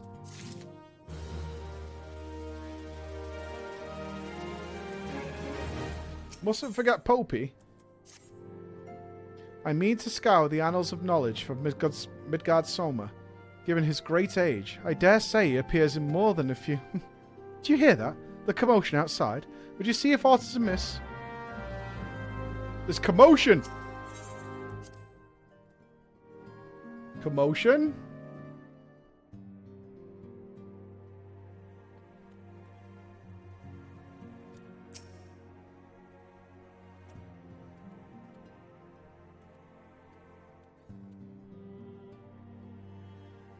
You okay? I can hear you rattling around. Floor, 'tis well that you are on hand. We have a problem. Raoul has escaped. It happened shortly after the immortal flames took her into custody. She had been placed in a dungeon cell ahead of her coming trial, but apparently the accommodation was not to her liking. The turnkey was found slain along with 2 guards. It is plain she received inside help. Citizens report seeing Raoul quitting the city via the Gate of Nald with a bloodied spear in her hand. She makes for Castrum Meridianum. I'm certain of it. With her fate in Eorzea as good as sealed, what recourse has she but to flee to her imperial masters? Even as we speak, Captain Inbred and the First are hot upon Raoul's heels. Pray, make haste to Camp Bluefog and join the hunt. So she is guilty. I kind of suspected we got the wrong person, you know. But that seems to not be the case. Maybe. Right, I need 2 minutes. See, I want to clear my plate, wash my hands, and do things like that. So give us 2 minutes. Emma's not dressed to come on camera, I can see that. Emma's in full Jarmas work mode. Back in a sec.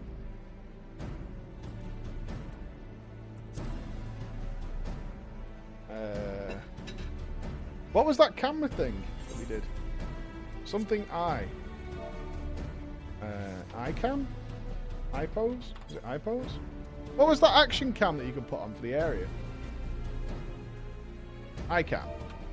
I should remember to do this. Someone said when you're AFKing just for a few minutes, this is a good idea. Alright, back in a sec.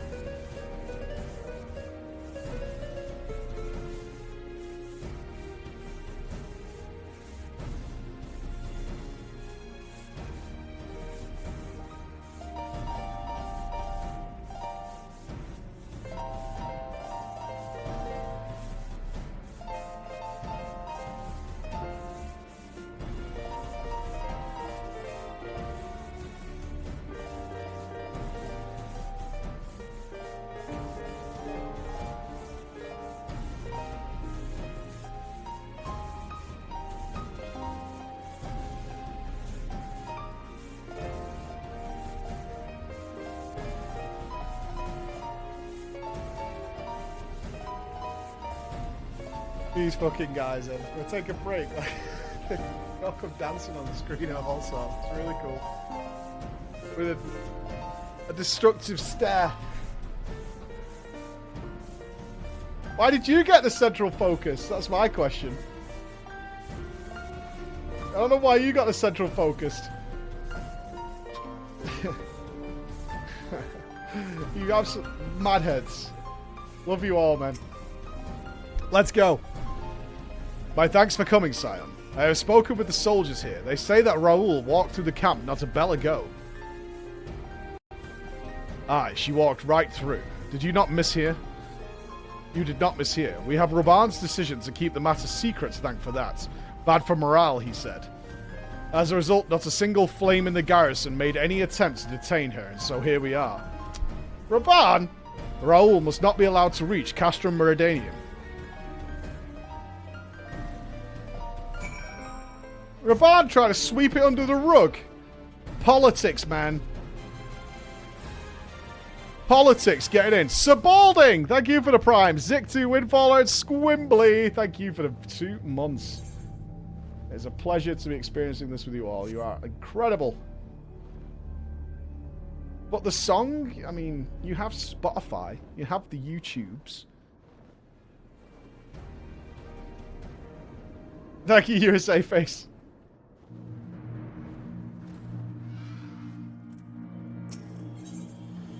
Oh, it's a duty. Okay. Afternoon, Boza. Good afternoon, good afternoon. This wretch was with Raoul. He threw himself out as the mistress might escape. She didn't blink when we cut him down, not even when we started screaming. No loyalty even to her own, the goddamn harpy. With me, Scion.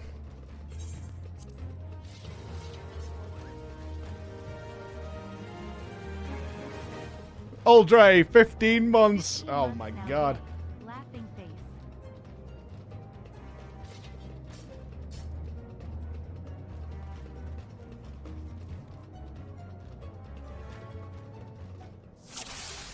Ooh! Much to AoE.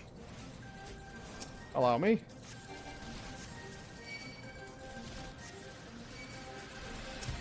Yeah, come.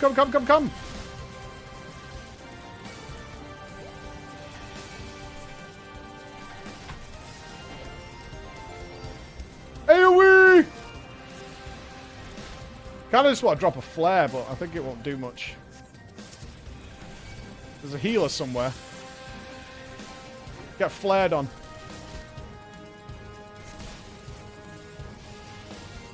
Oh, it spawned more of them. Fair.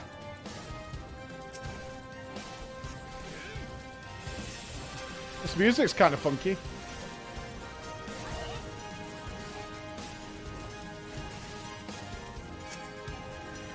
Are these big hands? That's a really cool model.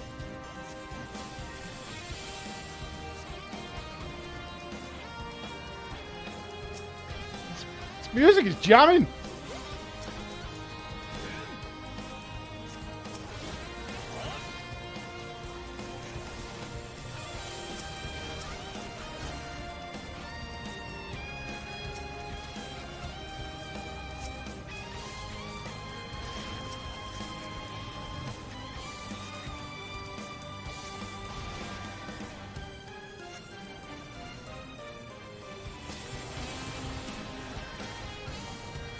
Then we should kill the Colossus. Are you a healer?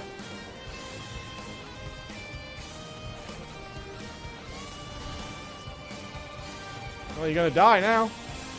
Was it worth it? Okay. Was it worth it?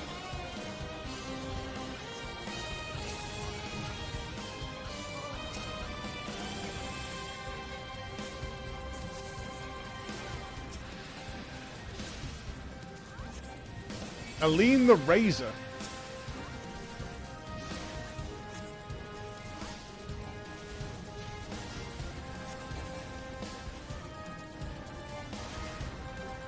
Or if these keep spawning while we kill Aline. Oh, she's down now. They just keep coming, huh?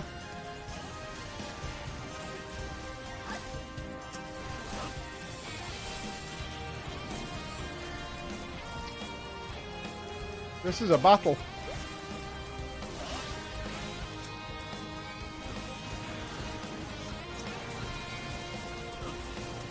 Tanking it.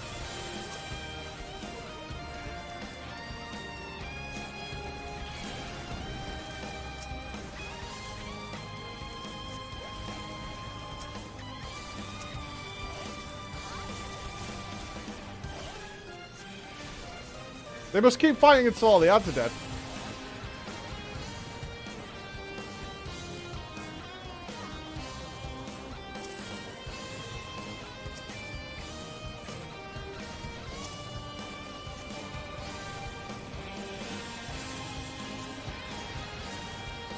That was cool. Actual waves of enemies.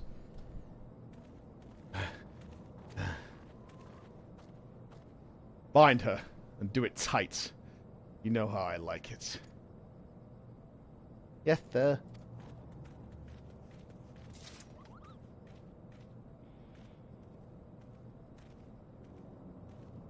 Good work, men.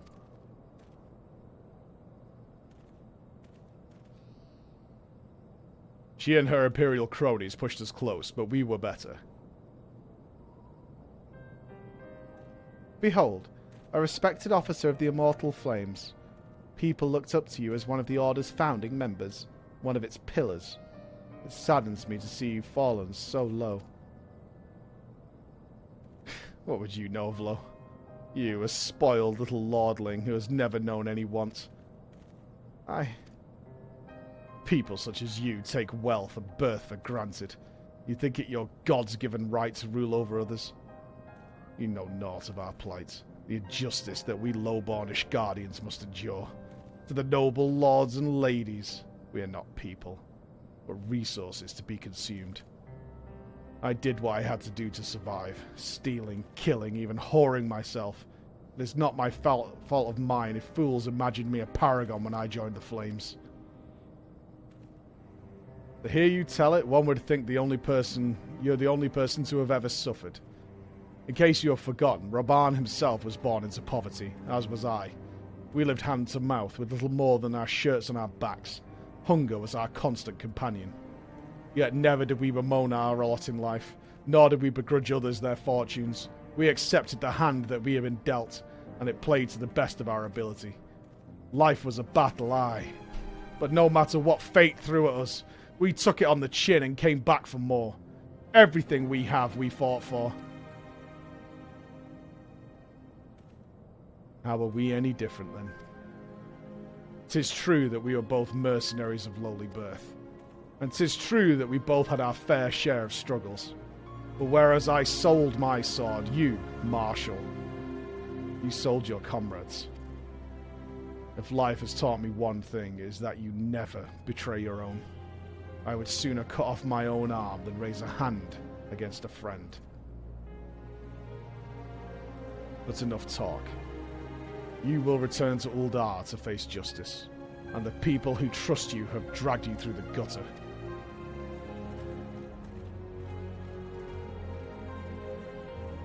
A fallen soldier.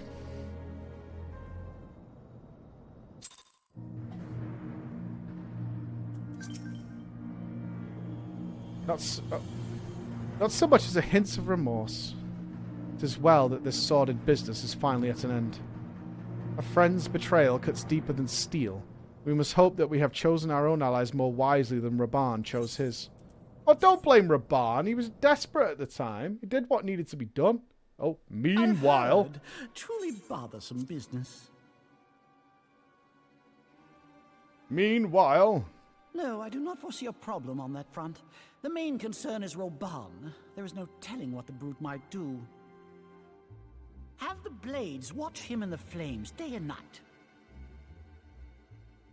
You may leave the Sultana to me. I shall personally attend her grace.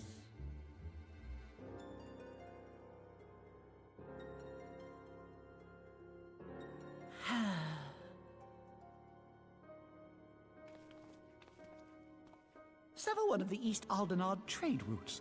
That ought to keep Lolorito occupied for a while.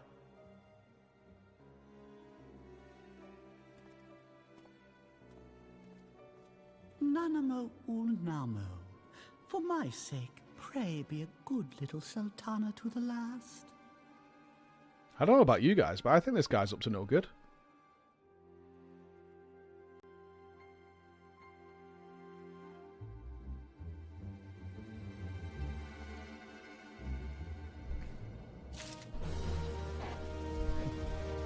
Got some suspicions, you know?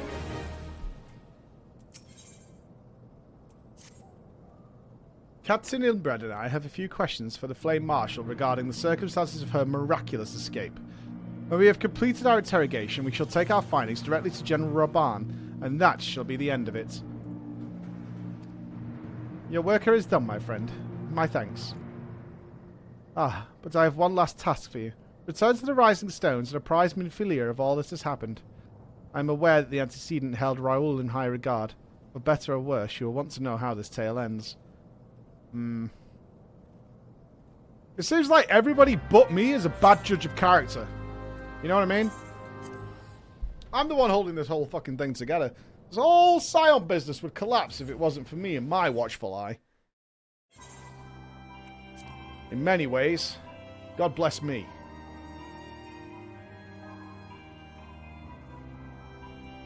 I didn't want to join that little team.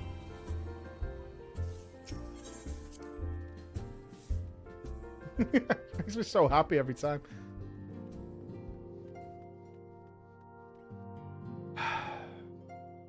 Still at it, are you? Alright. Yep. Good to know. Good to know. No big deal.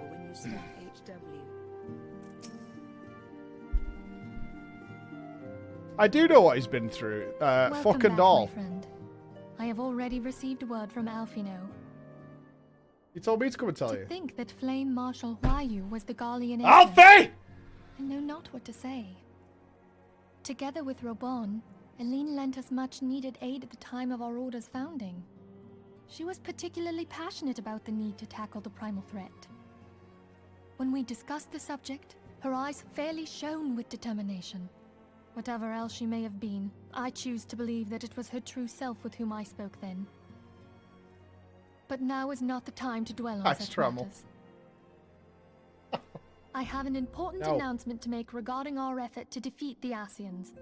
We shall begin as soon as everyone is assembled.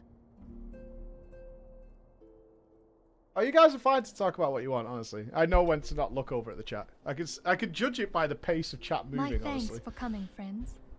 Moonbreeder, the floor is yours. By now, I'm sure you're all familiar with white auracite, the miraculous material that'll allow us to capture Asian souls. Back at Snowcloak, we verified its ability to absorb vast amounts of ether. Alas, it leaves something to be desired in the area of stability. The stone can only store ether for a short while before expelling its contents. In addition to auracite's inherent limitations, we must needs be wary of our enemy's strength. Our foe draweth upon an infinite wellspring of power. Even should we succeed in entrapping him, the stone will not long contain his wrath.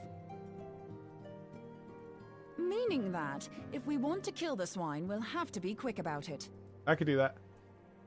'Tis our belief that an Asian soul may be permanently undone if Oh, smitten right. by a sufficiently concentrated Yeah, the whole burst of point of pure the story was to try and permanently kill an Asian. The I remember. only trouble is, we can't I totally say for forgot sure about that how part of it as well. concentrated the burst needs to be. Without knowing how much ether an Asian soul is composed of, we're basically guessing. There's a lot going on, man. Our sole clue lieth in thy struggle with La Habrea. During that encounter, Heidelin bid you forge what she called a Blade of Light, a weapon which took the form of a luminous stream of energy. Wow, Based thank on her you so description, much. We believe Thank the you, blade Phil. with which you vanquished your foe was composed of ether. Admittedly, your victory Thank proved you, Phil. ephemeral, as La Habrea was able to use a crystal of darkness to flee into the space that lies between our world and the void. I remember the presentation. The fact remains, however, that Heidelin placed the means to destroy the Ascians in your hands. Be that as it may, it would be unwise to assume that she will do the same when we next encounter such a foe. Quite so, my lady. We must needs find the means to forge our own blade of ether, one to equal that which Heidelin did benevolently bestow upon her champion. That is all well and good, but it seems to me that producing such a blade will require a prodigious quantity of ether. Whence will it come, pray tell? Oh, what if we had 2 pieces of white orosite? One to trap the Ascian, and the other to store the ether for the blade. Oh, nice try. But it's as I said, the stone won't hold ether for any length of time. We'd still need to collect the stuff there and then, sorry to say. We need a ghost containment unit, right? And therein we need lies the rub. fucking Egon Finding a way Spengler, to baby. create the blade whenever and wherever we choose. It would seem more research is in order. I'm going to linger a while, perform a few more tests on the orosite. And I could do with some help. Urianger, why don't you lend me a hand? Go on, lad. Mine apologies, but I am required at the Waking Sands. Lady Minfilia hath given me sole charge of the premises. This guy's only move is missionary. Unseemly to leave them unattended. Sole charge, you say? So you're basically alone there, then? Well, that settles it. I'll just have to come to you. Thirsty lady!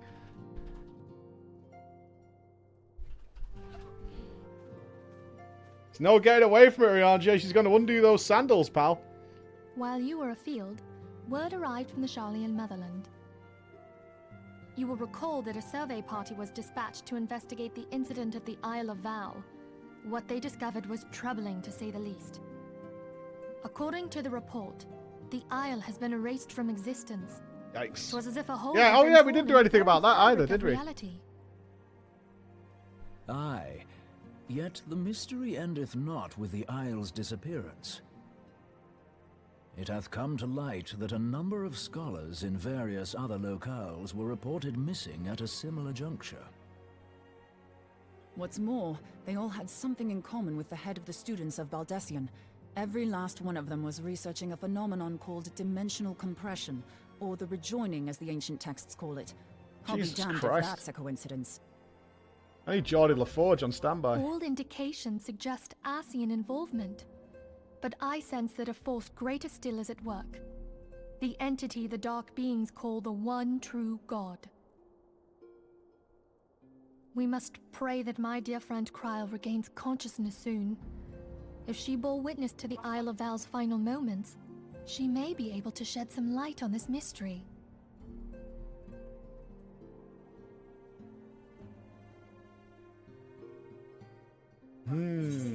Alright. Dimensional compression. Yes. Yes. Uh-huh.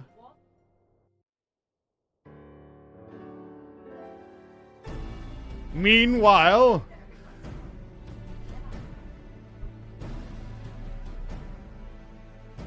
Following the calamity, the forces of the 14th Imperial Legion entrenched themselves in strategic locations across Eorzea. So swiftly did they accomplish this, it was suspected that they had received help. To think that it came from Huayu. That's not how you say it. Huayu? Huawei? There is more. We have reason to believe that Huayu didn't deal exclusively with the 14th. She also answered to a higher authority in Garlemald. But this higher authority could not have been the Emperor. By consenting to the media project, Solus Zos Galvus showed himself to be more concerned about preventing the spread of primal influence than claiming Eorzea for the Empire. He would happily have seen the lot reduced to ash. We believe a number of high-ranking figures within the royal household were against the decision, but that they knew better than to oppose the Emperor openly. Of course, this didn't prevent them from making clandestine provisions, in which Huayu played a part. Alas, these provisions did not prevent Dalamud from falling, and the ensuing chaos changed the face of the realm forever. Yet Eorzea survived. To all intents and purposes, the Meteor Project had failed, and the Empire was left to rue its lack of a decisive means to eliminate the Primals.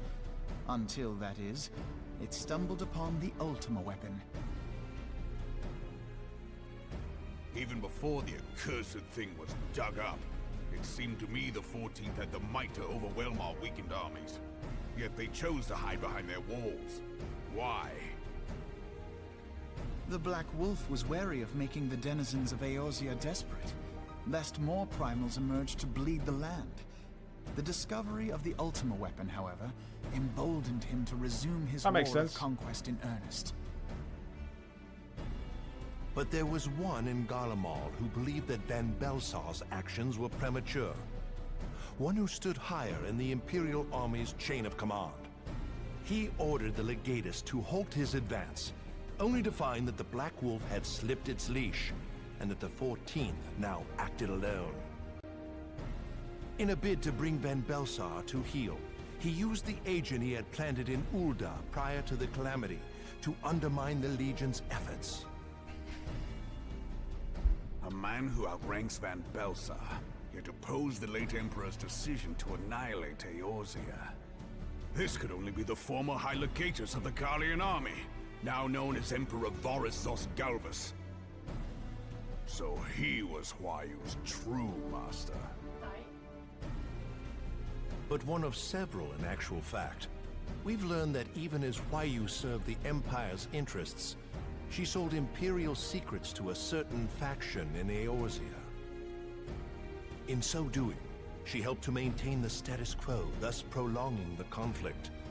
Considering who stands to profit from war, it isn't hard to imagine who her other masters were.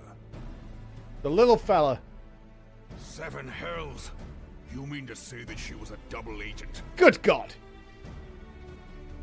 Triple, if you consider her services to Van Belsar and the new Emperor as separate. As neatly as these pieces seem to fit, one aspect of the puzzle remains unclear to me. By whose will was the Marshal feeding intelligence to the heretics? And try as I might, I fail to see how aiding their cause would profit either her Imperial or Monetarist masters. Could it be that another hand is at work here? More suspects! If so, Huayu must be made to reveal whose it is. Good God.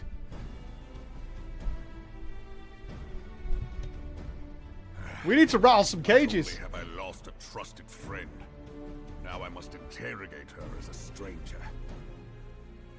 Not a pleasant task, I grant you, but a necessary one.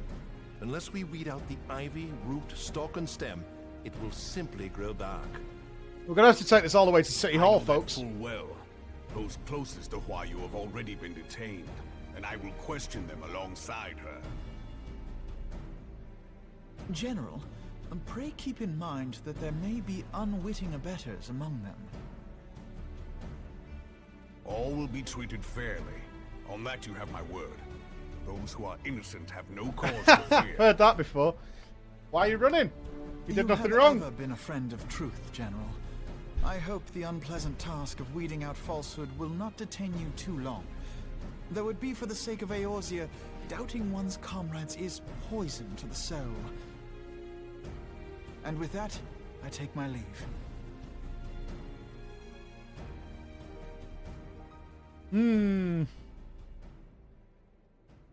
Yeah, if you're not guilty, you're going to be fine. Trust me. All these years, I've been made to dance to their tune. How could you, Huayu? How could you side with them? Uh-oh. Those cankers who take from this land and give naught in return, who use their power to disempower and grow fat while the people starve. I know you can hear me, monitorous scum! Your crimes will not go unpunished! One day I will purge this land of your sickness before the eyes of the 12, I swear it! Oh, you're dead, dude. There's a Lalafell hiding in that turtle.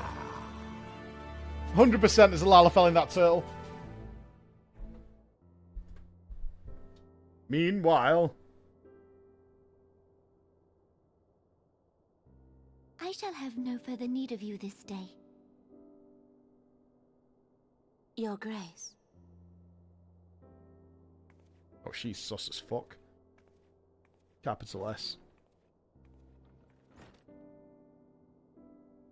I fear that not even mine own chambers shall remain private for long. Piss on the bed. Has the situation grown so grim?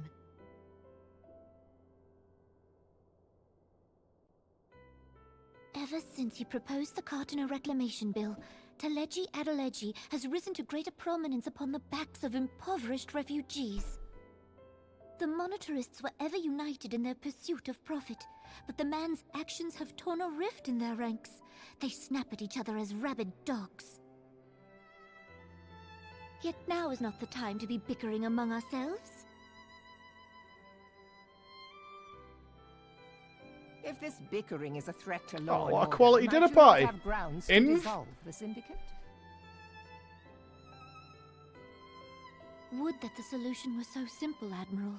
Alas, my moving to dissolve the syndicate is certain to spark outrage among the influential merchant class, whom the Cabal represents.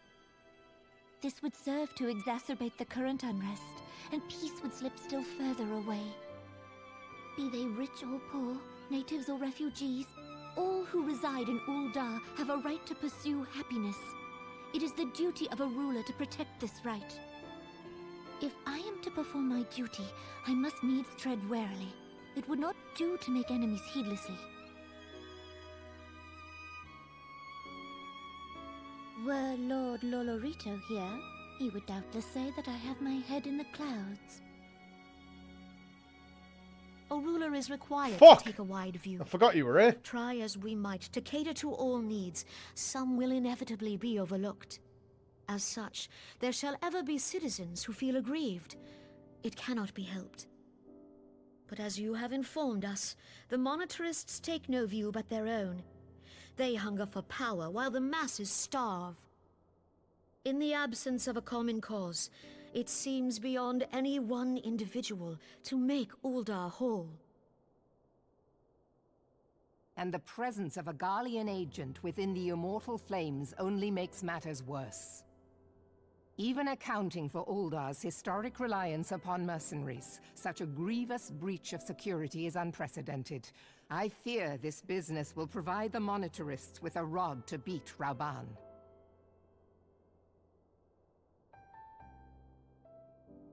Eorzea can ill afford for the Immortal Flames to be dampened now. Ere long, the Garleans will turn their ravenous gaze toward our lands once more. If we are to resist their might, our nations must stand together. Yet for this to happen, our nations must be whole. Cannot be done to improve the situation in Ul'dah.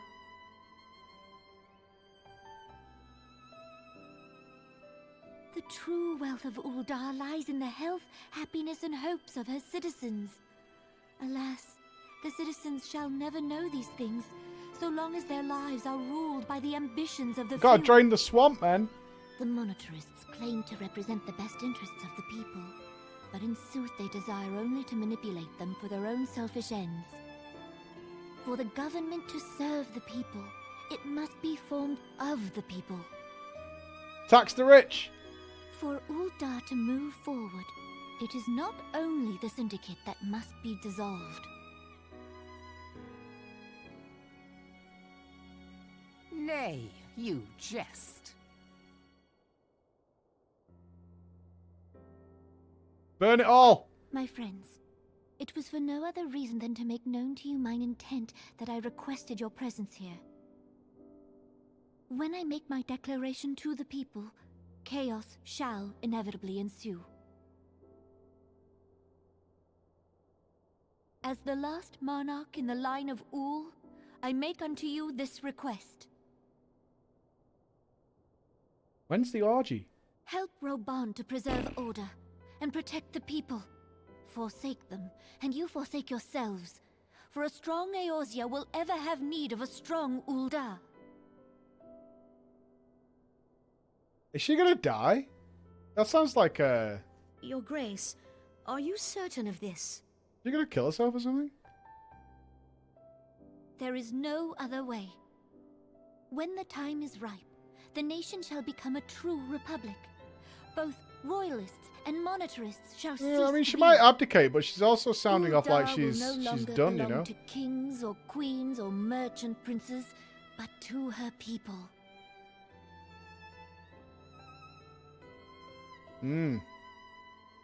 Fucking hell. Read the emotion on her face. It says, Roban, please turn over. forgive me for casting aside all that you have toiled for in my name. Beyond this gesture, I am powerless to help my subjects.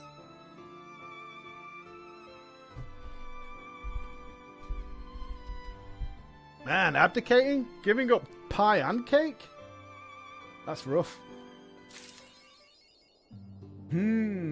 That's rough.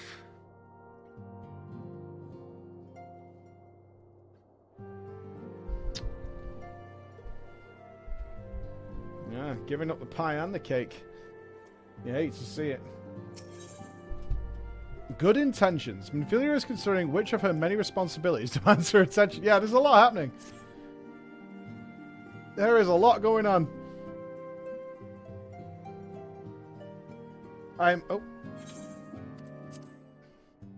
We both know full well that Saint Shiva will not be the last primal we face, and our relationship with Ishgard is still tenuous at best. To think that the resolution of the primal threat was once the sole priority of the Scions of the Seventh Dawn. Some days I wonder if it was wise for us to take on so many other responsibilities. Lest you forget, Antecedent, the Scions should not shoulder the burden alone. We're not the Crystal Braves, established for this very reason. Look at everyone looking at the floor when he mentions the Crystal Braves. Yeah, guess so. True, we are presented with a multitude of problems. However, we have all the resources we need to address them in turn. Floor, in particular, is ever a steadying hand who I trust will continue to support the Braves. To what do we owe the pleasure? Have there been further developments regarding the situation in Ul'dah?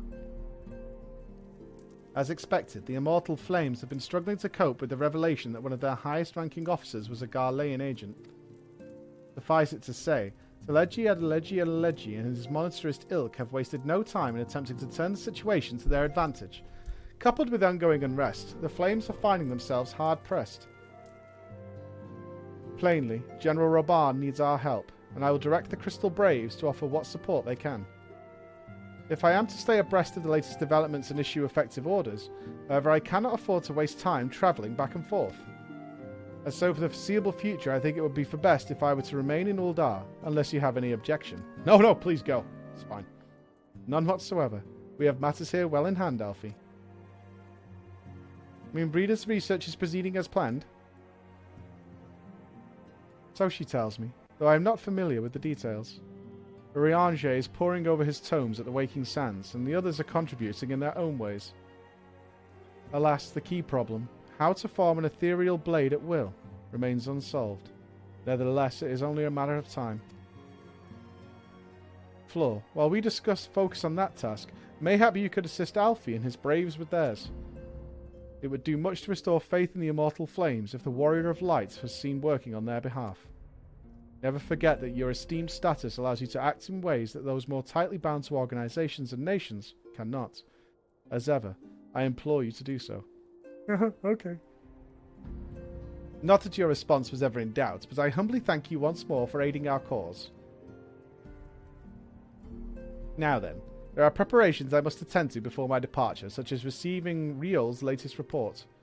He has proven to be quite skilled at gathering information others wish kept secret, hence why I placed him under my direct command and ordered him to investigate the Ul'dah riots. When you have finished here, join me outside. Depending on what he has to say, I may have a favour to ask. If there are any developments on our front, I shall inform you at once in the usual fashion. Yeah, call me. Call me. Call me, dude. Call me.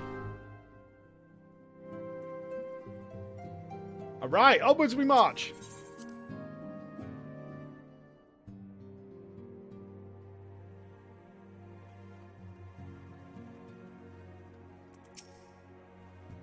I can't remember Riol.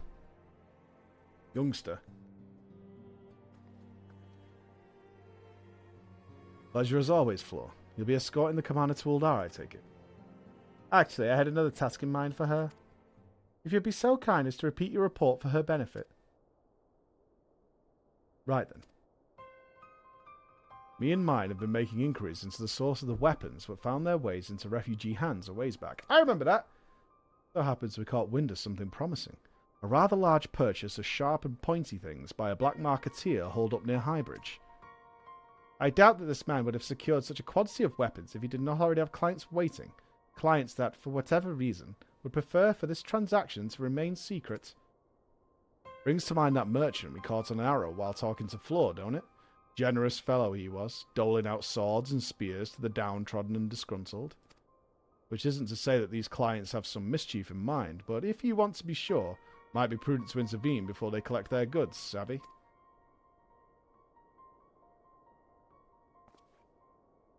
Seizing the weapons before they fall into the wrong hands would be for the best. However, if we strike at the appointed hour, we might capture the black marketeer as well as his clients. What say you, Flor?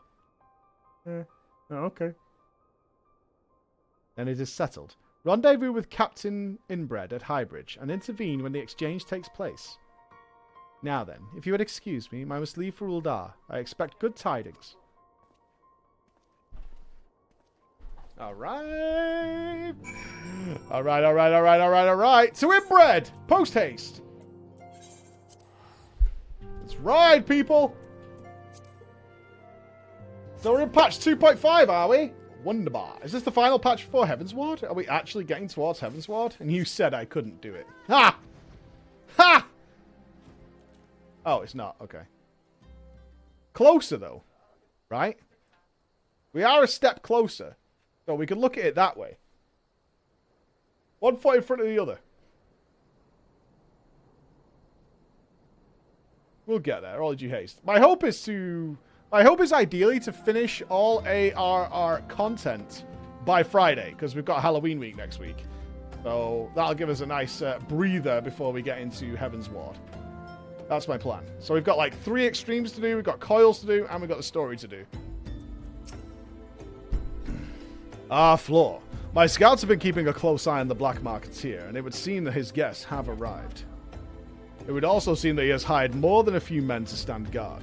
Common thugs of no consequence, but they nevertheless pose a threat. Even so, I feel compelled to apologize. This is far beneath a woman of your standing, and Commander Liviere needn't have dispatched you hither. But powerful men ever have need of a loyal, able-bodied friends. Having found one in you, it is only natural he would come to rely on you, without hesitation. Yeah, he does ask me to do, like, all sorts of nonsense. Honestly. He does. Basically, if he goes to the toilet, he asks if I'll accompany him. Now then, we should make for the burning wall without delay and secure those weapons. The first unit will ensure that the clients do not escape. With me, Flo. Yep, gotta gobble my eggs up.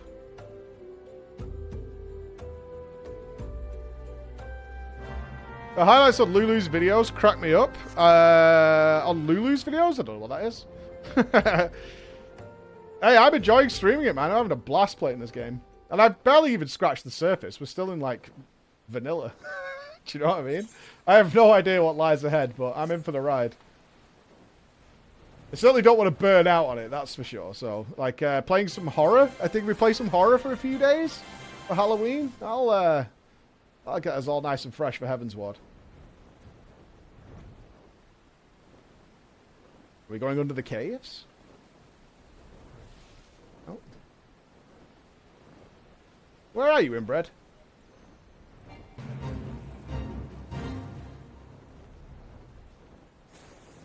I'm motherfucking blind.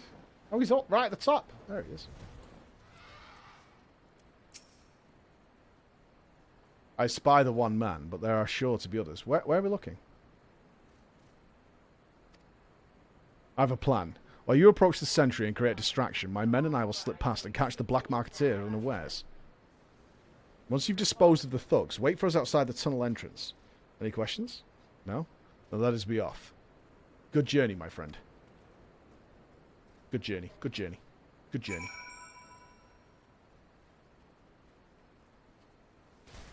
Hi. Yes, my wife. Love of my life. Mute it. Okay.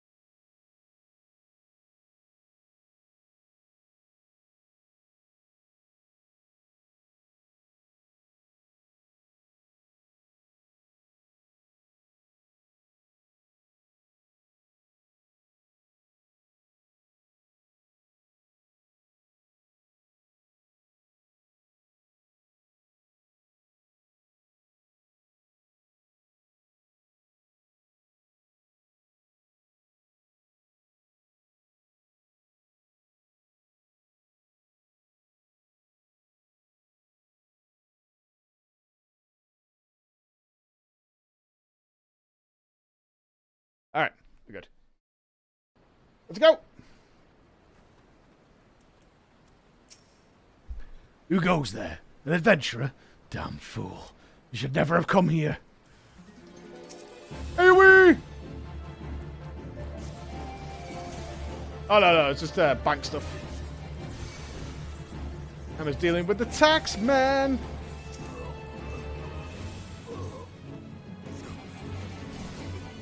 Oh, by the way, Emma and my brother went to see potential new office on Friday.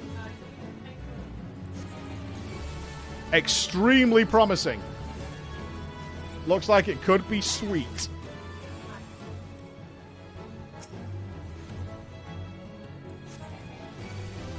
It's the monitress. Yeah, Emma's dealing with the monitress. Yeah, I'll have more details on that as we go, but it's not an old KFC, no.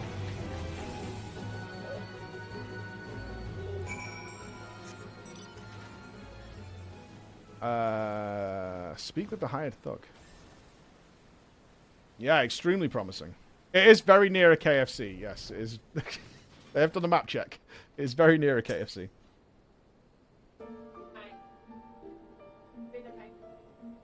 The office paperwork's coming today.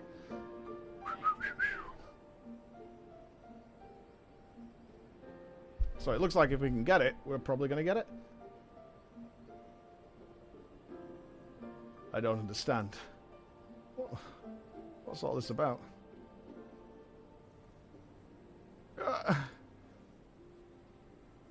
What's happening in there?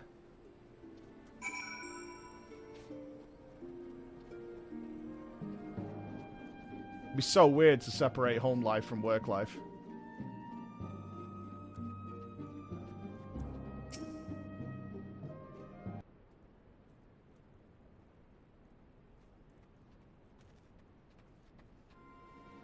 As you can see, this is a fine mess.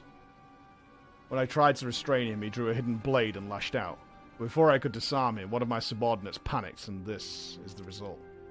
How foolish of me to underestimate the bastard, and to bring an inexperienced recruit. Commander Leveler will be most disappointed.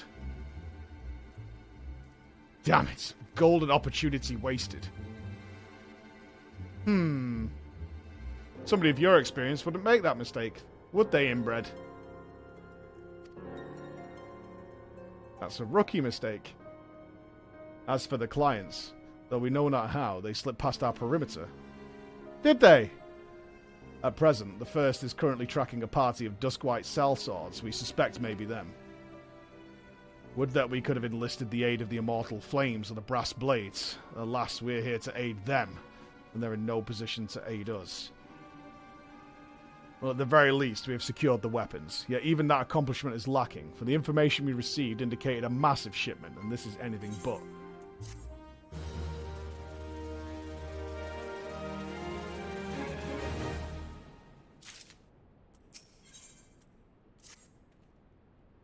I will join the first in their hunt for the Duskwhite sellswords. If the gods are good, we will catch them before they escape into the Black Shroud. In the meantime, I ask that you deliver these weapons to Uldar in my stead. Entrust them to the third's Yuhu Hasi. He will take care of the rest. Okay. I have doubts about you, inbred.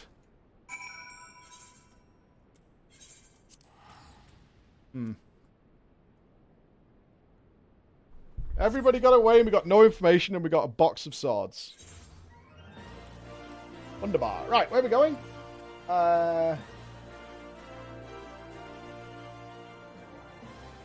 Weaver's Guild? Box of swords, PogChamp. Yes. An entire box of swords. All for ourselves. What dreams may come, my friends. What dreams may come.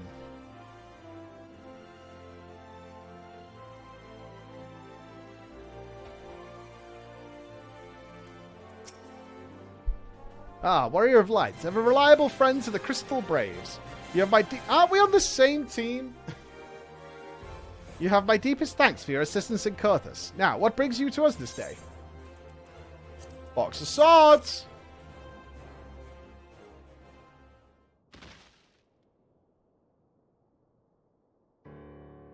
A gift of weapons from a certain black marketeer. Courtesy of Captain Inbred, you say? Understood. Once we've catalogued the contents, I'll have them delivered to the Hall of Flames. This cannot be everything, can it? Riol stated with confidence that there would be a far greater quantity of weapons. A blatant falsehood. Clearly Riol is unfamiliar with the ways of Uldan merchants, who ever strive to present themselves as greater than they are. We should be thankful that his information was not completely erroneous, and that we managed to achieve anything of worth at all.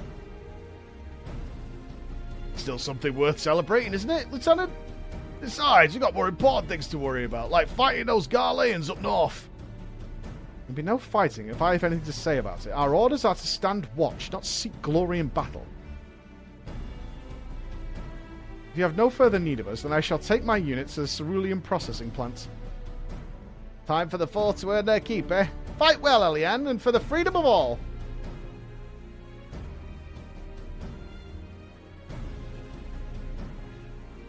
You gotta leave that little Lalafell to sort out that giant box of weapons. Excellent work as always, my friend.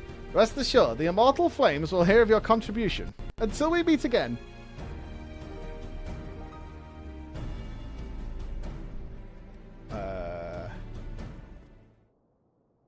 Laura, a word if you please, you.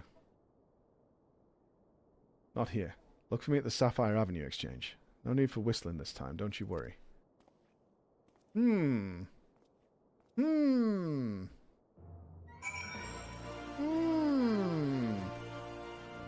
Alright, it turns out everybody is a double agent except me, including Minfilia. And her mum. Literally everybody works for Garlemald. Maybe I am a double agent at this point. I don't know. Nobody's trustworthy, though. Ah, this is much more subtle. I like it. Thanks for indulging my request. Few places better than a market for privacy, I find. All the hustle and the bustle of commerce means most conversations go unnoticed. I'll get to the point. At the burning wall, when you and the captain interrupted the exchange, what happened? Tell me everything. Leave no detail out. I jumped on the men and then I killed them all. And then we found a box. That's not quite how the first told it.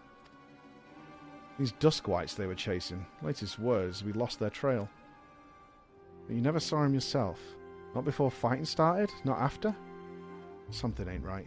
I don't know what it is, but I can feel it in my bones. I'm not daft enough to be misled by some merchant's drunken boasts. Our information was reliable, goddammit. I know he purchased those weapons. It's as if I've never deciphered a moneylender's books or had to follow a transaction back to its source. Did plenty of that back when the Braves were getting started, believe me. The commander wanted assurances that we weren't taking gil from the wrong sort of benefactors. Curse these days, the money flows like water and the first and the third get the shiniest new toys. Forgive me, friend. I've a lot on my mind these days, and I appreciate you lending an ear. Right, let's get back to it. He's a good un. He's a good egg, that lad. He's a good egg. Hello? Hello? Oh, can you hear me? It's Tataru. Your presence is urgently requested at the Rising Stones. Please, come see me as soon as you're able. Alright. Alright. No problem. We got it. Oh, you have no idea how much Tataru smokes. It's unreal. She smokes Marlboro Blacks. They're just pure tar.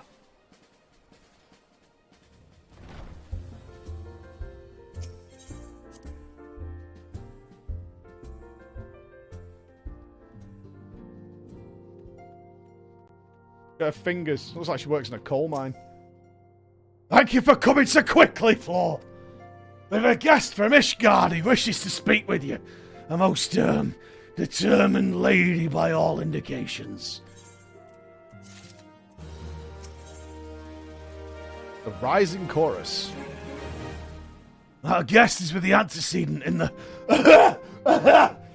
in the solar at present. Let's not keep her waiting any longer, shall we?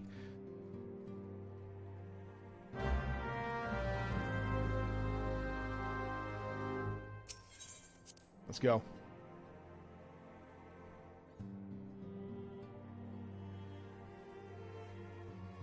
Moonbreyer, Lucia. Ah, it's Lucia! Hypers! Yeah.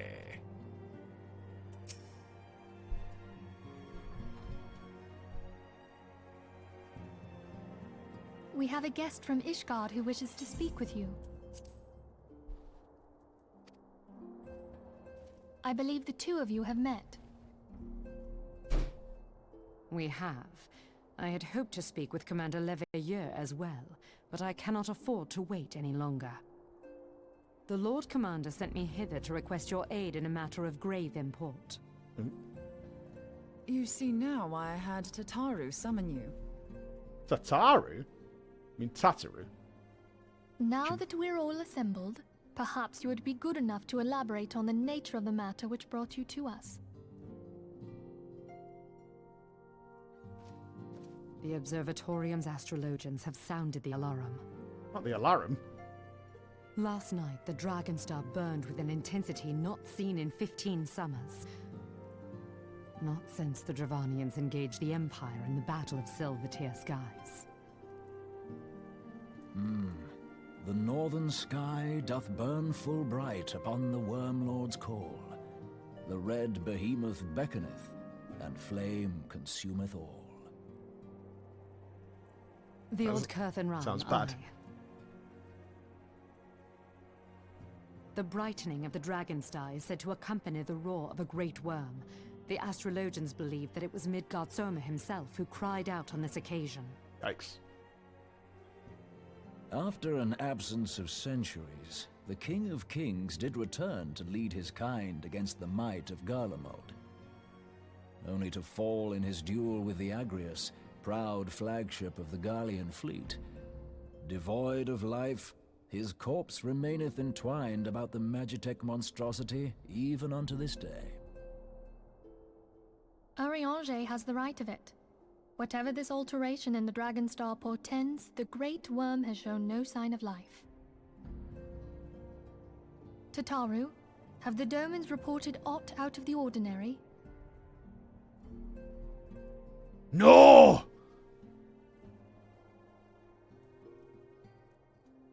Correct me if I'm wrong, but if Midgardsormr had roared, wouldn't we have heard it here in Revenant's Toll? Roar is but a figure of speech. Dravanians can communicate in ways beyond our ken. It is for this very reason that we are forced to look for signs in the heavens. We cannot say with any confidence that a great worm roared at all, much less that it was Midgardsormr. Interesting. Only by directly Thank you, examining Professor the Oaks. Keeper Papa of the slap. Lake can we be certain. However, it will take too long to gain the Holy See's approval to dispatch the Temple Knights. Therefore, Sir Emric would entrust this task to you. Do you accept? Okay. We knew you would not disappoint us. Now, if you would excuse me, I must return and assist the Lord Commander. We have precious little time to prepare. To prepare for what, pray tell? When a great worm roars, his brethren cannot choose but answer. We prepare for battle. Battle!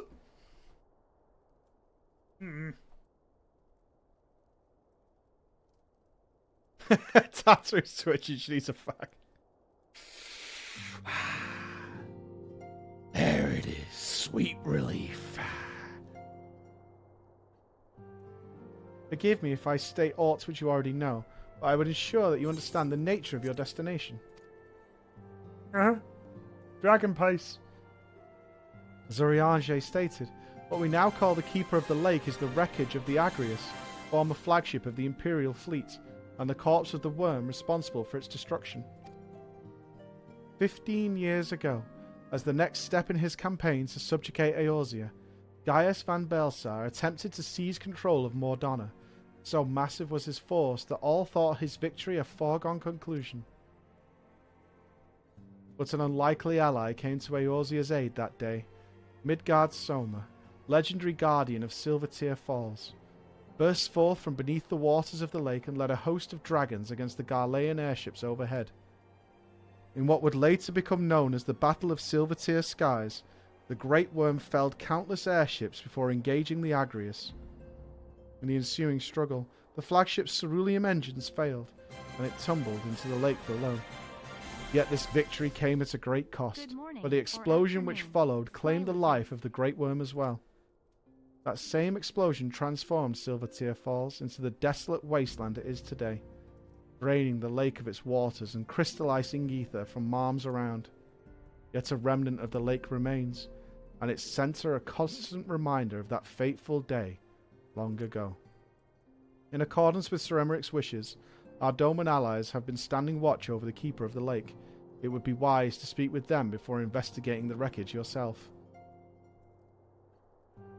Okay. Be careful, my friend. We know what dangers await you within. Now then, let us not neglect our own tasks. There is much to be done and precious little time to do it.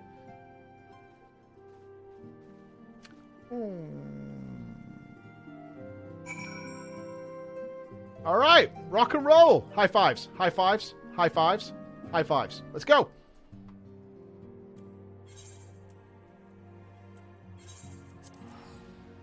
High fives.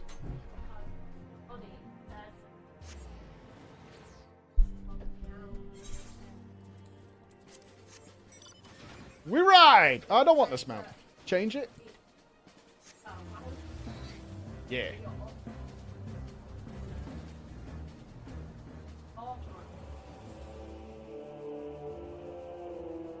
Let's go. Big plays. Blurred Edge. Thank you for the 3 months in a row, my dude. 4 months total. Good morning or afternoon. It is later afternoon here. It's 2 p.m. right now. It's rock and rolling. The Lawful Geek. Thank you so much for the sub as well with Professor Oaks from earlier on. Thank you all, guys. I'm glad you're enjoying this. Coming in hot. Ooh. Woohoo. That is a big dragon. Look at that.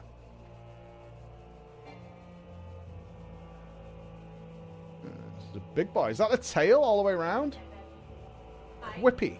Yeah, yes. Alright, other side, guys. I've just got to talk to the bank.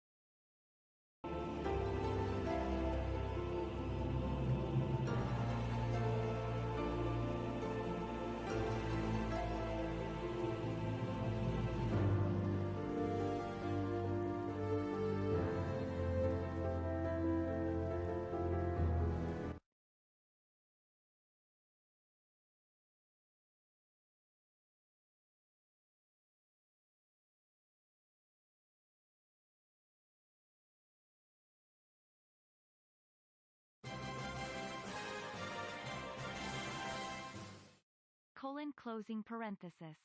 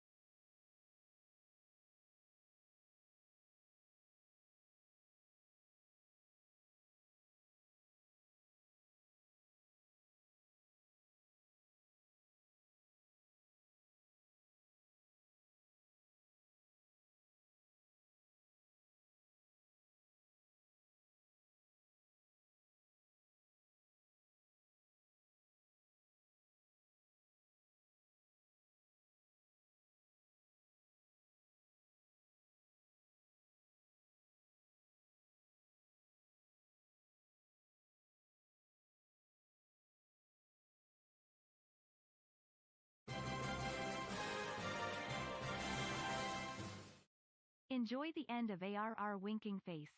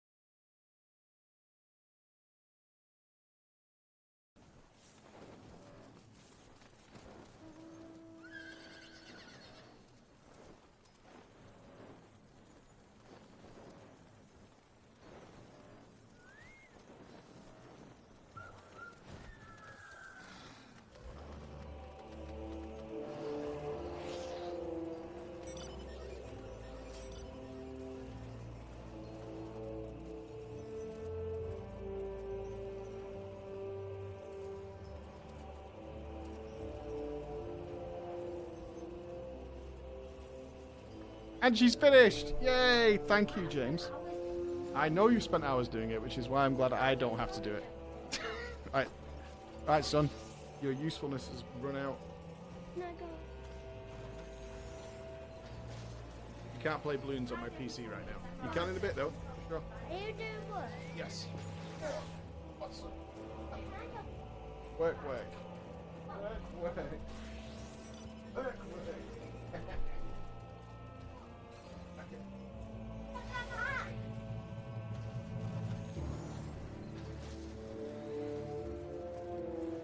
Thank you, Emma.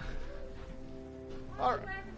I don't know why he's wearing your jumper, but thank you everybody for entertaining the stream and my son with that. You will glad to know he didn't dislike any of your mounts at all. A most fortuitous fill in there. Poor Emma has apparently been doing banking stuff for hours and she sounds ready to lose her goddamn mind. Thank you everybody. Thank you. Thank you. Thank you. He was very impressed, especially with this one, Sundrop. Oh, kids love mounts. Yes, he loved that very much. Let's see what has to be said, eh?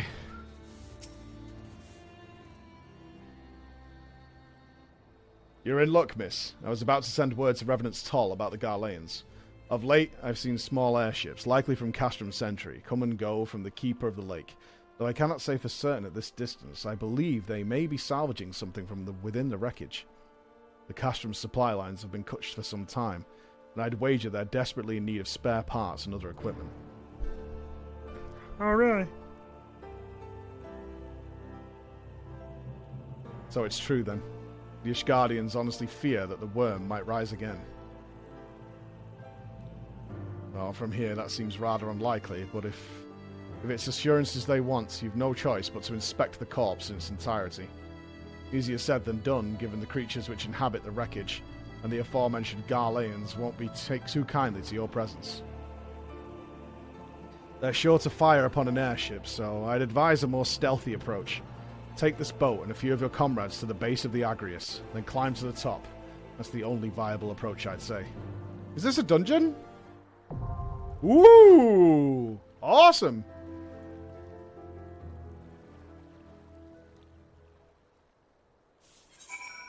Dungeon hype! We don't want that one.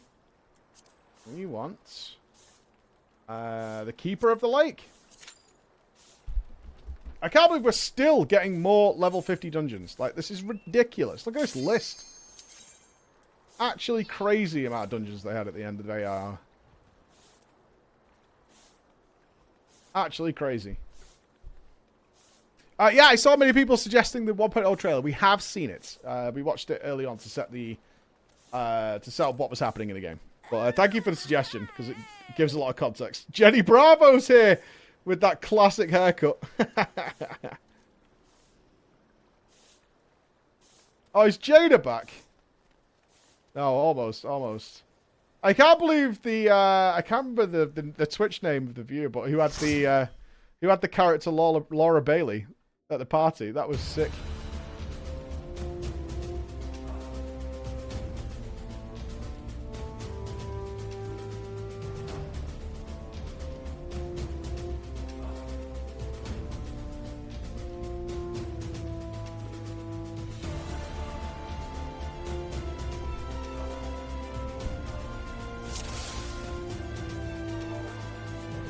Ahoy, team! This is cool. We've got Gloom as well. Crabs! Crab people. A codpiece clipper. That's a terrible name. Oh, we do need to egg up. True.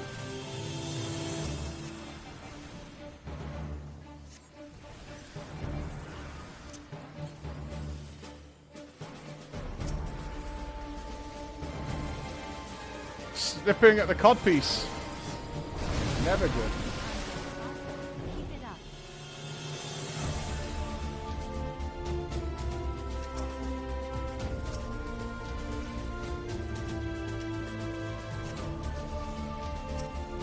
Son of the Keeper.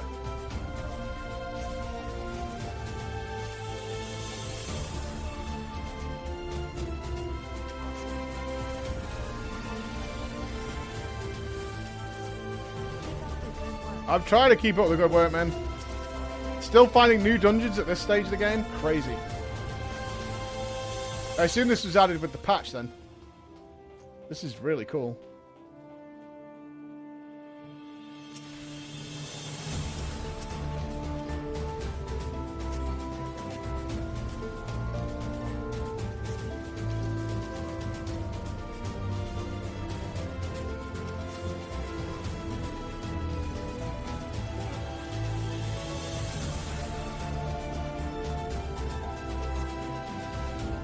Story dungeon or whatever. Don't matter to me. They basically got a new dungeon nearly every patch. Or like every major patch, yeah? I like the mix of the body of the dragon mixed with the mixed with the hardware of the airship.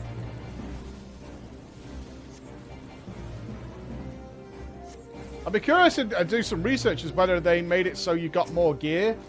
Like, just keep increasing the item levels. So, farming-wise, it was only one dungeon. Or one or two dungeons you would actually farm for items or whatever. Or do they boost the item level of everything?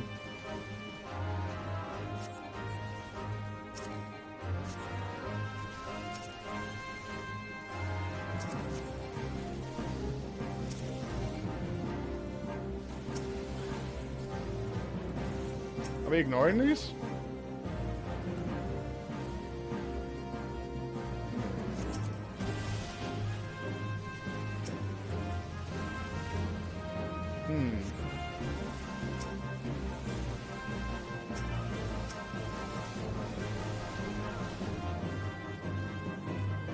They're gonna blow up. I don't know what's happening. Uh-oh. I'm getting a little spooked.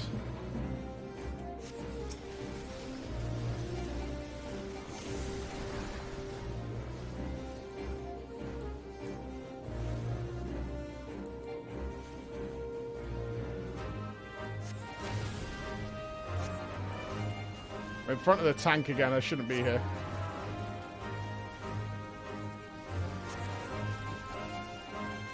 Why don't we do anything with those?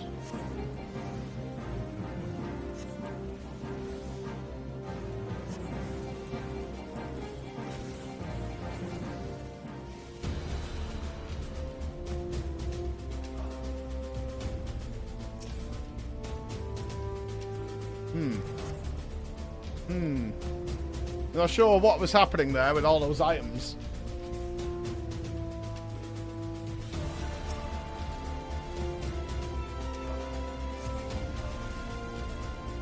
Seemingly, well, they had so much HP, it wasn't worth killing, that's for sure.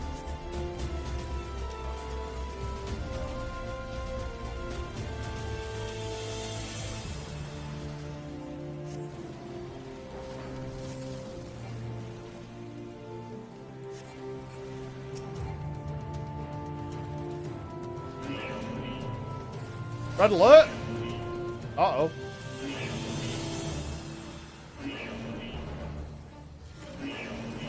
Oh, no.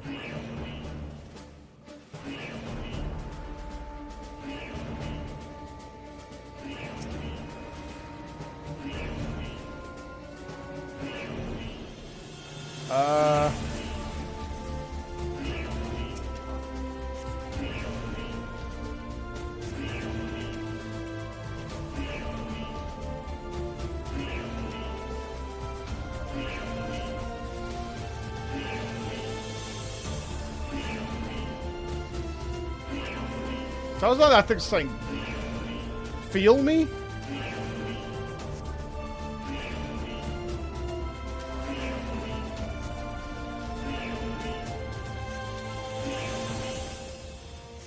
Kill me?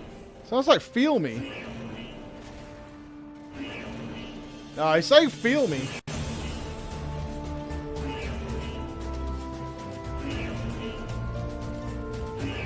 Could be heal me.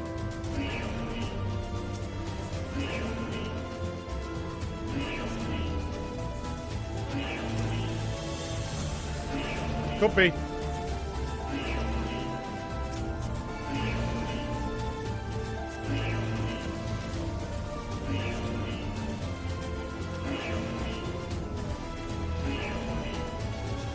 Eel me? No, I think it's feel me.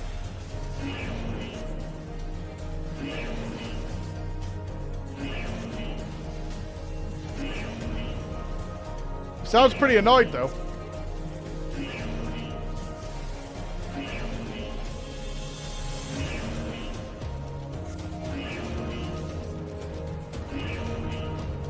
An Imperial identification key.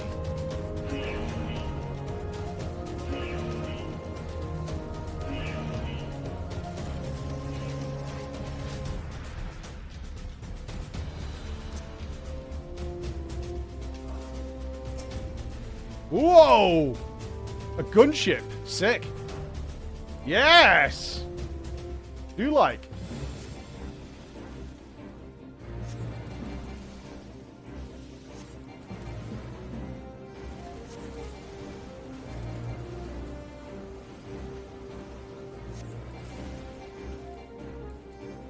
Uh-oh.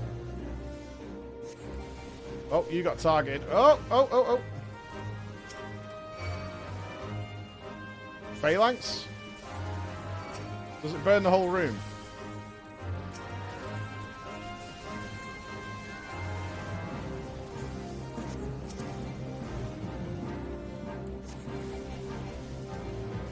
Kind of want to stay to the side here, I think. Move over here.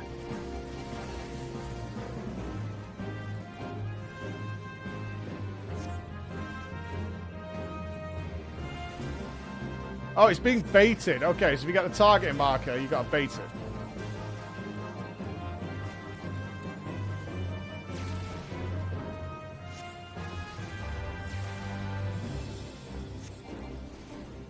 Oh, it's always on Slurp. Slurp is the master baiter. That's on me.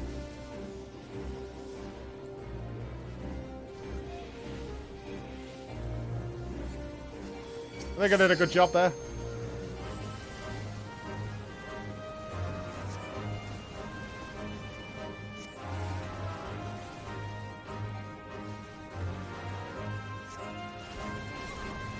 Oof.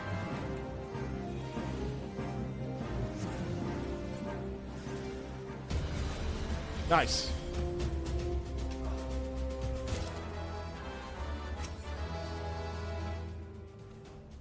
Booty. A PlayStation controller. Sick.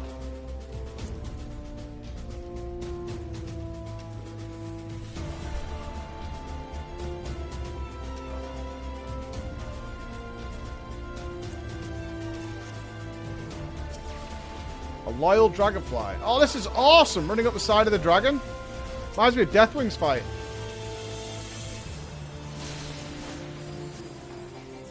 Definitely going to have to fight some toenails in a sec.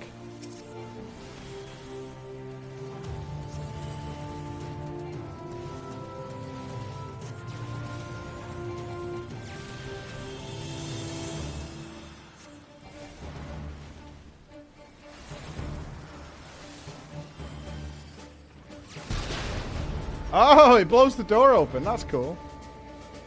They timed that pretty well with the end of the trash as well. What the fuck? Okay.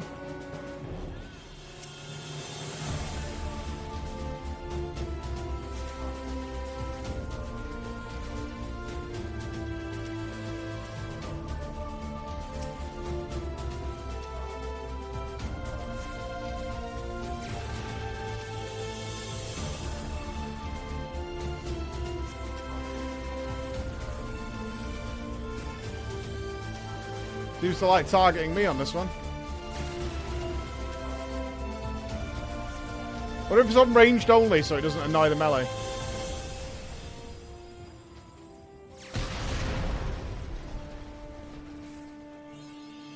What is this?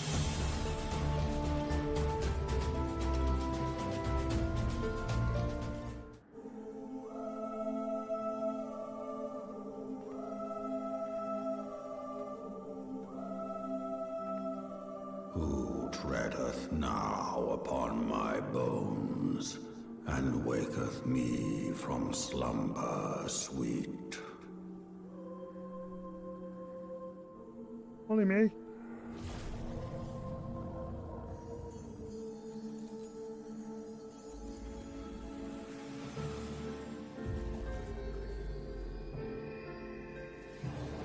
Thou hast forgotten the face of thy lord. Remember, mortal, and fear me.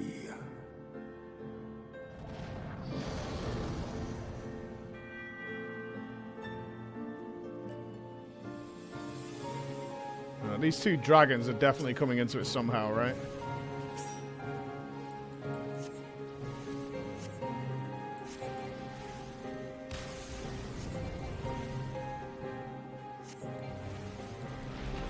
Yep.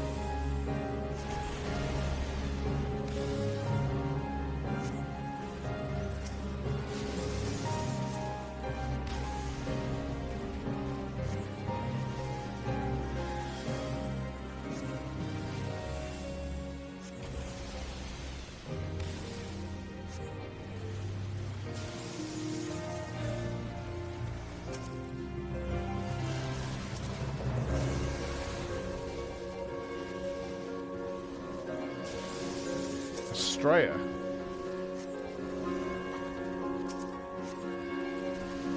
Many dots.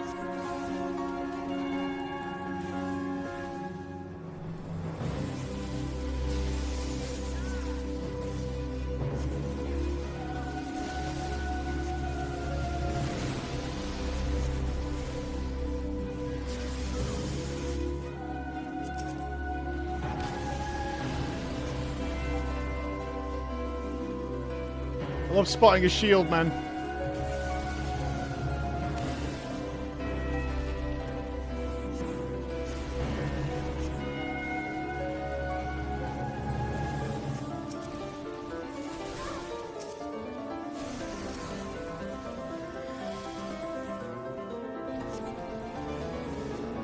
Whoa.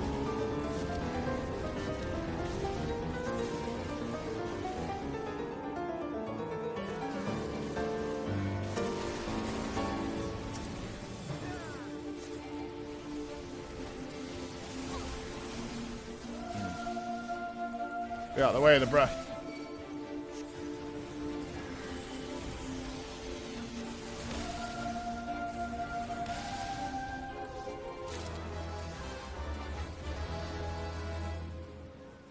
Do we want to kill this thing immediately or delay it a sec? This is what spawns the shield, right?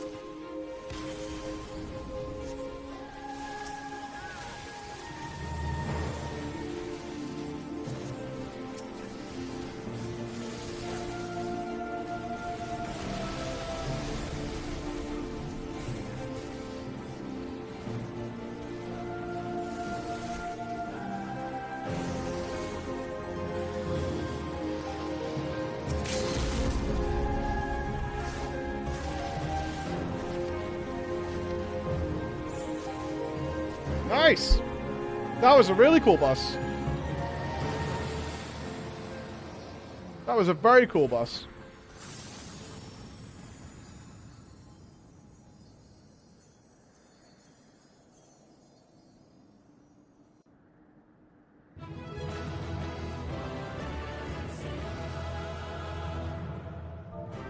GG's, team. Read it all. Oh, non-toxic, non-toxic. Slurp Loafus. Take it. Non-toxic player strikes again.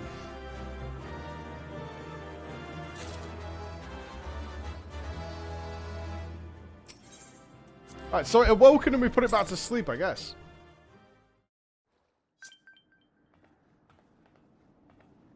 By her gifts hast thou earned a moment's reprieve.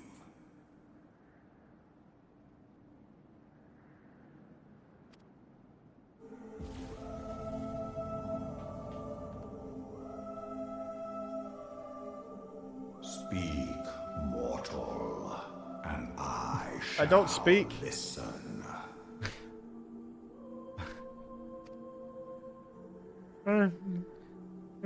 Guided by a star.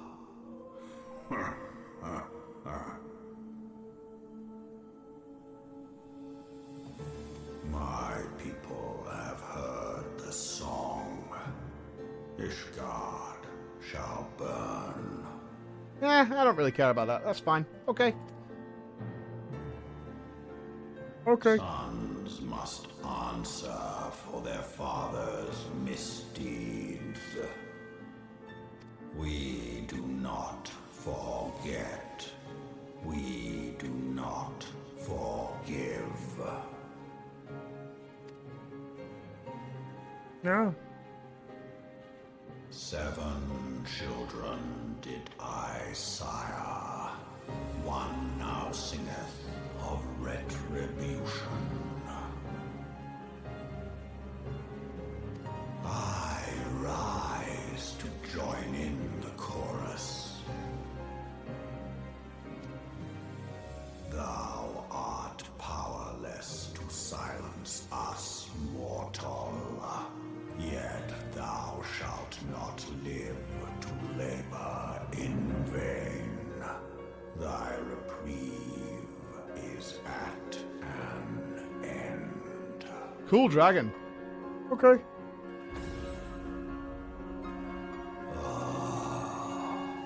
Trickery is thy shield. This frail, noble creature is not gifted, but chosen. Hearken to me, Hydaelyn. I remember, and I consent. Fear not, mortal. I shall not harm thee. Interesting. The Hydaelyn's still there.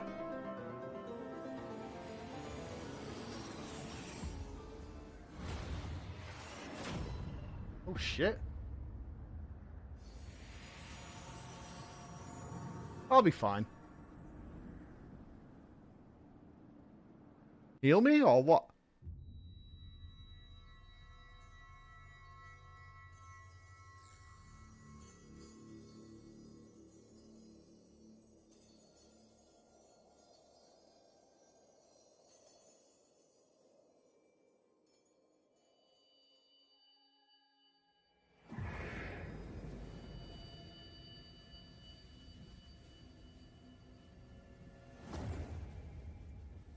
Oh no! She's turning off my Infinity Stones.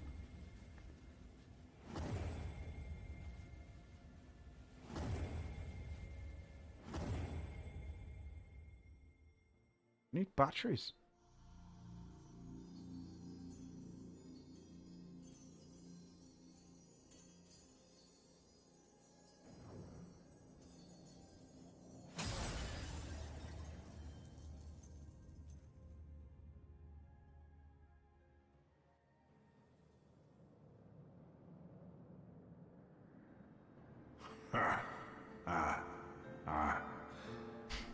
Mayhap thou thinkest me an oath breaker.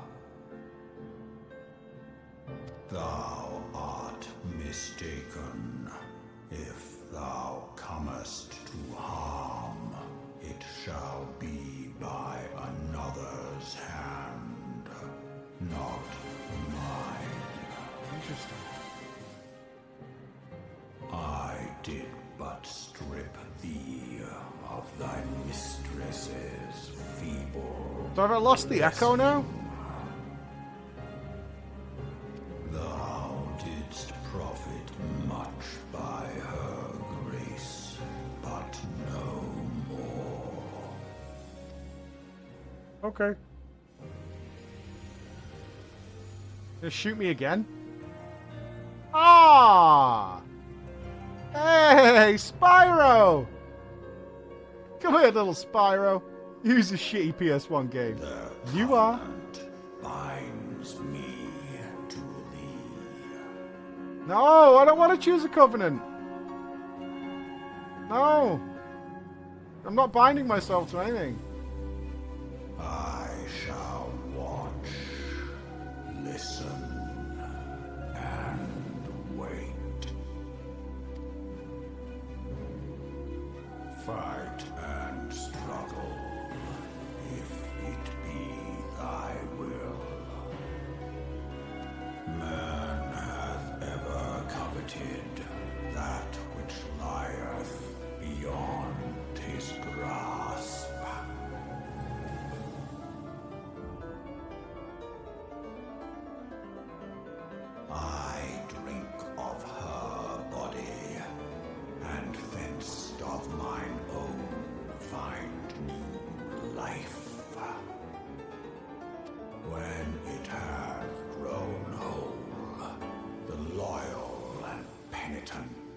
shall rejoice. Yeah, I don't think so. The dragon song heraldeth our beginning and an end. This dragon came to help us, right? Seems a bit of a toolbox.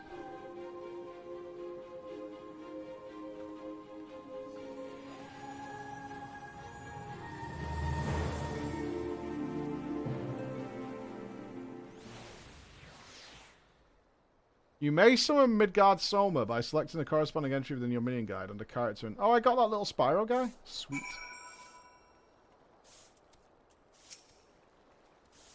I was beginning to fear the worst. With those explosions I saw.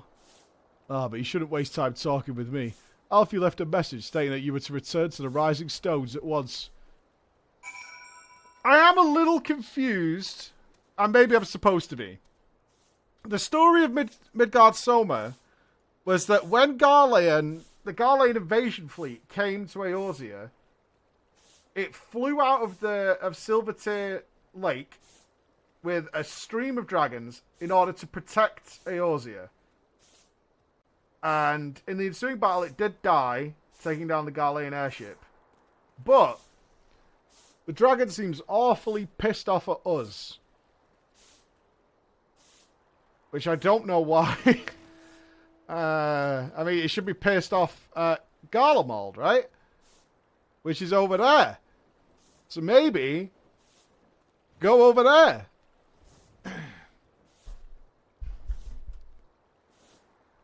Yeah, we'll see. But we will see tomorrow, ladies and gentlemen. It's time for me to crack on and make some videos. I have got some YouTube work to get done, so that will be tomorrow. I can't keep playing. I'm sorry. We have so much to do. We're busy bumblebees, man. We're busy bumblebees, so I've got that to do. PoE trailer, we will do it first thing in the morning. I promise you. I absolutely promise you. We will do it first thing in the morning is we'll do the PoE trailer. I promise. Let's go say hi to Zeppler. Give Zeppler all our love, my friends. And I will be back to see what the hell is supposed to be going on with this goddamn dragon. Because I'm really super confused about the dragon. I don't know why the dragon's pissed. Ishgard knows. I know that. Ishgard is definitely hiding something that is going to be interesting. Because he's not pissed at he's not even pissed at Garlemald. He's pissed at Ishgard. And I don't know why. And I really want to figure that out. So, we'll figure that out tomorrow. Alright? So be good. And I'll see you tomorrow morning. Bye, guys.